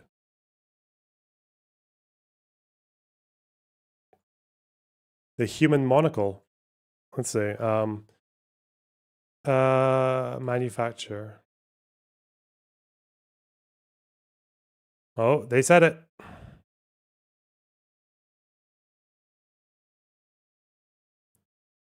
you know how media works, but behind the scenes, how the creator economy works behind the scenes in you know, in progressive and democratic circles. There's a famous clip of Noam Chomsky talking to a BBC journalist, where the BBC journalist aggressively disputes Noam Chomsky's theory of manufacturing consent, and he says, you know, you think I'm self-censoring, but I'm not self-censoring. And Chomsky replies with this wonderful reply where he says, I'm not saying you're self-censoring. I think you believe everything you're saying. I'm just saying if you believe something different, you wouldn't be sitting where you're sitting. You were selected basically for your opinions. How can you know that I'm self-censoring? How can you I know don't say that you're journalists self-censoring. I'm sure you believe everything you're saying. But what I'm saying is if you believe something different, you wouldn't be sitting where you're sitting. So I'm sure that a lot got him. A lot of the creators who work with Good Influence, who work with Chorus, would say, you know, Chorus has I don't even know what never the implication is there. The BBC has always had a fairly broad they've always had a pretty wide variety of opinions, like in their on their cast. Whatever. never told me, they've never dictated what I have to say. But the point is that if you said something different, you wouldn't be getting the money. And in Pacman's case specifically, if you look through his channel, it's almost all anti-Trump content, and I don't think there's hardly a word on Palestine. Well, if I could jump in there real quickly. I wanted to bring you in, John. Doesn't this also just reflect the fact that like voters had foreign policy as one of the only like 6% of American voters had foreign policy as their top issue? Isn't that maybe why? Maybe. You work there, and so you have a little bit of personal knowledge of the fact that this is deliberate. It absolutely and also is because these guys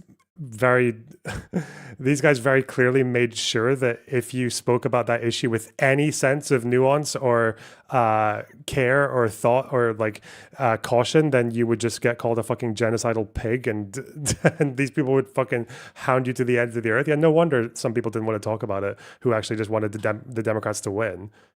Why would you? deliberate. I actually have an email from him after he visited the White House last year on the day of Joe Biden's State of the Union address. He was invited to a private off-the-record meeting with Kamala Harris Where is it and when they several other... apparently here they talk about manufacturing consent for genocide? Where's the Wow, this is incredible. Such great insight. Imagine deciding actively to allow a genocide for view. Horrid. Okay, so something was...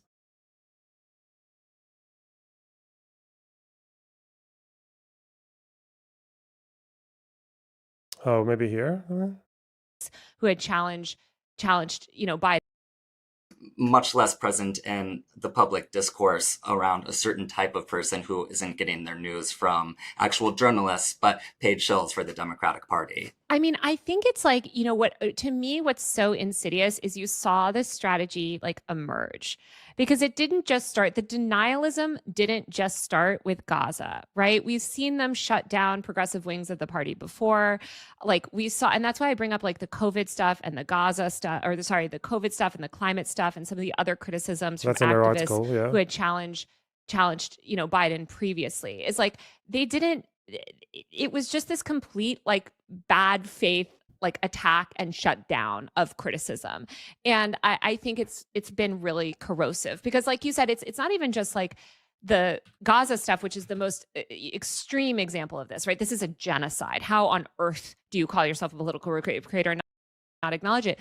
But also a lot of liberals that consume all of this liberal slop online also believe that COVID magically disappeared when Biden took office. They also believe that like Biden, was working tirelessly for the people and climate and all this and it's like, did he do some good stuff? Yeah, I'm not saying he's as bad as Trump, but like it is the curation of this very specific pro-Democrat worldview. America broke a couple of records when it came to green energy and replacing fucking coal and shit like that in Biden's administration, but okay. Ignores these real issues that are affecting working class people and the most marginalized people in society. And when creators who are among those marginalized people or affected by these policies or care deeply about them, like Elise Joshi, who's done amazing work, like they're shut down and excommunicated and left off, the White House Christmas party invites. And I think that's a point. It just reflects the broader problem of this party and their complete unwillingness to adopt popular policy positions, but engage with like the actual base of their policy and like the real working class people in this coalition.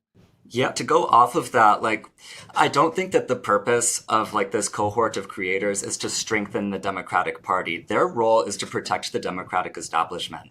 They're best understood as like essentially like the unofficial marketing and public relations. Then I guess the question is, why were there some course creators who were having a go at the Democrats for not talking about the genocide enough? Whatever. Invited into course were chosen because they were not speaking up about Gaza. So you're talking about a guy that used to work for Brian Tyler Cohen, who was working. No, I for understand Brian, that, but you agreed with he that worked framing. for David Pakman.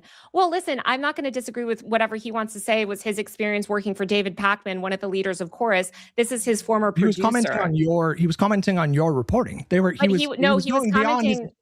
was going beyond his experience, and he was suggesting that Chorus was choosing creators because they were not speaking up about Israel. He said that he was told when he worked for David Pakman that they were not supposed to be overt about the Israel stuff. No, and you can go back and listen to that and take issue with that. But he worked for David Pakman. I'm not going to argue with him working for David Pakman. Taylor, he was speaking about your reporting. They were in the context of your his job, he worked for David Pakman. He was David Pakman's producer, so he would know better than anyone whether David Pakman, what his boundaries were around issues related to Israel and what sort of content they wanted to put up. He would know. He was literally David Pakman's producer, so he knows a lot better than I do. He has a lot more visibility into David Pakman's content than I do. I think you're being evasive again, because I'm not talking about his experience. I'm talking about his characterization of your reporting. Well, his characterization is shaped by his experience, which he has. Is there a clip here from that interview that I didn't catch where they're talking about that? Whether he's talking about Pakman or the reporting? The bit that I watched sounded like he was talking about their Chorus thing, because of that whole reference to Chomsky and that's why you're sitting here at this job. I thought they were talking about Chorus. A lot more than I do. But you bolstered that suggestion of manufacturing consent about this issue in Gaza. I'm gonna again defer you to him. He actually worked for David Pakman, so you agreed with the framing, Taylor. You agreed with the framing when they were having that conversation.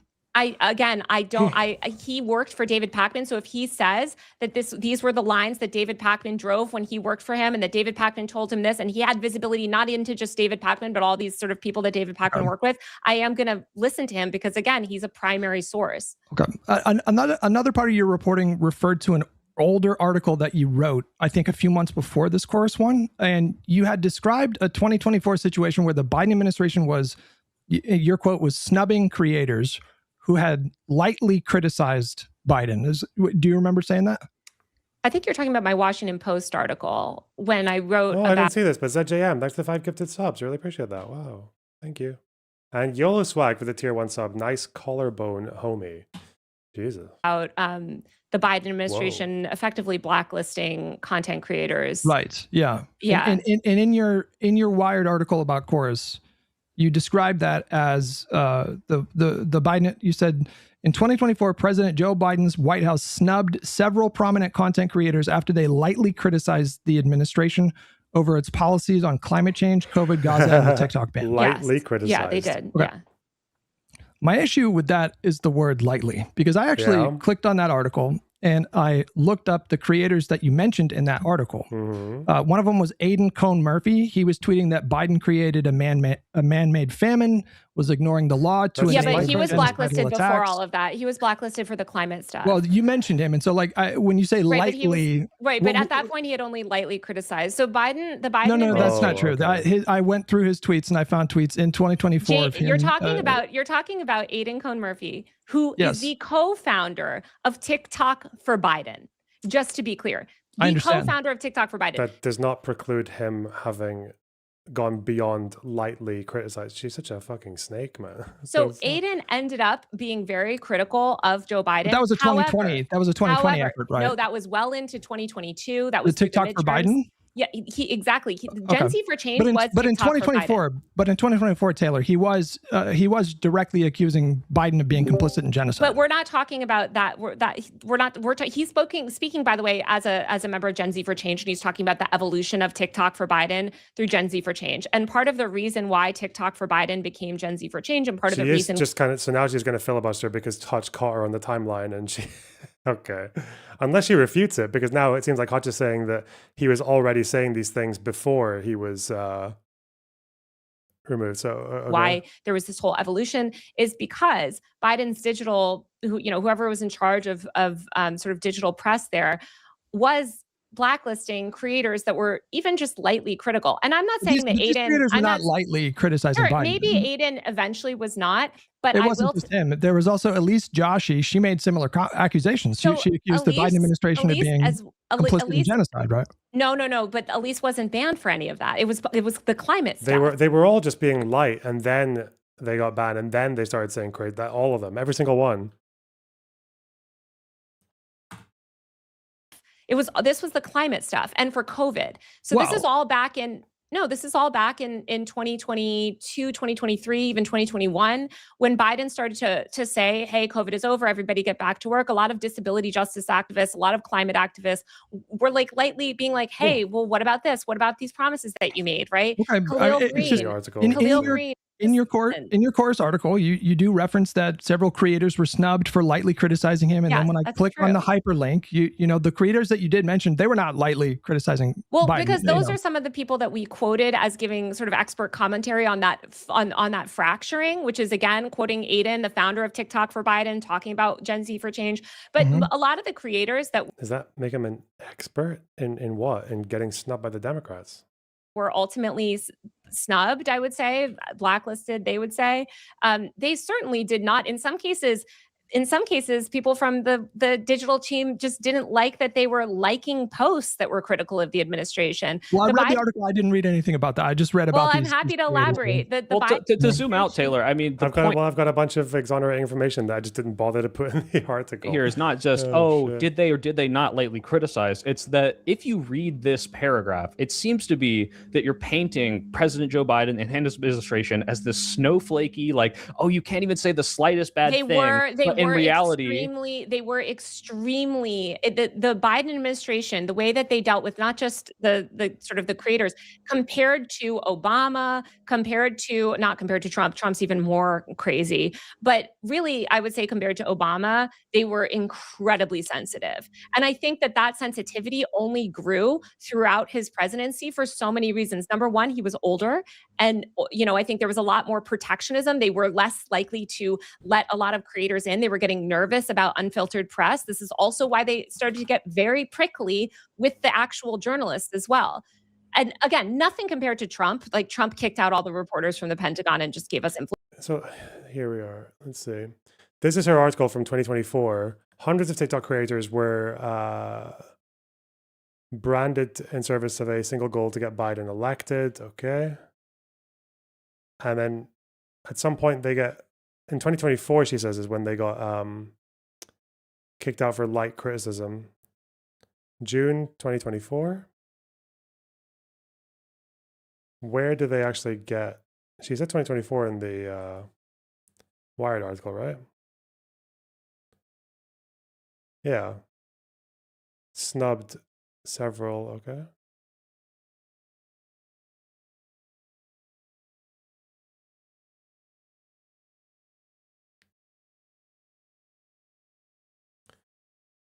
Okay.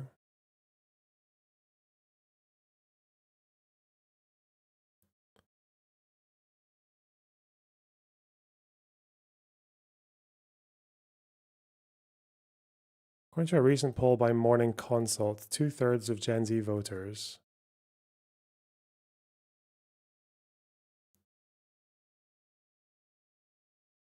TikTok ban. Smaller shares say they've been turned off by the handling of the war in Israel.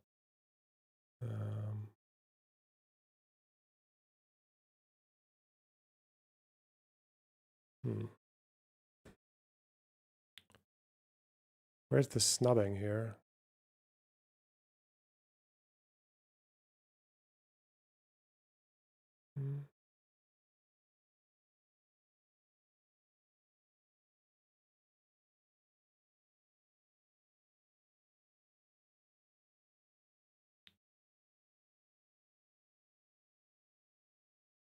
Oh, this was about influencer outreach and this, what, so people who used to be Okay, yeah, reaching out on behalf of the Biden-Harris campaign team in search of social media supporters, but I guess they snubbed some people who they otherwise wouldn't have, maybe in 2020.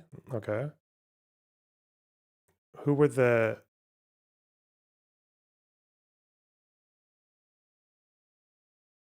people they were referencing?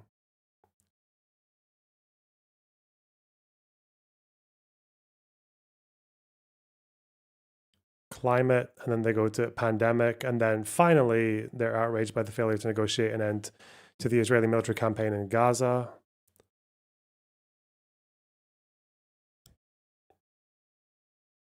Said she doesn't mind being left off guest lists for things like the White House Christmas party.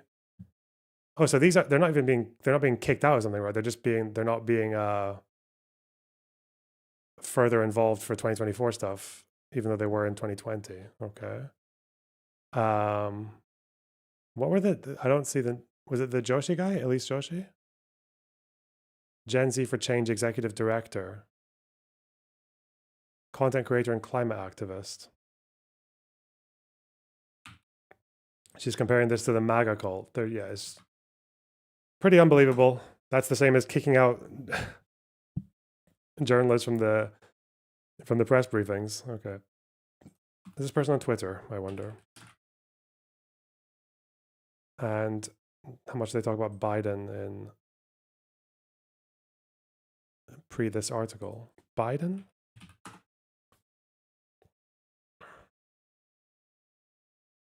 Mm-hmm.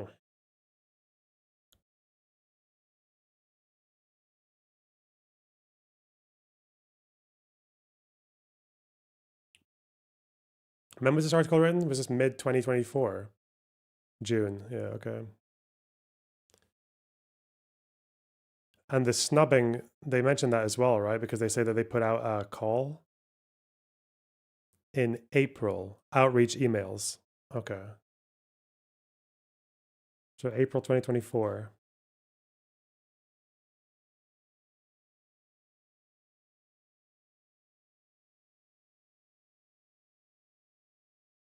This is that one person's Twitter feed. So if I go to April 2024 from here, wait. So in April 2024 is when the White House puts out this call for creators, social media supporters, and they snub people who they hadn't in the past to be campaign partners. In April, this person was saying, Biden armed the genocide and attempts to ban the app where we educate each other on it. He means TikTok? Are you serious? Liquefied gas.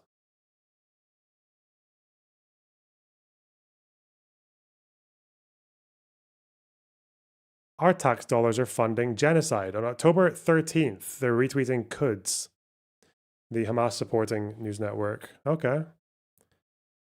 The ones who had a October 7th banner of the fucking paraglider. Do they still have it? Yeah, they do. Hey, there's a little paraglider. Hey, let's go. So this person was going a bit beyond light criticism of Biden in 2023. That's just one example. I don't know, dude. What's the issue? Like they don't want you to campaign for you because you wouldn't be a good campaigner for them, would you? Does this person think that they'd be a good campaigner for Biden against the Republicans when you're saying this shit on October 13th? You thought Quds was PIJ. No, Quds News Network is not really affiliated officially with either of them, as far as I know. I even know where they're based, but I just know they're pro Hamas and Islamic Jihad. That's what, yeah. You're thinking of Quds Today.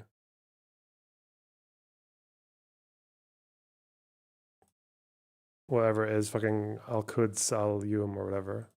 Is that right? Yeah, Al Quds Al Yum TV. That's the local one that's affiliated. Not Quds News Network. They're, as far as I know, they might not even be in Gaza. Influencers. However, he was in. Dan the Fireman, $95. At this point, I think Pisco has some undiagnosed autism to deal with. I don't know what else it could be. I think it's You can't just see bad behavior, or like what I assume you're referring to as bad behavior, and just say it's autism. It's not really how it works. Come on, David. Thanks to tier 1 sub. Incredibly prickly, and still even compared to his Prickly, team, compared to most of the other. Well, Taylor, I'm just going off of your reporting, and I did read both of these articles like multiple times. I tried my best to really take what you were saying at face value and approach it in good faith. And just in your reporting, the creators that you did cite, I think, went well beyond lightly. Eventually, but not when they were blacklisted. No, Eventually, in 2024, contemporaneously. Khalil Green. I'm sorry, Khalil Green is not a radical. Like, I'm sorry, it's just not true. Like, these are not a lot of these people. A lot of these. I'm not calling them a radical. I'm okay, but I'm saying taking issue with your characterization of their criticism. Elise and Aiden eventually began criticizing him a lot more openly. However, neither of those started criticizing him very openly in 2024. No. Okay, but neither of them were doing that when they got blacklisted. And Khalil Green has never come out and been some sort of aggressive critic of the Biden administration. What was the timeline for when they got blacklisted? Do you remember when that happened? Between 2020 and 2024, it's sort of throughout that whole time period, because it was COVID, it was climate, it was Gaza eventually. It was student. The examples that you gave they were not light criticisms when I read this. So. Well, COVID, a lot of this was also them trying to do stuff behind the scenes. I mean, these were people that, and not just them, by the way, this was dozens of content creators had this experience, and journalists as well had this experience throughout the Biden administration. You can read about it in Alex Thompson's great book. The Biden administration was they became more and more intense about restricting access to the administration, restricting access to press, they for good reason. Now we know why, but it is a fact. Okay, I want listen. I don't want to bombard you. Let me make one more kind of if you don't mind, if you're okay, I'd like to ask you just one more question regarding the piece, and then we can kind of get to the overall point and just. Sure, you can try to get a substantial conversation out of me. See how it goes, buddy.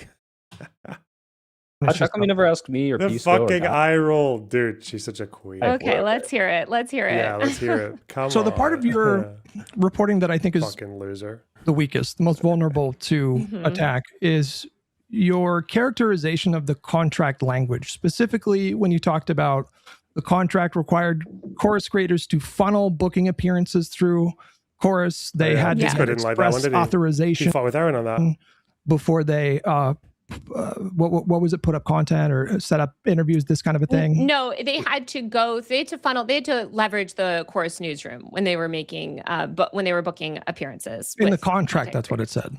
Yeah, well, we'll get to that in a minute. Yeah, and look, like certain people had certain aspects of the contract enforced against them. Certain people didn't have aspects of the contract enforced against them. And did you speak to any creators that were told that they had to funnel all their bookings through chorus? It's not a discussion. It's Hutch being stuck in a loop, unable to make a substantial point, embarrassing to all the other Live and Learn crew. No, it's Hutch trying to ask questions and Taylor giving like 3 different answers and Hutch asking for clarification, and then Taylor being like, "Oh God, are we still on this question?" And like that's more like what's happening, but it's okay. Some people are easily fooled, by manipulators. It's okay. I understand. We did speak to a creator who didn't sign the contract because of that. No, that's not what I asked. Hang on. Yeah, they were told that. Yes, they were told that. Yes, they were told that. Not that they were told. I'm asking you, did you actually get a single example from any creator who actually had to funnel booking through chorus? Well, yeah, we spoke to a lot of creators that funneled booking through chorus. No. Yes.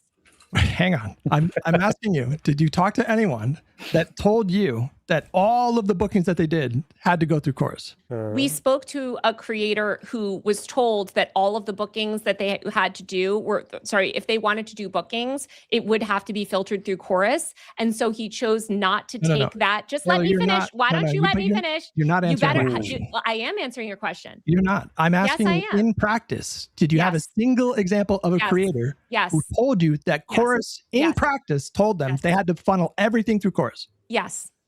Can you? What you just described was not that. So could you? Well, I'm trying to give you additional context, but you don't want it. No, I do, but you're not answering my question. I just answered your question. Yes. Bounce off your. I don't think you are. Can you repeat it, Taylor, just in case Hutch missed something? But we had I'm I'm not sure I heard it to be the same as what was described in the article. Oh, soy We pill. told, so well, we spoke. Soy pill's catching it. Okay. Soy pill hates women. Fuck yeah, this guy. I don't even think we went into this He amount of knows. detail in the article. We spoke to a creator that was told when he pushed back on the contract before the contract was signed. He was like, hey, I kind of want to sign this contract. I kind of want to do this program, but there's this clause that says I have to use the Chorus newsroom. Do I really have to use the Chorus newsroom for booking? He was told through his agent, yes, you do have to use the Chorus newsroom for booking. Other people, when they took part in the program, when they said, oh yeah, I'm going to book this thing, they were told you have to use the Chorus newsroom for that. And they did ultimately use the Chorus newsroom. Other people used the Chorus newsroom and never questioned it. It was in the contract, and it would have never occurred to them to even question what was in the contract because they signed a contract saying this, so they didn't challenge it. When they were asked for comment on this, Chorus didn't deny it. And that's the truth, that's all the information. They didn't respond to it, but that's not the No, they same didn't as deny verifying. it. No, they didn't deny it. That doesn't contradict them not responding, but same as verifying that the letter of the contract was actually being enforced, and that's the big issue here. They didn't deny it, and they didn't deny it. But that's still your job as a journalist to verify that it's something that's enforced. We did verify it with the content creators who said on the record that this happened, and that's why it's in the story. I don't wait. What? The content creators who said that this happened. Okay, so she's not saying that about the wording in the contract. What happens when a creator who is in Chorus says that they didn't have this enforced on them in that way? Because that literally did happen. The person who showed that snippet of the contract did say that it wasn't enforced in this like literal way that people were interpreting it to. I think you demonstrated that in the story. You we didn't have a demonstrate that quote you from a spoke creator with saying that he creators. chose not to sign the contract over this. That's not the same thing. So wait, that's not in practice then. That's not in practice. If I don't sign a contract to work with an organization, I don't know what that contract is like when it's enforced in practice because I haven't signed it. I'm not working with them. How would you know? Is the practice she's referring to there that they wrote it in a contract? I don't even, fuck me. And this is where you get into the thing where, like, if people don't want to approach it with some level of good faith or even just like understanding of how these things work, then they're probably just going to never get it, because the explanation for why the contract was like that and why it looked to the naked eye like so much more draconian than it probably was in practice, and because the creators literally said it, just like it was not as draconian as like what Taylor's making it out to be. Like, why else do you have creators say, unless Taylor wants to assert that they're lying or that they got special treatment for whatever reason. The fact is that if you're an organization that's involved in politics things, but you're not like a PAC or like a political like an official like campaign organization or something like that, then you're going to get into an issue where you've got this is it 501c4 or whatever, you've got this funding, and you have creators interviewing politicians, and you can get in a situation very easily by accident where a creator might say something or do something with that politician that makes it look like that Chorus funding is going towards officially supporting the campaign. And then that gets you into an issue where you get into violations of whatever electoral laws that they have in the United States. Because like an example of that might be like someone books in Zoran Mandani for an interview, and then they say something stupid like, oh, thanks Chorus Media for putting together this interview with me and Mamdani so we can support your campaign, and I really hope that you win the next election. And like, well, suddenly this whatever non-profit funding money has just become potentially campaign funds, and you can get an investigation into all that of like very serious crimes. So yeah, but that's always like a thing in American politics where people sometimes criticize this in the sense that people have very, very political leans in where their 501c4 money goes, but they're not a partisan, like in the legal sense, a partisan organization, because they're not officially supporting a particular campaign or a candidate. And those are different because there are much more stringent limits and do's and don'ts for the latter one. But because creators are quite stupid and quite loose with their tongues, then having something in there that would cover the organization, like Chorus, from any kind of like mistakes or bad practice from the creators would make it look like they're covering everything, even if they don't enforce everything in that way. No, I feel like you're being quite Yeah, evasive so with that to be answer. clear, like Taylor, there's a difference between a creator understood this contract to be, I can't do anything Yeah, unless I go through the yeah. newsroom, Well, the contract and they says- were not allowed to do it unless they went through the newsroom, and unless they clarify that, because they did not comment, it's not really established, and the article portrays it as that is exactly how it was. The contract, that is Mhm. how, all evidence that we have shows that that's how it was. All that, But- what about? But you've got people you've got creators who have said otherwise, though. Well, Did some people that maybe not have the contract enforced against them? Sure, I'm willing. I'm sure, because clearly they were only enforcing certain parts of the contract for certain people. Yes. So clearly, Well, no, I mean, what is How your would you know that? Because your evidence is people who didn't sign the contract. evidence for that? By the Yeah, way, good question. speaking to the content creators. The content creators who didn't sign the contract. that nothing about that was in your article that gave me the sense that they were giving preferential treatment and not I mean, enforcing it here I and think it enforcing would there. That was literally- not in your article. Well, literally, I mean, you can see in the article certain people. Why do you think this article exists? Because the content creators were frustrated. They wanted to speak out about things. They felt like they weren't Because creators who didn't sign the contract didn't like what was in the fuck able me. to speak out. That's part of why they spoke. Well, the other thing was like the takedown clause. Like that sounds very restrictive, right? The way that your article describes that language is that chorus reserve the right to like strike down any I content. mean, we quote directly from the contract. Yeah. I understand.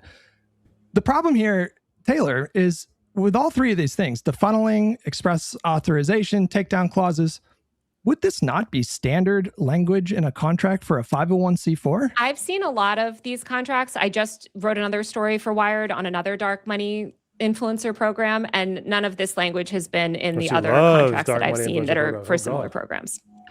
Okay, but you understand that, like, obviously, like a 501c4, they have to be in compliance with like the law, and to protect their status, they can't have a certain threshold of their operational kind of structure and funds and stuff going towards things like campaigns and elections and things like that.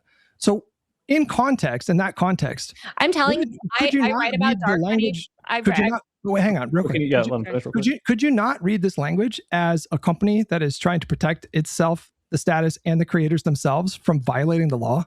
Well, the creators themselves often didn't agree with what was in the contract and were frustrated that they couldn't speak out, for instance, and disclose that they were in the program. There's nothing to do with the law. Well, that's in the contract, and that's exactly what we're talking about here, right? No, it's not though. I'm talking about the funneling, express authorization, takedown clauses. All of these can be explained by a 501c4 trying to be compliant with the law. No, because I mean, I just wrote about another 501c4 that literally just ran another dark money campaign. In some cases, approached some of the same exact chorus influencers, and none of this was in that contract. So. But their lack of potentially standard 501c things is not, or is not evidence that this is. But I'm saying it's not standard. You guys are saying it's standard. I'm saying I have not seen it in other contracts. That doesn't mean that it doesn't exist in some contracts. Hutch, are you claiming it's standard? You're not claiming it's standard, are you? Well, based on some of it is standard. Like I know at least one or two paragraphs of it are standard because I saw the same thing in my Progressive Victory contract, which is funny because the contract is basically saying that like if you read the contract in the way that Taylor is reading this chorus one apparently, or the way people read that one bit that was published, like the funneling thing or whatever, it also says like you can't even talk about the fact that this contract like exists. You could easily get that interpretation from reading it. So what I looked into, this language would be consistent with a 501c4 that is protecting. Is it your claim that it's standard or not? Yes Hang or no? tight, Pisco. We can talk in a second. So Taylor, conveniently, he doesn't want to answer you. Conveniently. No. If a creator, for example, uploaded a video. Oh, she's got him. She loves it. She's so happy. She's getting fucking. But in effect, that's what happened. In Okay, fact, I've got the idea. I get the gist. What are they fighting about? They're fighting about this, I know, but give me some detail. Multiple times throughout that conversation where she was like, you would interject and say something, and I would be like, hang tight, Pisco. She'd be like, really? you can't even answer. She would be like, you can't even answer that. Wait, it's your claim that you demolished her and that you dismantled her. So she was clinging onto the things that you were saying. And so she was like, oh, it's just it's funny how you don't want to do it. So she was definitely like clinging to that like lifeboat 100,000%. Okay. And she did it every time. Billion %. If I'm correct on a point, and if she is clinging on to that. Well, I don't think but that's the thing. Right or accurate. Okay. I don't think you were being correct. Like I don't think you were correct in those points. Well, that's going to turn on whether or not I I am correct or not, and that's going to involve us talking about it. So But that's besides the point. why The are we in the weeds? Is the correctness or the incorrectness doesn't matter. Like I would never like I would never interject in a way that was aggressive. So another way of what you're doing is saying, don't countermand me when I'm closing in on my kill, right? You're like, because she can cling on to anything I say as a lifeline, right? It's like, don't talk. Why are you talking? Well, no, not necessarily. Like, I'm not saying just be quiet. So but, you're like, you'd be chill if I spoke up to attack her. No, yeah, you just can, agreed with that framing. That's crazy. No, you can jump in and interject, and if you think I can sharpen my argument in a different way, that's fine. But don't do the like yes or no thing. And then when I start to give you a nuanced answer, you yes or no. Like, what are we doing then? Like, we're just hot. Like now the whole vibe is completely fucked now. Now I'm like dealing with you, and I'm like, I got to balance these two things at the same time. That regardless of whether you're saying, irrespective of whether you're correct, right? You're saying regardless of whether you're correct, don't ask me tough questions when I'm closing in on my kill. Not in the way that you did. No, definitely not.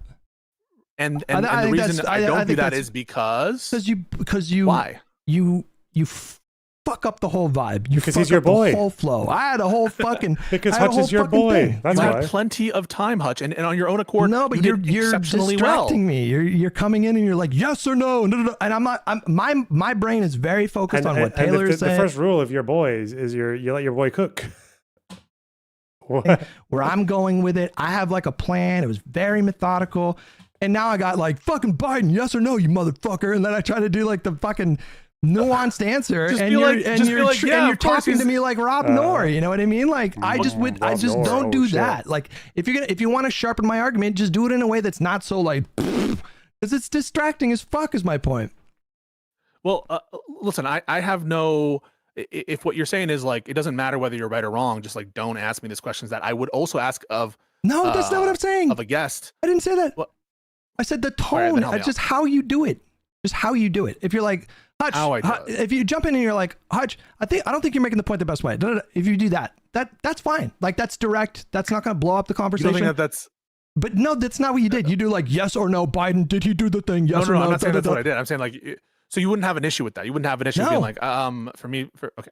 It's just specifically like getting you to answer whether Joe Biden is or is not centrist on your own view in a way that by the way, I thought it was whether Biden calls himself a centrist, wasn't it? Point I do that is I think it's a quick way to show that, actually maybe this is like not as clear as I thought. Like maybe this is actually requires, like you said, nuance. And actually centrist can mean different things in different circles. And so but literally just say that. Be like, well, centrist progressive. No.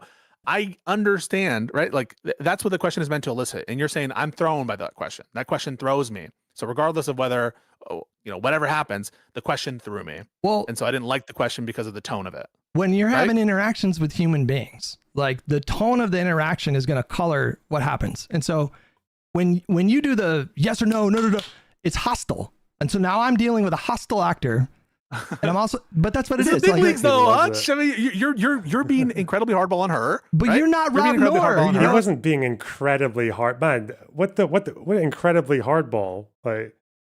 I'm incredibly hardball on people on my side and not on my side. I like you see me like when we're together, just us. You can be direct.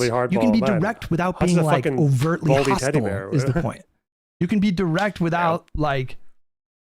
Fucking with the vibe and like fucking with the flow. You can just interject and be like, Hutch, respectfully. If you would have just said, Hutch, respectfully, I don't think this is the best way to make the argument. Here's what I would say. But you're like, no, this is fucking stupid. Yes or no? The kind of question I asked of you. Wait. Do you think the kind of question I asked with you is like inconsistent with the kind of questions you were asking Taylor? I don't know what that means. It's consistent with. So the manner in which I approached you is very like the manner you approached Taylor. No, I was being like watch it back, bro. I was being kinder and calmer with her than you were with me. Yeah, you brought in a whole new energy. That is you like. I totally disagree with that characterization. Really? You watch were it back. demanding. You were demanding. You saying you're being evasive. You're avoiding. No. That was after that. That was after. You're that. not answering my question. That was after that. That was after that. I promise you. Wasn't Hutch's last question literally like, we can ask this if you want us to? I've got another question. If you're okay with me asking another, that was Hutch's last question, and then Taylor going like, well, yeah, I guess if you if you want. I mean, go ahead. Like, what are we talking about here? What the fuck? Captain Dan, thanks for the $5. Pisco crashes a car into him and tells him his feet were in the way. Oh god. I was so composed. I was so composed. She was the one that was flailing. I kept my shit calm and zen. I did that shit consciously. And then I have you coming in like, blah, that is not how I you know, perceived like- it. And so if that's the case, I'll rewatch it and see if I think that the manner in which I approached with you was inconsistent with the manner you approached Taylor. Thanks for the $5. Another tick mark in the does Pisco have a touch of the tism call it. Like, again, I'm autistic, okay? Autism is not like, this is not autism. Whatever it is, it's not autism. Stop. That was not how I understood it. Now, maybe it is. I could be wrong in terms of how I was remembering it. But you would say if I approached you in the manner that you were approaching Taylor, you wouldn't have a problem from a vibe perspective, right? If it's the case that we were approaching it from similar angles, you to Taylor, me to you. Ask that question again. There's a lot of moving parts here. So if it's the case, right? So assume it's the case that the manner in which you were asking in the form of the questions that you were asking Taylor is roughly similar to how I asked it of you. You wouldn't have a vibe-based reason to object to it, correct? Because it would be inconsistent. No, I think even it would then, be consistent with your vibe. I Why? mean, even then, I think following the vibe that you're because setting you're for my our podcast guests, host. I should. You're like No, you were okay, host. but you know she's what I our mean? Like- guest, Hutch. Like the usual form in terms of inviting people onto the guest is to treat the guest better than you treat the co-host. That's the usual form. I did. I fucking did. What if the guest fucking hates you guys? Like, Taylor is polite when she needs to be, but you realize that Taylor looks upon liberals with like vitriol and contempt. Okay. I was so calm with her. I was so like I did not like. Didn't Soypill like not long ago literally say that he thinks Hassan's an anti-Semite, and like obviously Hutch and IRI, if he was more vocal, obviously like she would not like him.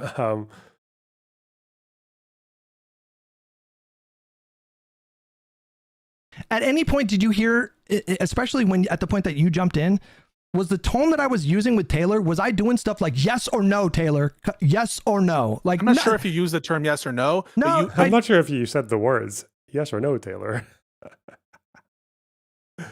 Yeah, maybe he's not really paying attention to the tonal side of that argument, like the boot camp instructor. Yes or no?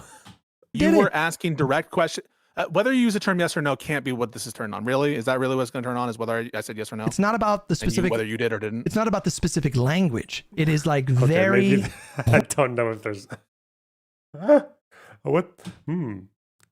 Pointed and You were hostile. grilling her And Yes, hostile. like you did, right? Like you did Not- to Taylor. No, It was- no. And I'm not saying that it's wrong and No, inappropriate. no. You were more aggro with me than I was with her. 1,000%. Okay, but I'm asking you, if I was the same amount that you were to Taylor, you'd say it would still be bad, and it would still be bad because that's the guest and you're the co-host. And In so that case, I you think should it would be treat bad co-host because better than the guest. In that case, I think it would be bad because of that philosophical difference that we have. Because like, if I've established that someone is being bad faith, I'm not gonna jump in that way. Like, if somebody's being bad faith, then quite frankly, they should be grilled. And like, I could have gone a lot harder than I did. I could have gone so much harder. You have heard me go like lose my composure in debates and like scream and yell and do all that stuff. You've seen me do that sometimes. I did not do that with her. I made a specific, deliberate effort to not do that with her. But like, it just strains credulity for me to like. I don't understand the impulse like after someone who has established themselves to be not operating in good faith and being deceptive and being evasive and giving crazy answers, like to redirect that energy towards me and be like da da da da da, you know, like it is like That's very the same, distracting. Whenever there's a dispute, that's just how I always act, and that's how I always am. And it's I would take a consistent look at that. through- That's and- all I'm saying. I would Yeah, change your take personality. a look at that. Okay, it's not the point that is being raised though is it's not a Ref Top, that's the 199. Pisco is being obtuse on purpose and is gross. I just want to see like a single far left show where they do the same thing. You imagine if I went onto the Vanguard and like one of those guests started like piling on the other with me, dude, it would literally be like a fucking cardinal sin. It would be a friendship breaker. But I guess that's part of being liberal, I suppose. It's like you celebrate difference and disagreement more so than other types. remarkable thing. It's not like a this is a Taylor-specific aspect of peace bill. Whenever I have a disagreement on the merits, I assume people are big boys and big girls, and I'm like, hey, do you agree with this? Come on. Like, everyone knows that, and so it's not trying to throw her a lifeline. It's saying like, hang on, this is like stupid that we're going on. Oh, did Islamic Jihad didn't publish another Oh God, they did. They published another list of obituaries. I can't keep up with it. How many are there now? I was just catching up with the ones that have already been done. Oh no.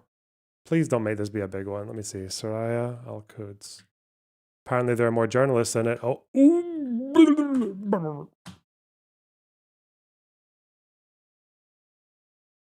This is your cross to bear.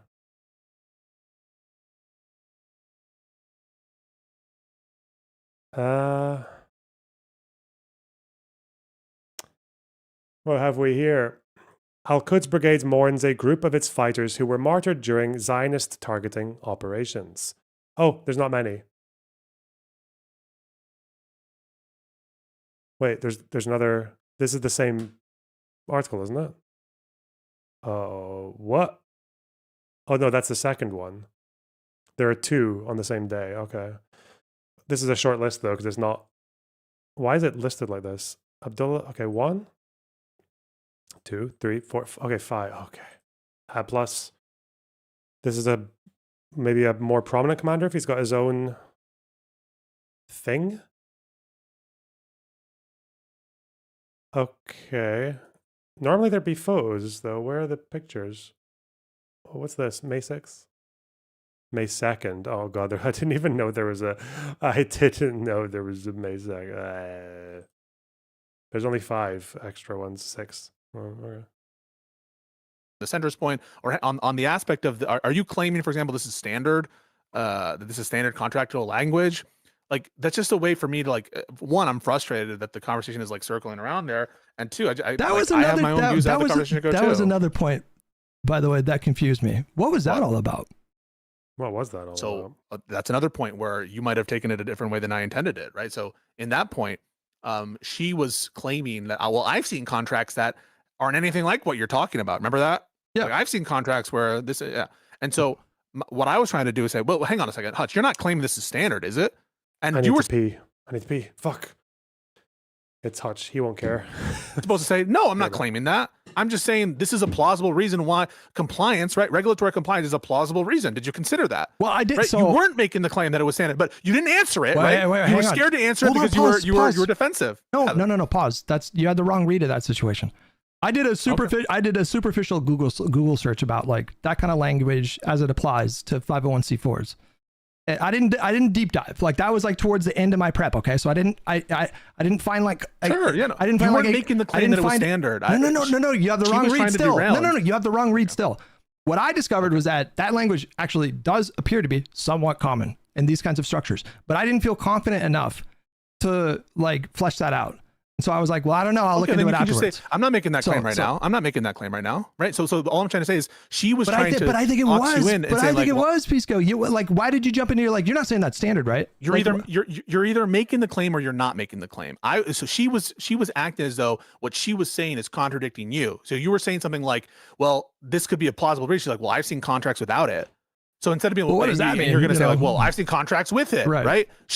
I'm saying it's her inane point, right? She's saying, well, I've seen contracts that don't include this language, as though that's contradicting what you're saying. What you're saying is that there's a plausible good faith reason, regardless of whether it's standard. Why not interject there, though? Why not interject there and cut her off? I did interject, and rather than I think but why maybe you not thought that I was about piggyback to attack you. What? Wait, hang on. You weren't trying to attack me? No. Do you understand? What I was doing there is saying, you're not alleging that it's standard, right, Hutch? Are you alleging it's standard? And the whole point of that is to say her claim, well, she's seen other contracts that don't have this language, isn't responsive to your point. What's your point? Your point is there's a plausible good faith reading of some of these restrictive clauses. That is to say regulatory compliance, right? And that's not contradicted by her saying, implying that it's standard or non-standard. She is trying to derail. And I'm saying you're not claiming it's standard, are you, Hutch? Oh, I see. Okay. All right. On this point, what you're saying makes sense. Oh my God, it's fucking enormous. This is actually the, oh no. This is from Mesa, okay. With picture, okay. Oh, it's not that big. It's not, okay, let's have a look. I understand. That makes sense. And The other that's point the we exact disagree. reason The other point we disagree, but that made a little sense to me. People can say you're rewriting history. Just look at when it happens in the conversation. I notice that we're about to have an inane conversation about what is in contracts or not when no one has the fucking, including me, by the way, as well. I have no fucking idea what's standard in these contracts. No one here has that information. That's not responsive to Hutch's point. And she's making a non-responsive point, which is, well, I seen a contract that doesn't have it. The proper response is, regardless of whether it's standard or not, isn't that a good faith, reasonable, plausible reason why they would have that? Yeah. That's why I was asking that question. Okay. Yeah.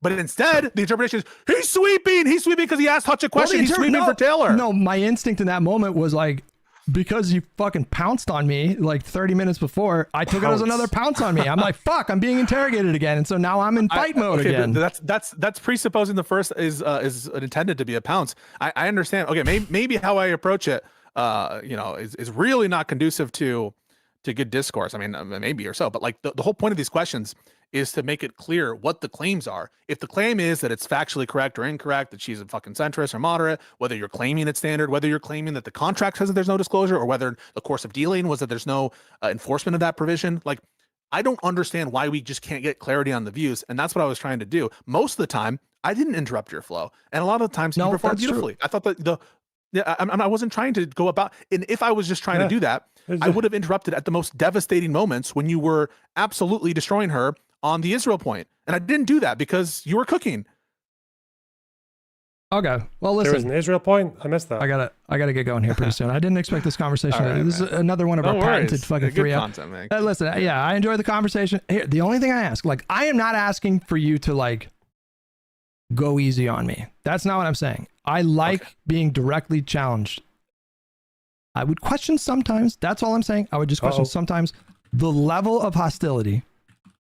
Maybe just like 4 notches below that would like help. That's all I'm asking. Just, listen, we are who we are, and like you are who you are, and I accept that about you, and so that's like something difficult that might be hard to turn off. Okay, but just I humbly request, as my boy, as your boy, who loves you, and is your boy. Here's I think the solution, right? Here's the solution, because in those contexts in which you don't want me to interrupt, I think it's honestly probably better. Pause. I didn't say don't interrupt. I didn't say that. You can interrupt. Just 4 notches. So I'm trying to think of the best way to do this, because I need to get the Arabic text for this dude's name. I don't have an Arabic keyboard saying whatever the fuck, so we'll just...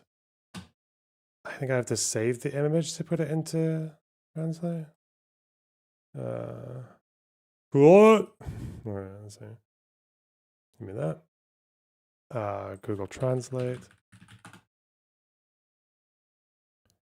Images. And I think if you do this, it would give you the Arabic text. No, it doesn't.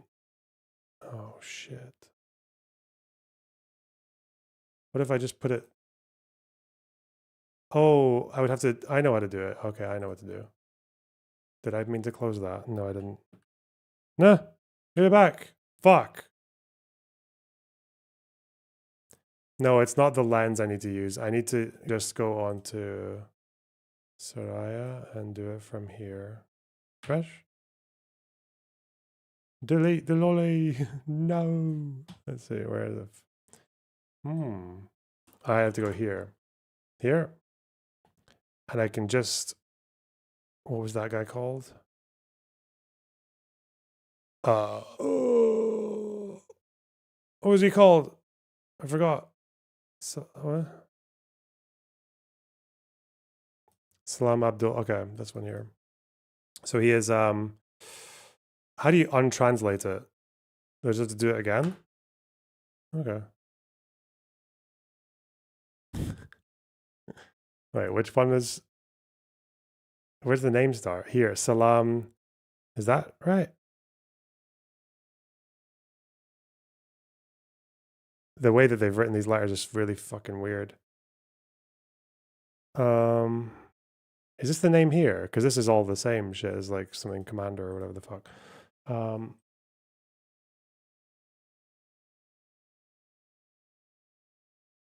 That is how you write up. Oh, Abd al. Oh, they're saying, okay. This is Abd. Okay, okay.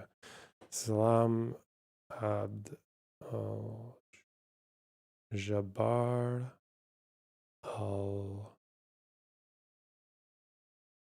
Okay, let's see. Is this the right person? Al Hajj. Salam Abdul Jabbar al. Oh, yeah, it is. Okay. So this, and I can find that. Okay, okay. And I can see if Air Wars have it on their list.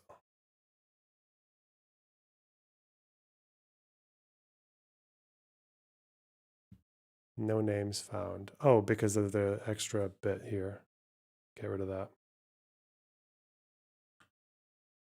There he is. Salam Abdul Jabbar. There are two. Oh, wait. Well, one of them's 38 and the other one's 25. They have the exact same name, don't they? There's no incident for these ones. Wait, how old is the guy? How old does he look?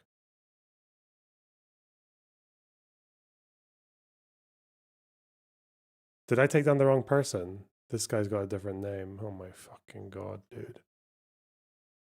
This is a different person. Okay.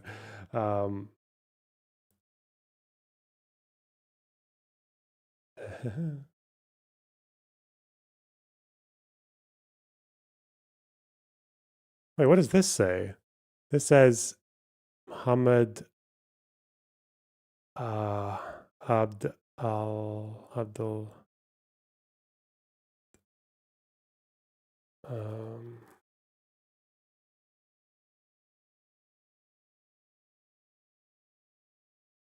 Al-Masri? Muhammad Abdul something Al-Masri. Put it in GPT. No, we're using our brain. Where's he on this thing? This is no, this is the wrong. Oh god, I'm on the wrong fucking post. Okay, give me the recent one.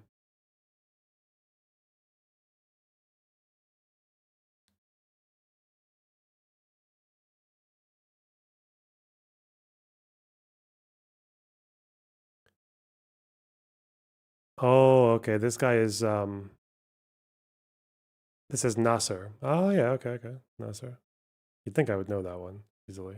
Al-Masri. Okay. And then I need to get the Arabic tag. Okay.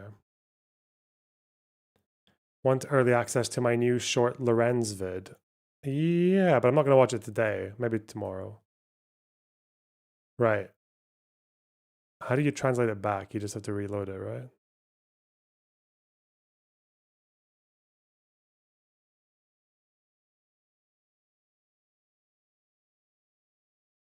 This one here. Okay. Then I can go Air Wars. Dude! No, because of this, right? So Muhammad starts here. Oh, there he is. Okay. Oh, this has a thing. This has an incident for it. 2 kids here, age 2, age 7. I'm guessing this is him, age 30. So they died separately? Did they die separately?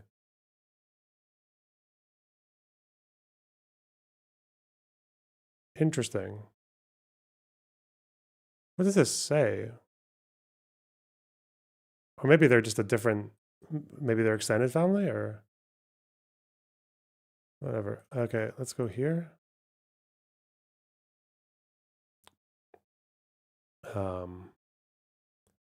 All right, okay, okay. Jamal Abd al Nasser Masri. Okay.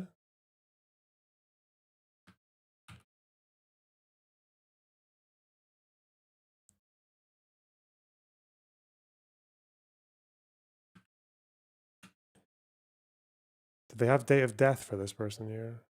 Can you not go onto a single name? What happens here? It's not loading.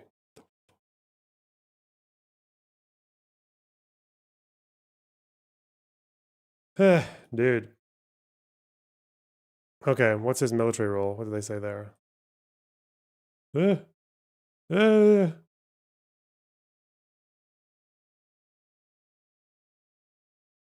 Okay, Al-Masri. Okay. Commander in the Central Coordination File.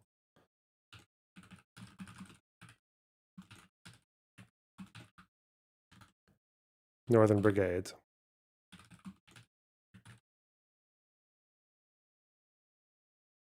Boom.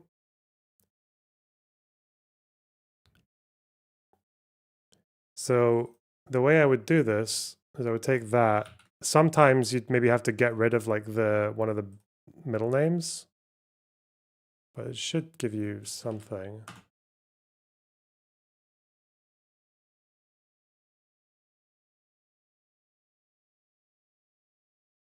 This has the adults as well. That's him, isn't it? Salam. No way, is it? Oh, Muhammad Al-Masri. There we go. Yeah. Oh, she's the journalist. Salam. Okay, and he's the okay, and their two sons and their daughter were killed on a strike. Jabalia in their home.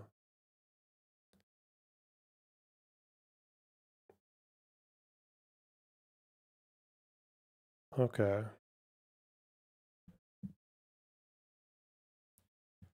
Interesting. So Air Wars does have an assessment on his death. Civilian, all civilian. Okay. Even the Islamic Jihad guy. Okay. So they put the name in though. Yep, there's a Gaza Martyrs entry. 2023, maybe Al-Ayam. What if I looked at? What if I got rid of this? Wait, what did they? Muhammad Al-Masri.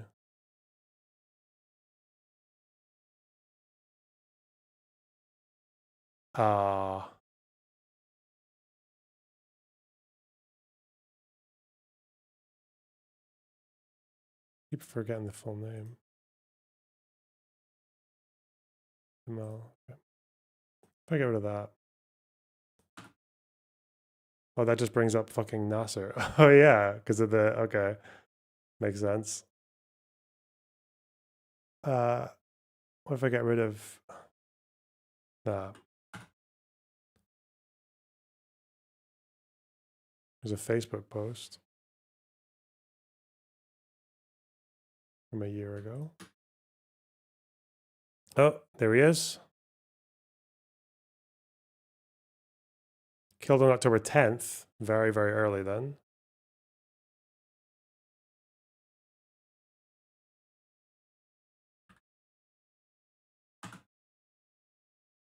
What was his ID number from Air Wars? From the health ministry? Oh shit. Need to find out again.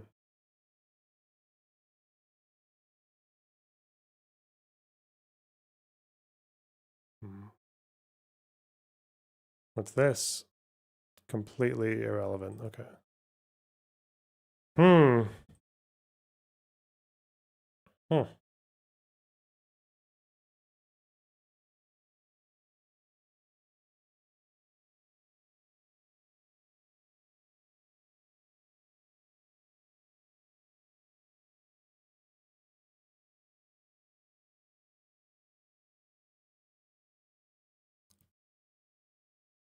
This is about Nasser again, the fucking Egyptian dude. Can I just find a?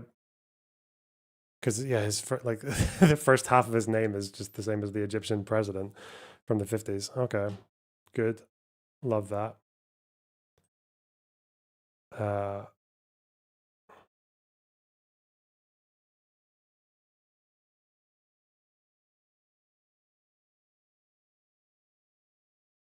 I wonder.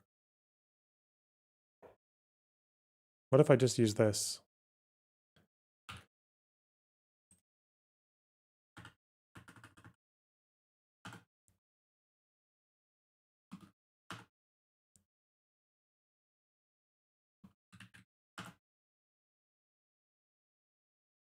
What if there are images? No.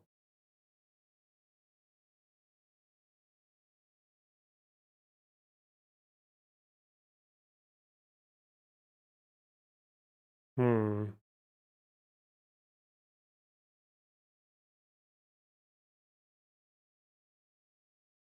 What if I just do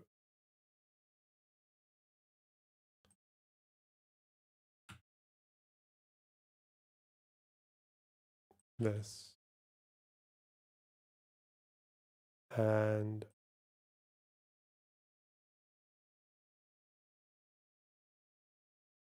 this?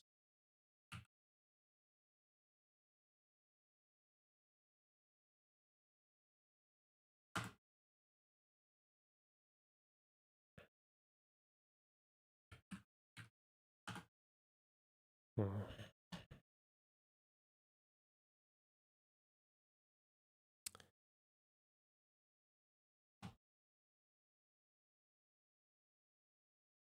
There's a very popular account here. What's this? Serbian? Oh. You must kill yourself to get... Oh, okay. Big. She worked for... What the fuck? Not sure this is him, bro. Okay. That's a different dude.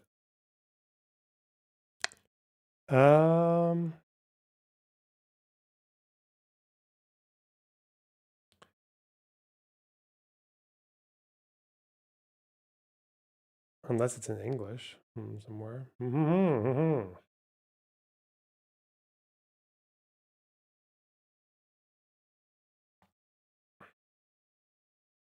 52,000 followers. Unlikely. That's a different dude. This guy's name is too common. I don't think there's any chance I'm going to find stuff about this guy. Gaza social? No. What if I see if there's any image search? Oh, I could always reverse image search his thing from the Gaza Martyrs page. I could always do that. So if I get the full thing again.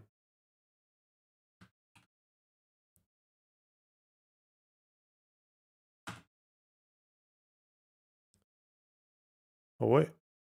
No. What's this? Ultra Palestine. Oh, this is just the same obituary. Okay.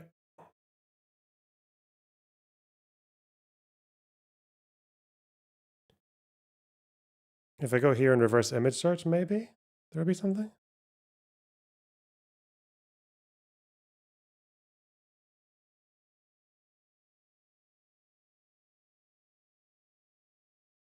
Dude, give me that.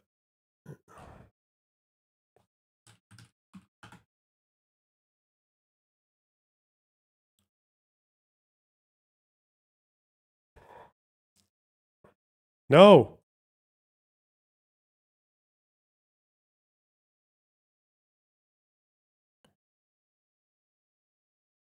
We ain't got shit, man. Terrible.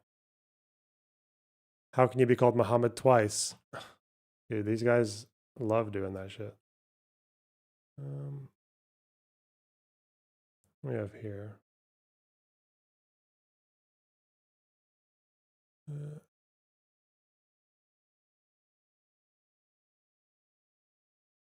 Why does it do that? Why does it?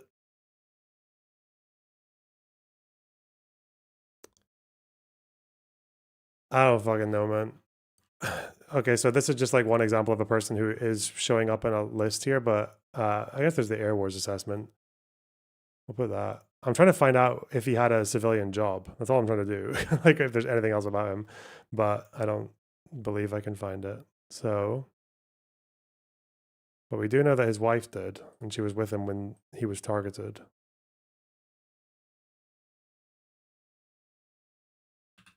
Killed in his family, killed in his home, alongside his wife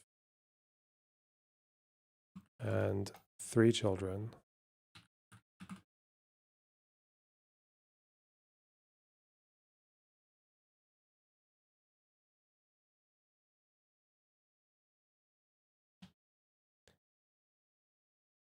His wife, Salam Khalil.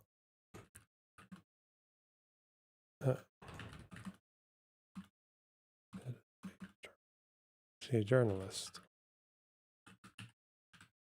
Okay.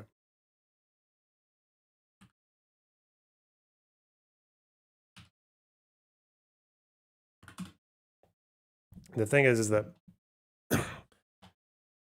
most of these people do have civilian jobs. It's going to be so hard to find what they were for most of them. Well, we've got a new link there though. That's exciting. Okay. PIJ. Oh, I didn't even take his fucking ID down, did I? Shit.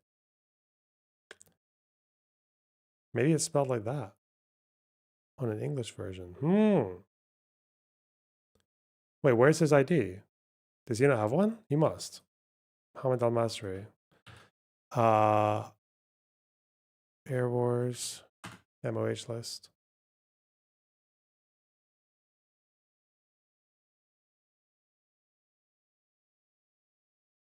What's going on here? Stream suggestions.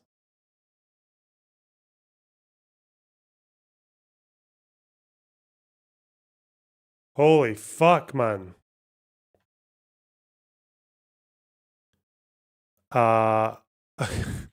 Wait.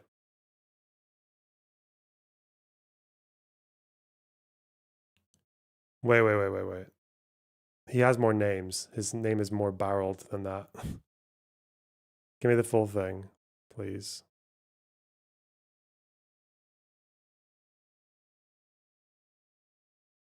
Eh? Oh. Holy shit. Okay, let's see. That is completely different from what I copied, but okay. There we go. This is the... Stop. Wait.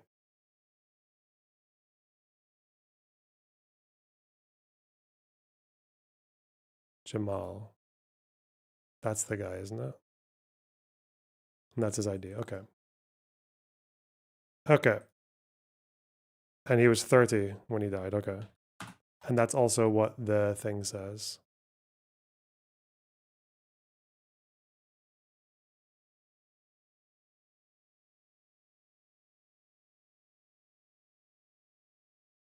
It doesn't give an age here.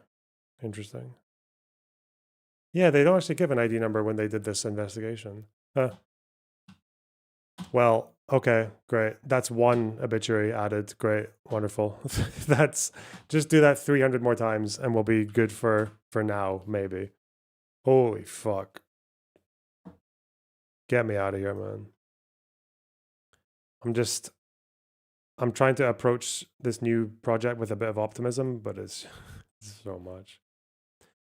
8R1TKDTIA, thanks for the £5. Is the Dem establishment's overall response to Hassan justified? I think it's only bringing undeserved attention to him, making him a martyr.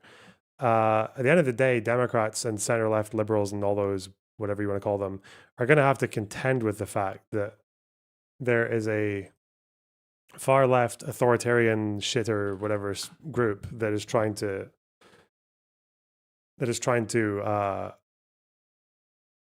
conquer the movement from within. And they're going to need to ask themselves whether or not they actually want to embrace that or to fight against it. So they're going to be trying whether you like it or not, you know, whether you talk about them or not. It's kind of like saying, Oh yeah, just just look away, just ignore them when they're literally outside your door banging on it and screaming and shit. It's like, at the end of the day, you have to do something.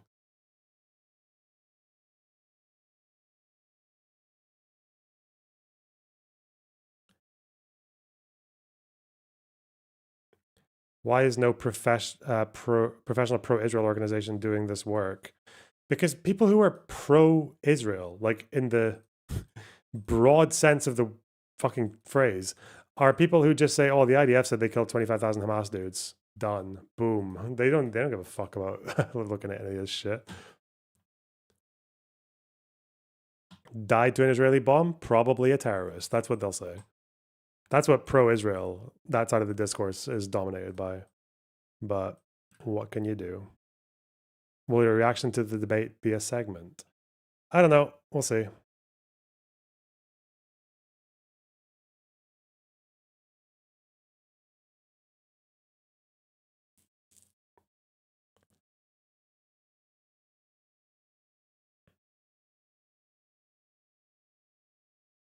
Okay, okay. Give me the thing.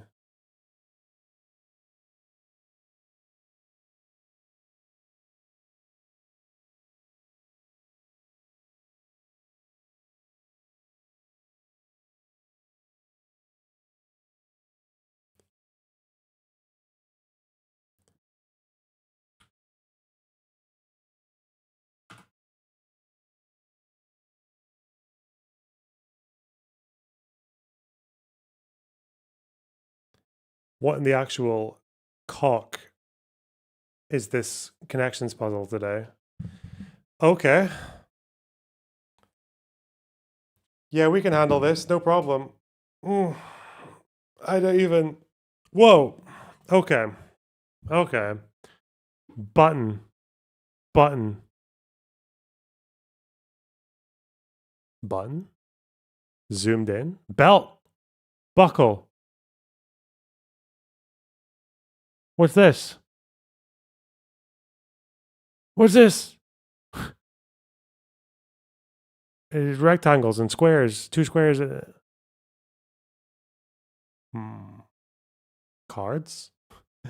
I'm not looking at this properly. I'm not reading this the right way. What in the actual fuck? Hoops? Hoops?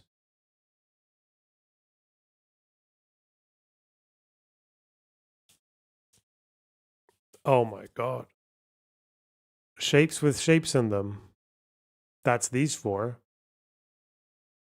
But what's this? Let's say shapes with shapes in them. I'm confident in that. That's exactly what I see. Fuck!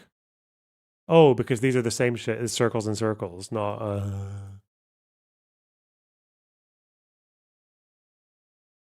Well, there's nothing like that. Huh? Is there like a symmetry thing? I'm gonna get these ones wrong and then we're gonna actually focus. Fuck! One away. Why?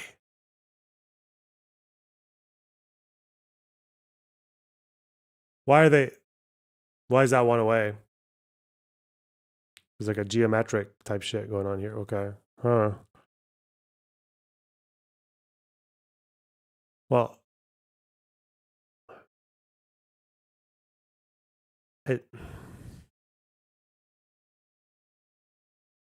Why? Why is that only one away? I mean... I see 2 lines making up a little pipe. Little pipe.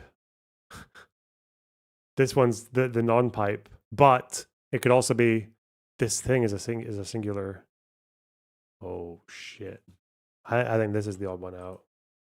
Maybe it might not be. This might be the odd one out. Oh my god.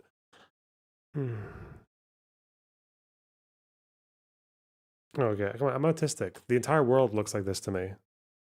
Surely that's no problem. Maybe that's why I'm so confused. I don't know. Is there like a sequence? Like a 1 circle, 2 circle, 3 circle, 4 circle? But it's not really, because this is a 4 circle. God damn it, man. This is 2 circles as well. No, it's got 3. What if it's like really meta? It's like 1 circle, 2 circle, 3 circles, like 1, 2, 3, 4 circles. There's no way, because this one's got 4 circles. I see like a pattern, like a 1, 2, 3. Holy fuck, man.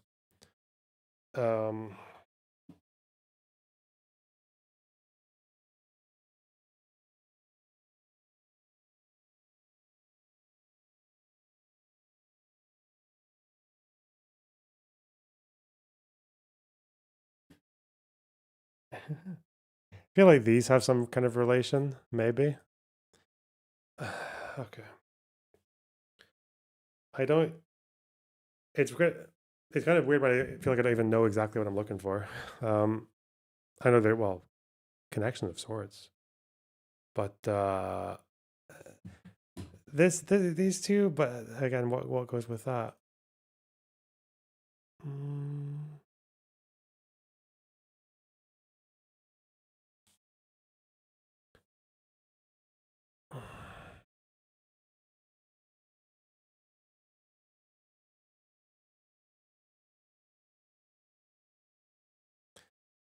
This is like there's a sequence where it's like 1 pile, 2 pile, 3 triangle, triangle. These are there's all, I suppose, no.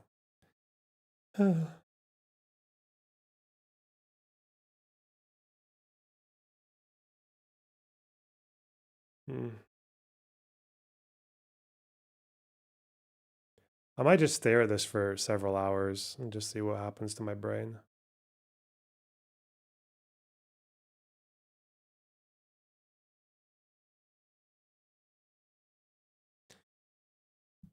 I'm really not seeing shit though.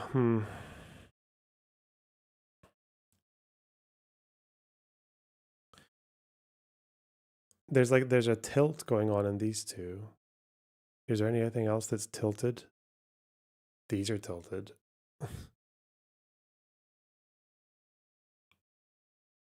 Nothing else is tilted though, is it?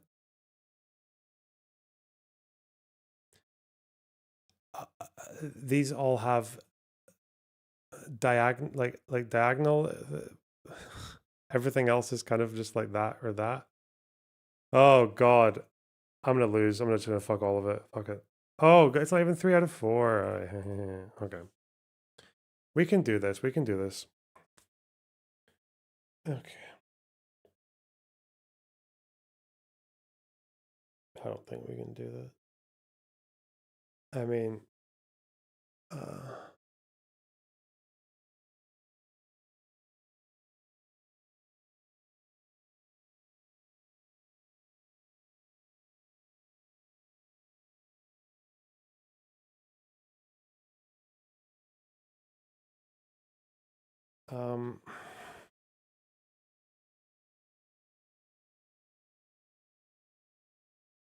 wait.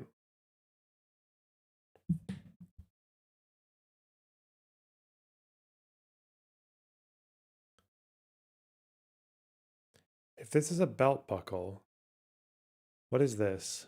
It's like a shoe. It's like shoelaces. Belt buckle, shoelaces.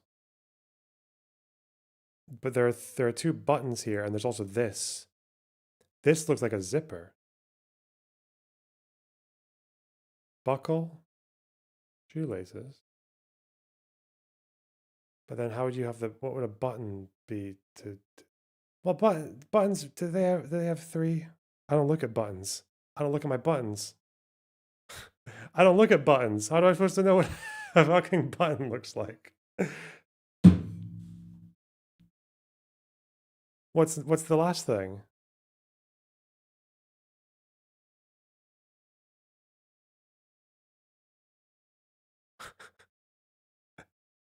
I'm so fucking cooked, man.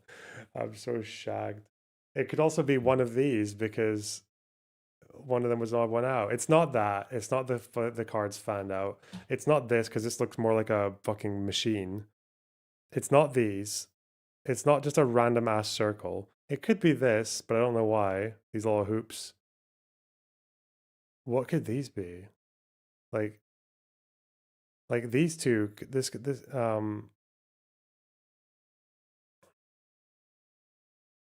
there's a symmetry to, but this is also kind of like a symmetry. Oh my God. What is this?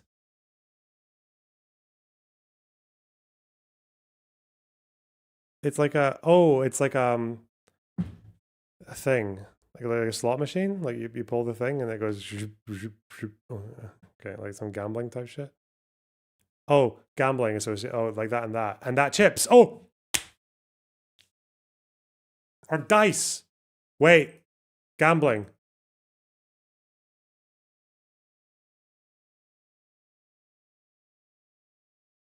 Hey, hey. Okay. Belt buckle, zipper. I've got one chance left. Oh my God. Shoelaces. These two fucking buttons, man. These two buttons are like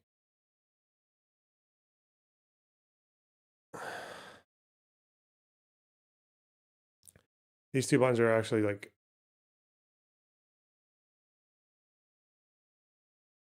the straw that breaks the camel's back. You know, like the school, like the fucking manifesto is gonna have.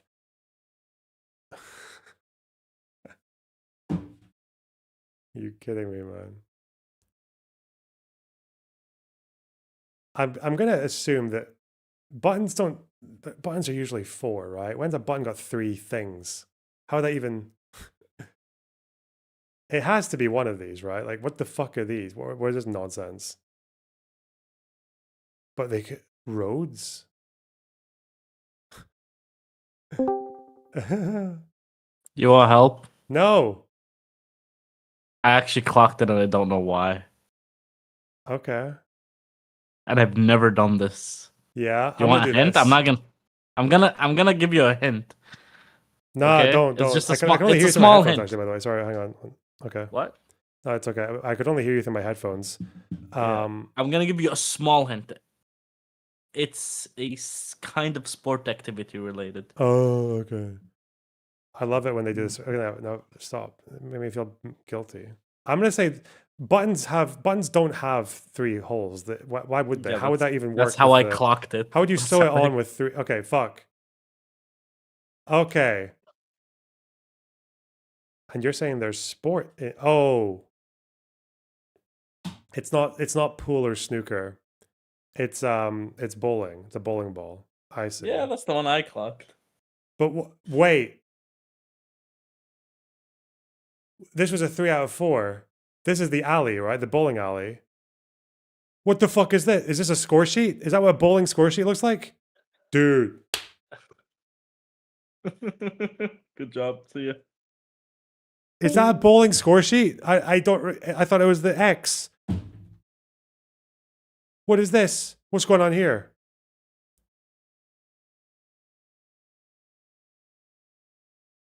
What is this shit?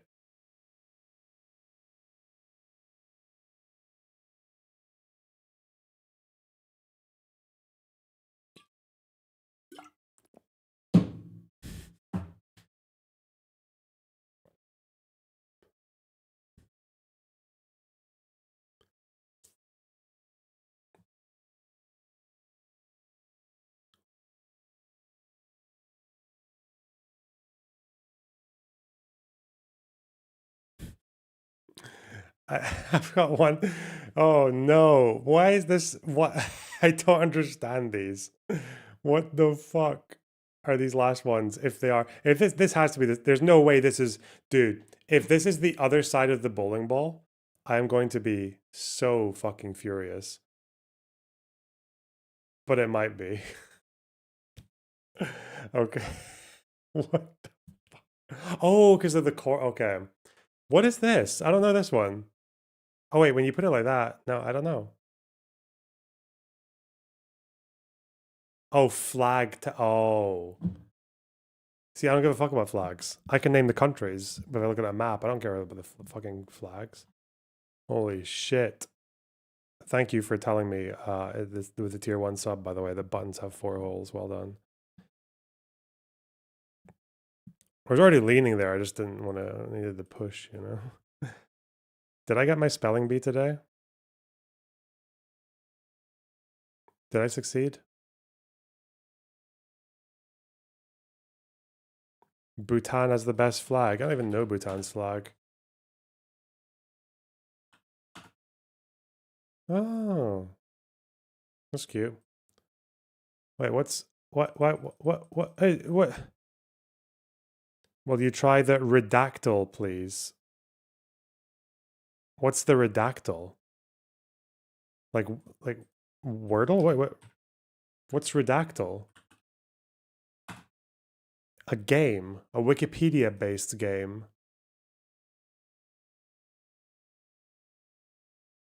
This is fucking mental. I don't read enough Wikipedia to know that blank blank blank blank blank was a botanist. What the fuck? There's no way. These are all like filler words. What? And these are the length of the words? No, there's absolutely no way. You guess words. Cunt. Damn. Block. Wanker. Fuck this game. No way. Go away. Why is the spelling bee not opening?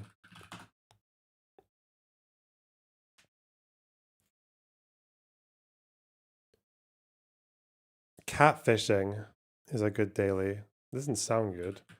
Well, whatever. I can't get into my half of my browser isn't working today. That's nice.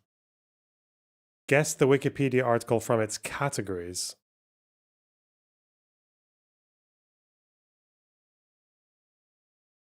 Oh. Is this I only know one. Was that right? I guess the tick means it was right. Okay. Okay. And you do one of these a day.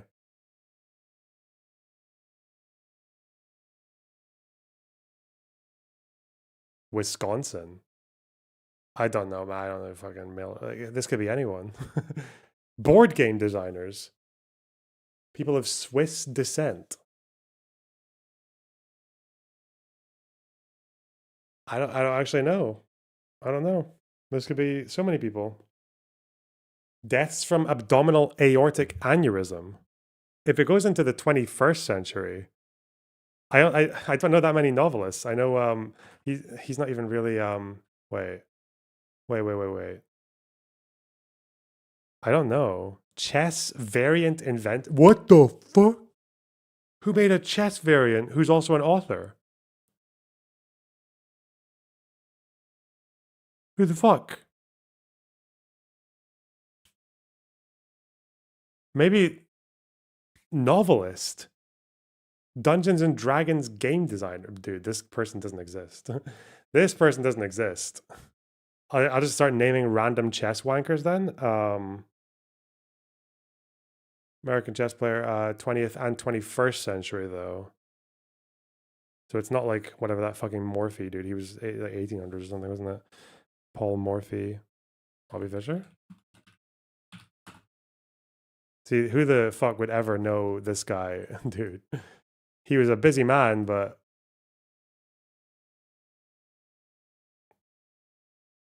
venomous animal. It's venomous, but it's a mammal. And it's electroreceptive. I don't know. Platypus, okay. Okay, we had a good start, but now we're fucked. Okay, good. 1958. Oh. Wait. Just the... Oh, it's not the United Nations, though. It's like, it's a United Nations org. Not the League of Nations, they're older. In France. Is that like a climate thing or some shit?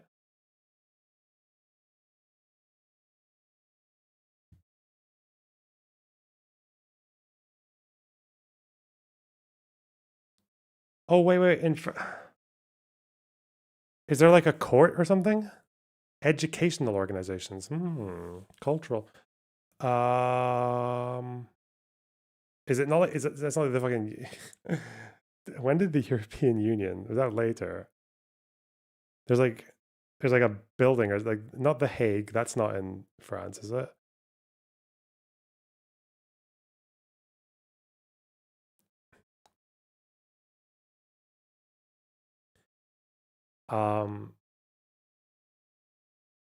Is it, I don't know. Scientific organization. What the fuck? What the fuck? I don't know. It's not the Paris Accord, obviously not. But it's all I've.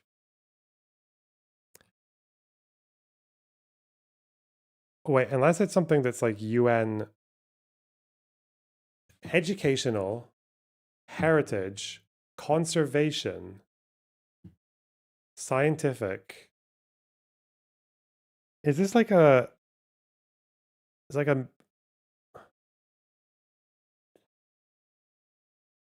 If this was like New York or something, it would be like the Met or like the Guggenheim or some shit, right? Is it the Louvre? Wait. It's not the Louvre, is it? Because the Louvre is like just art. It's like UN. Oh, UNESCO. Okay. Bags, brands that became generic. Dow Chemical Company. Kitchenware brands. Introduced in 1968. Okay. Bags, like a bin liner? I don't, what the fuck, man? Fuck off. Fuck that. I did not know UNESCO was from 45. I don't care. I don't give a fuck about that stupid shit. I want Islamic Jihad militants. Give me a daily that lets me guess that. Oh.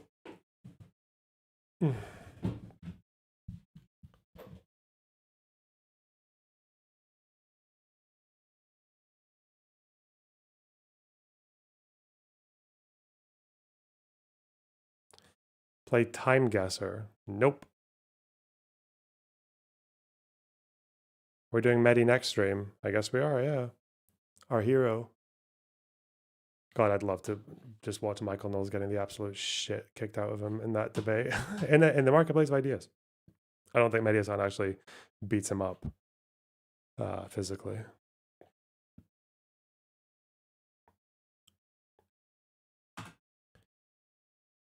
Where's spelling bee? It's not loading for whatever reason. I don't know why it's not loading.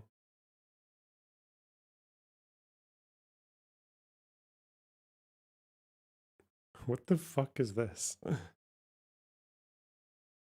Liquid Sonic has made me Chinese. Okay. This guy's weird. He's got a niche. He definitely has a niche. Okay. See you guys tomorrow. Take care. Get out of here. Bye.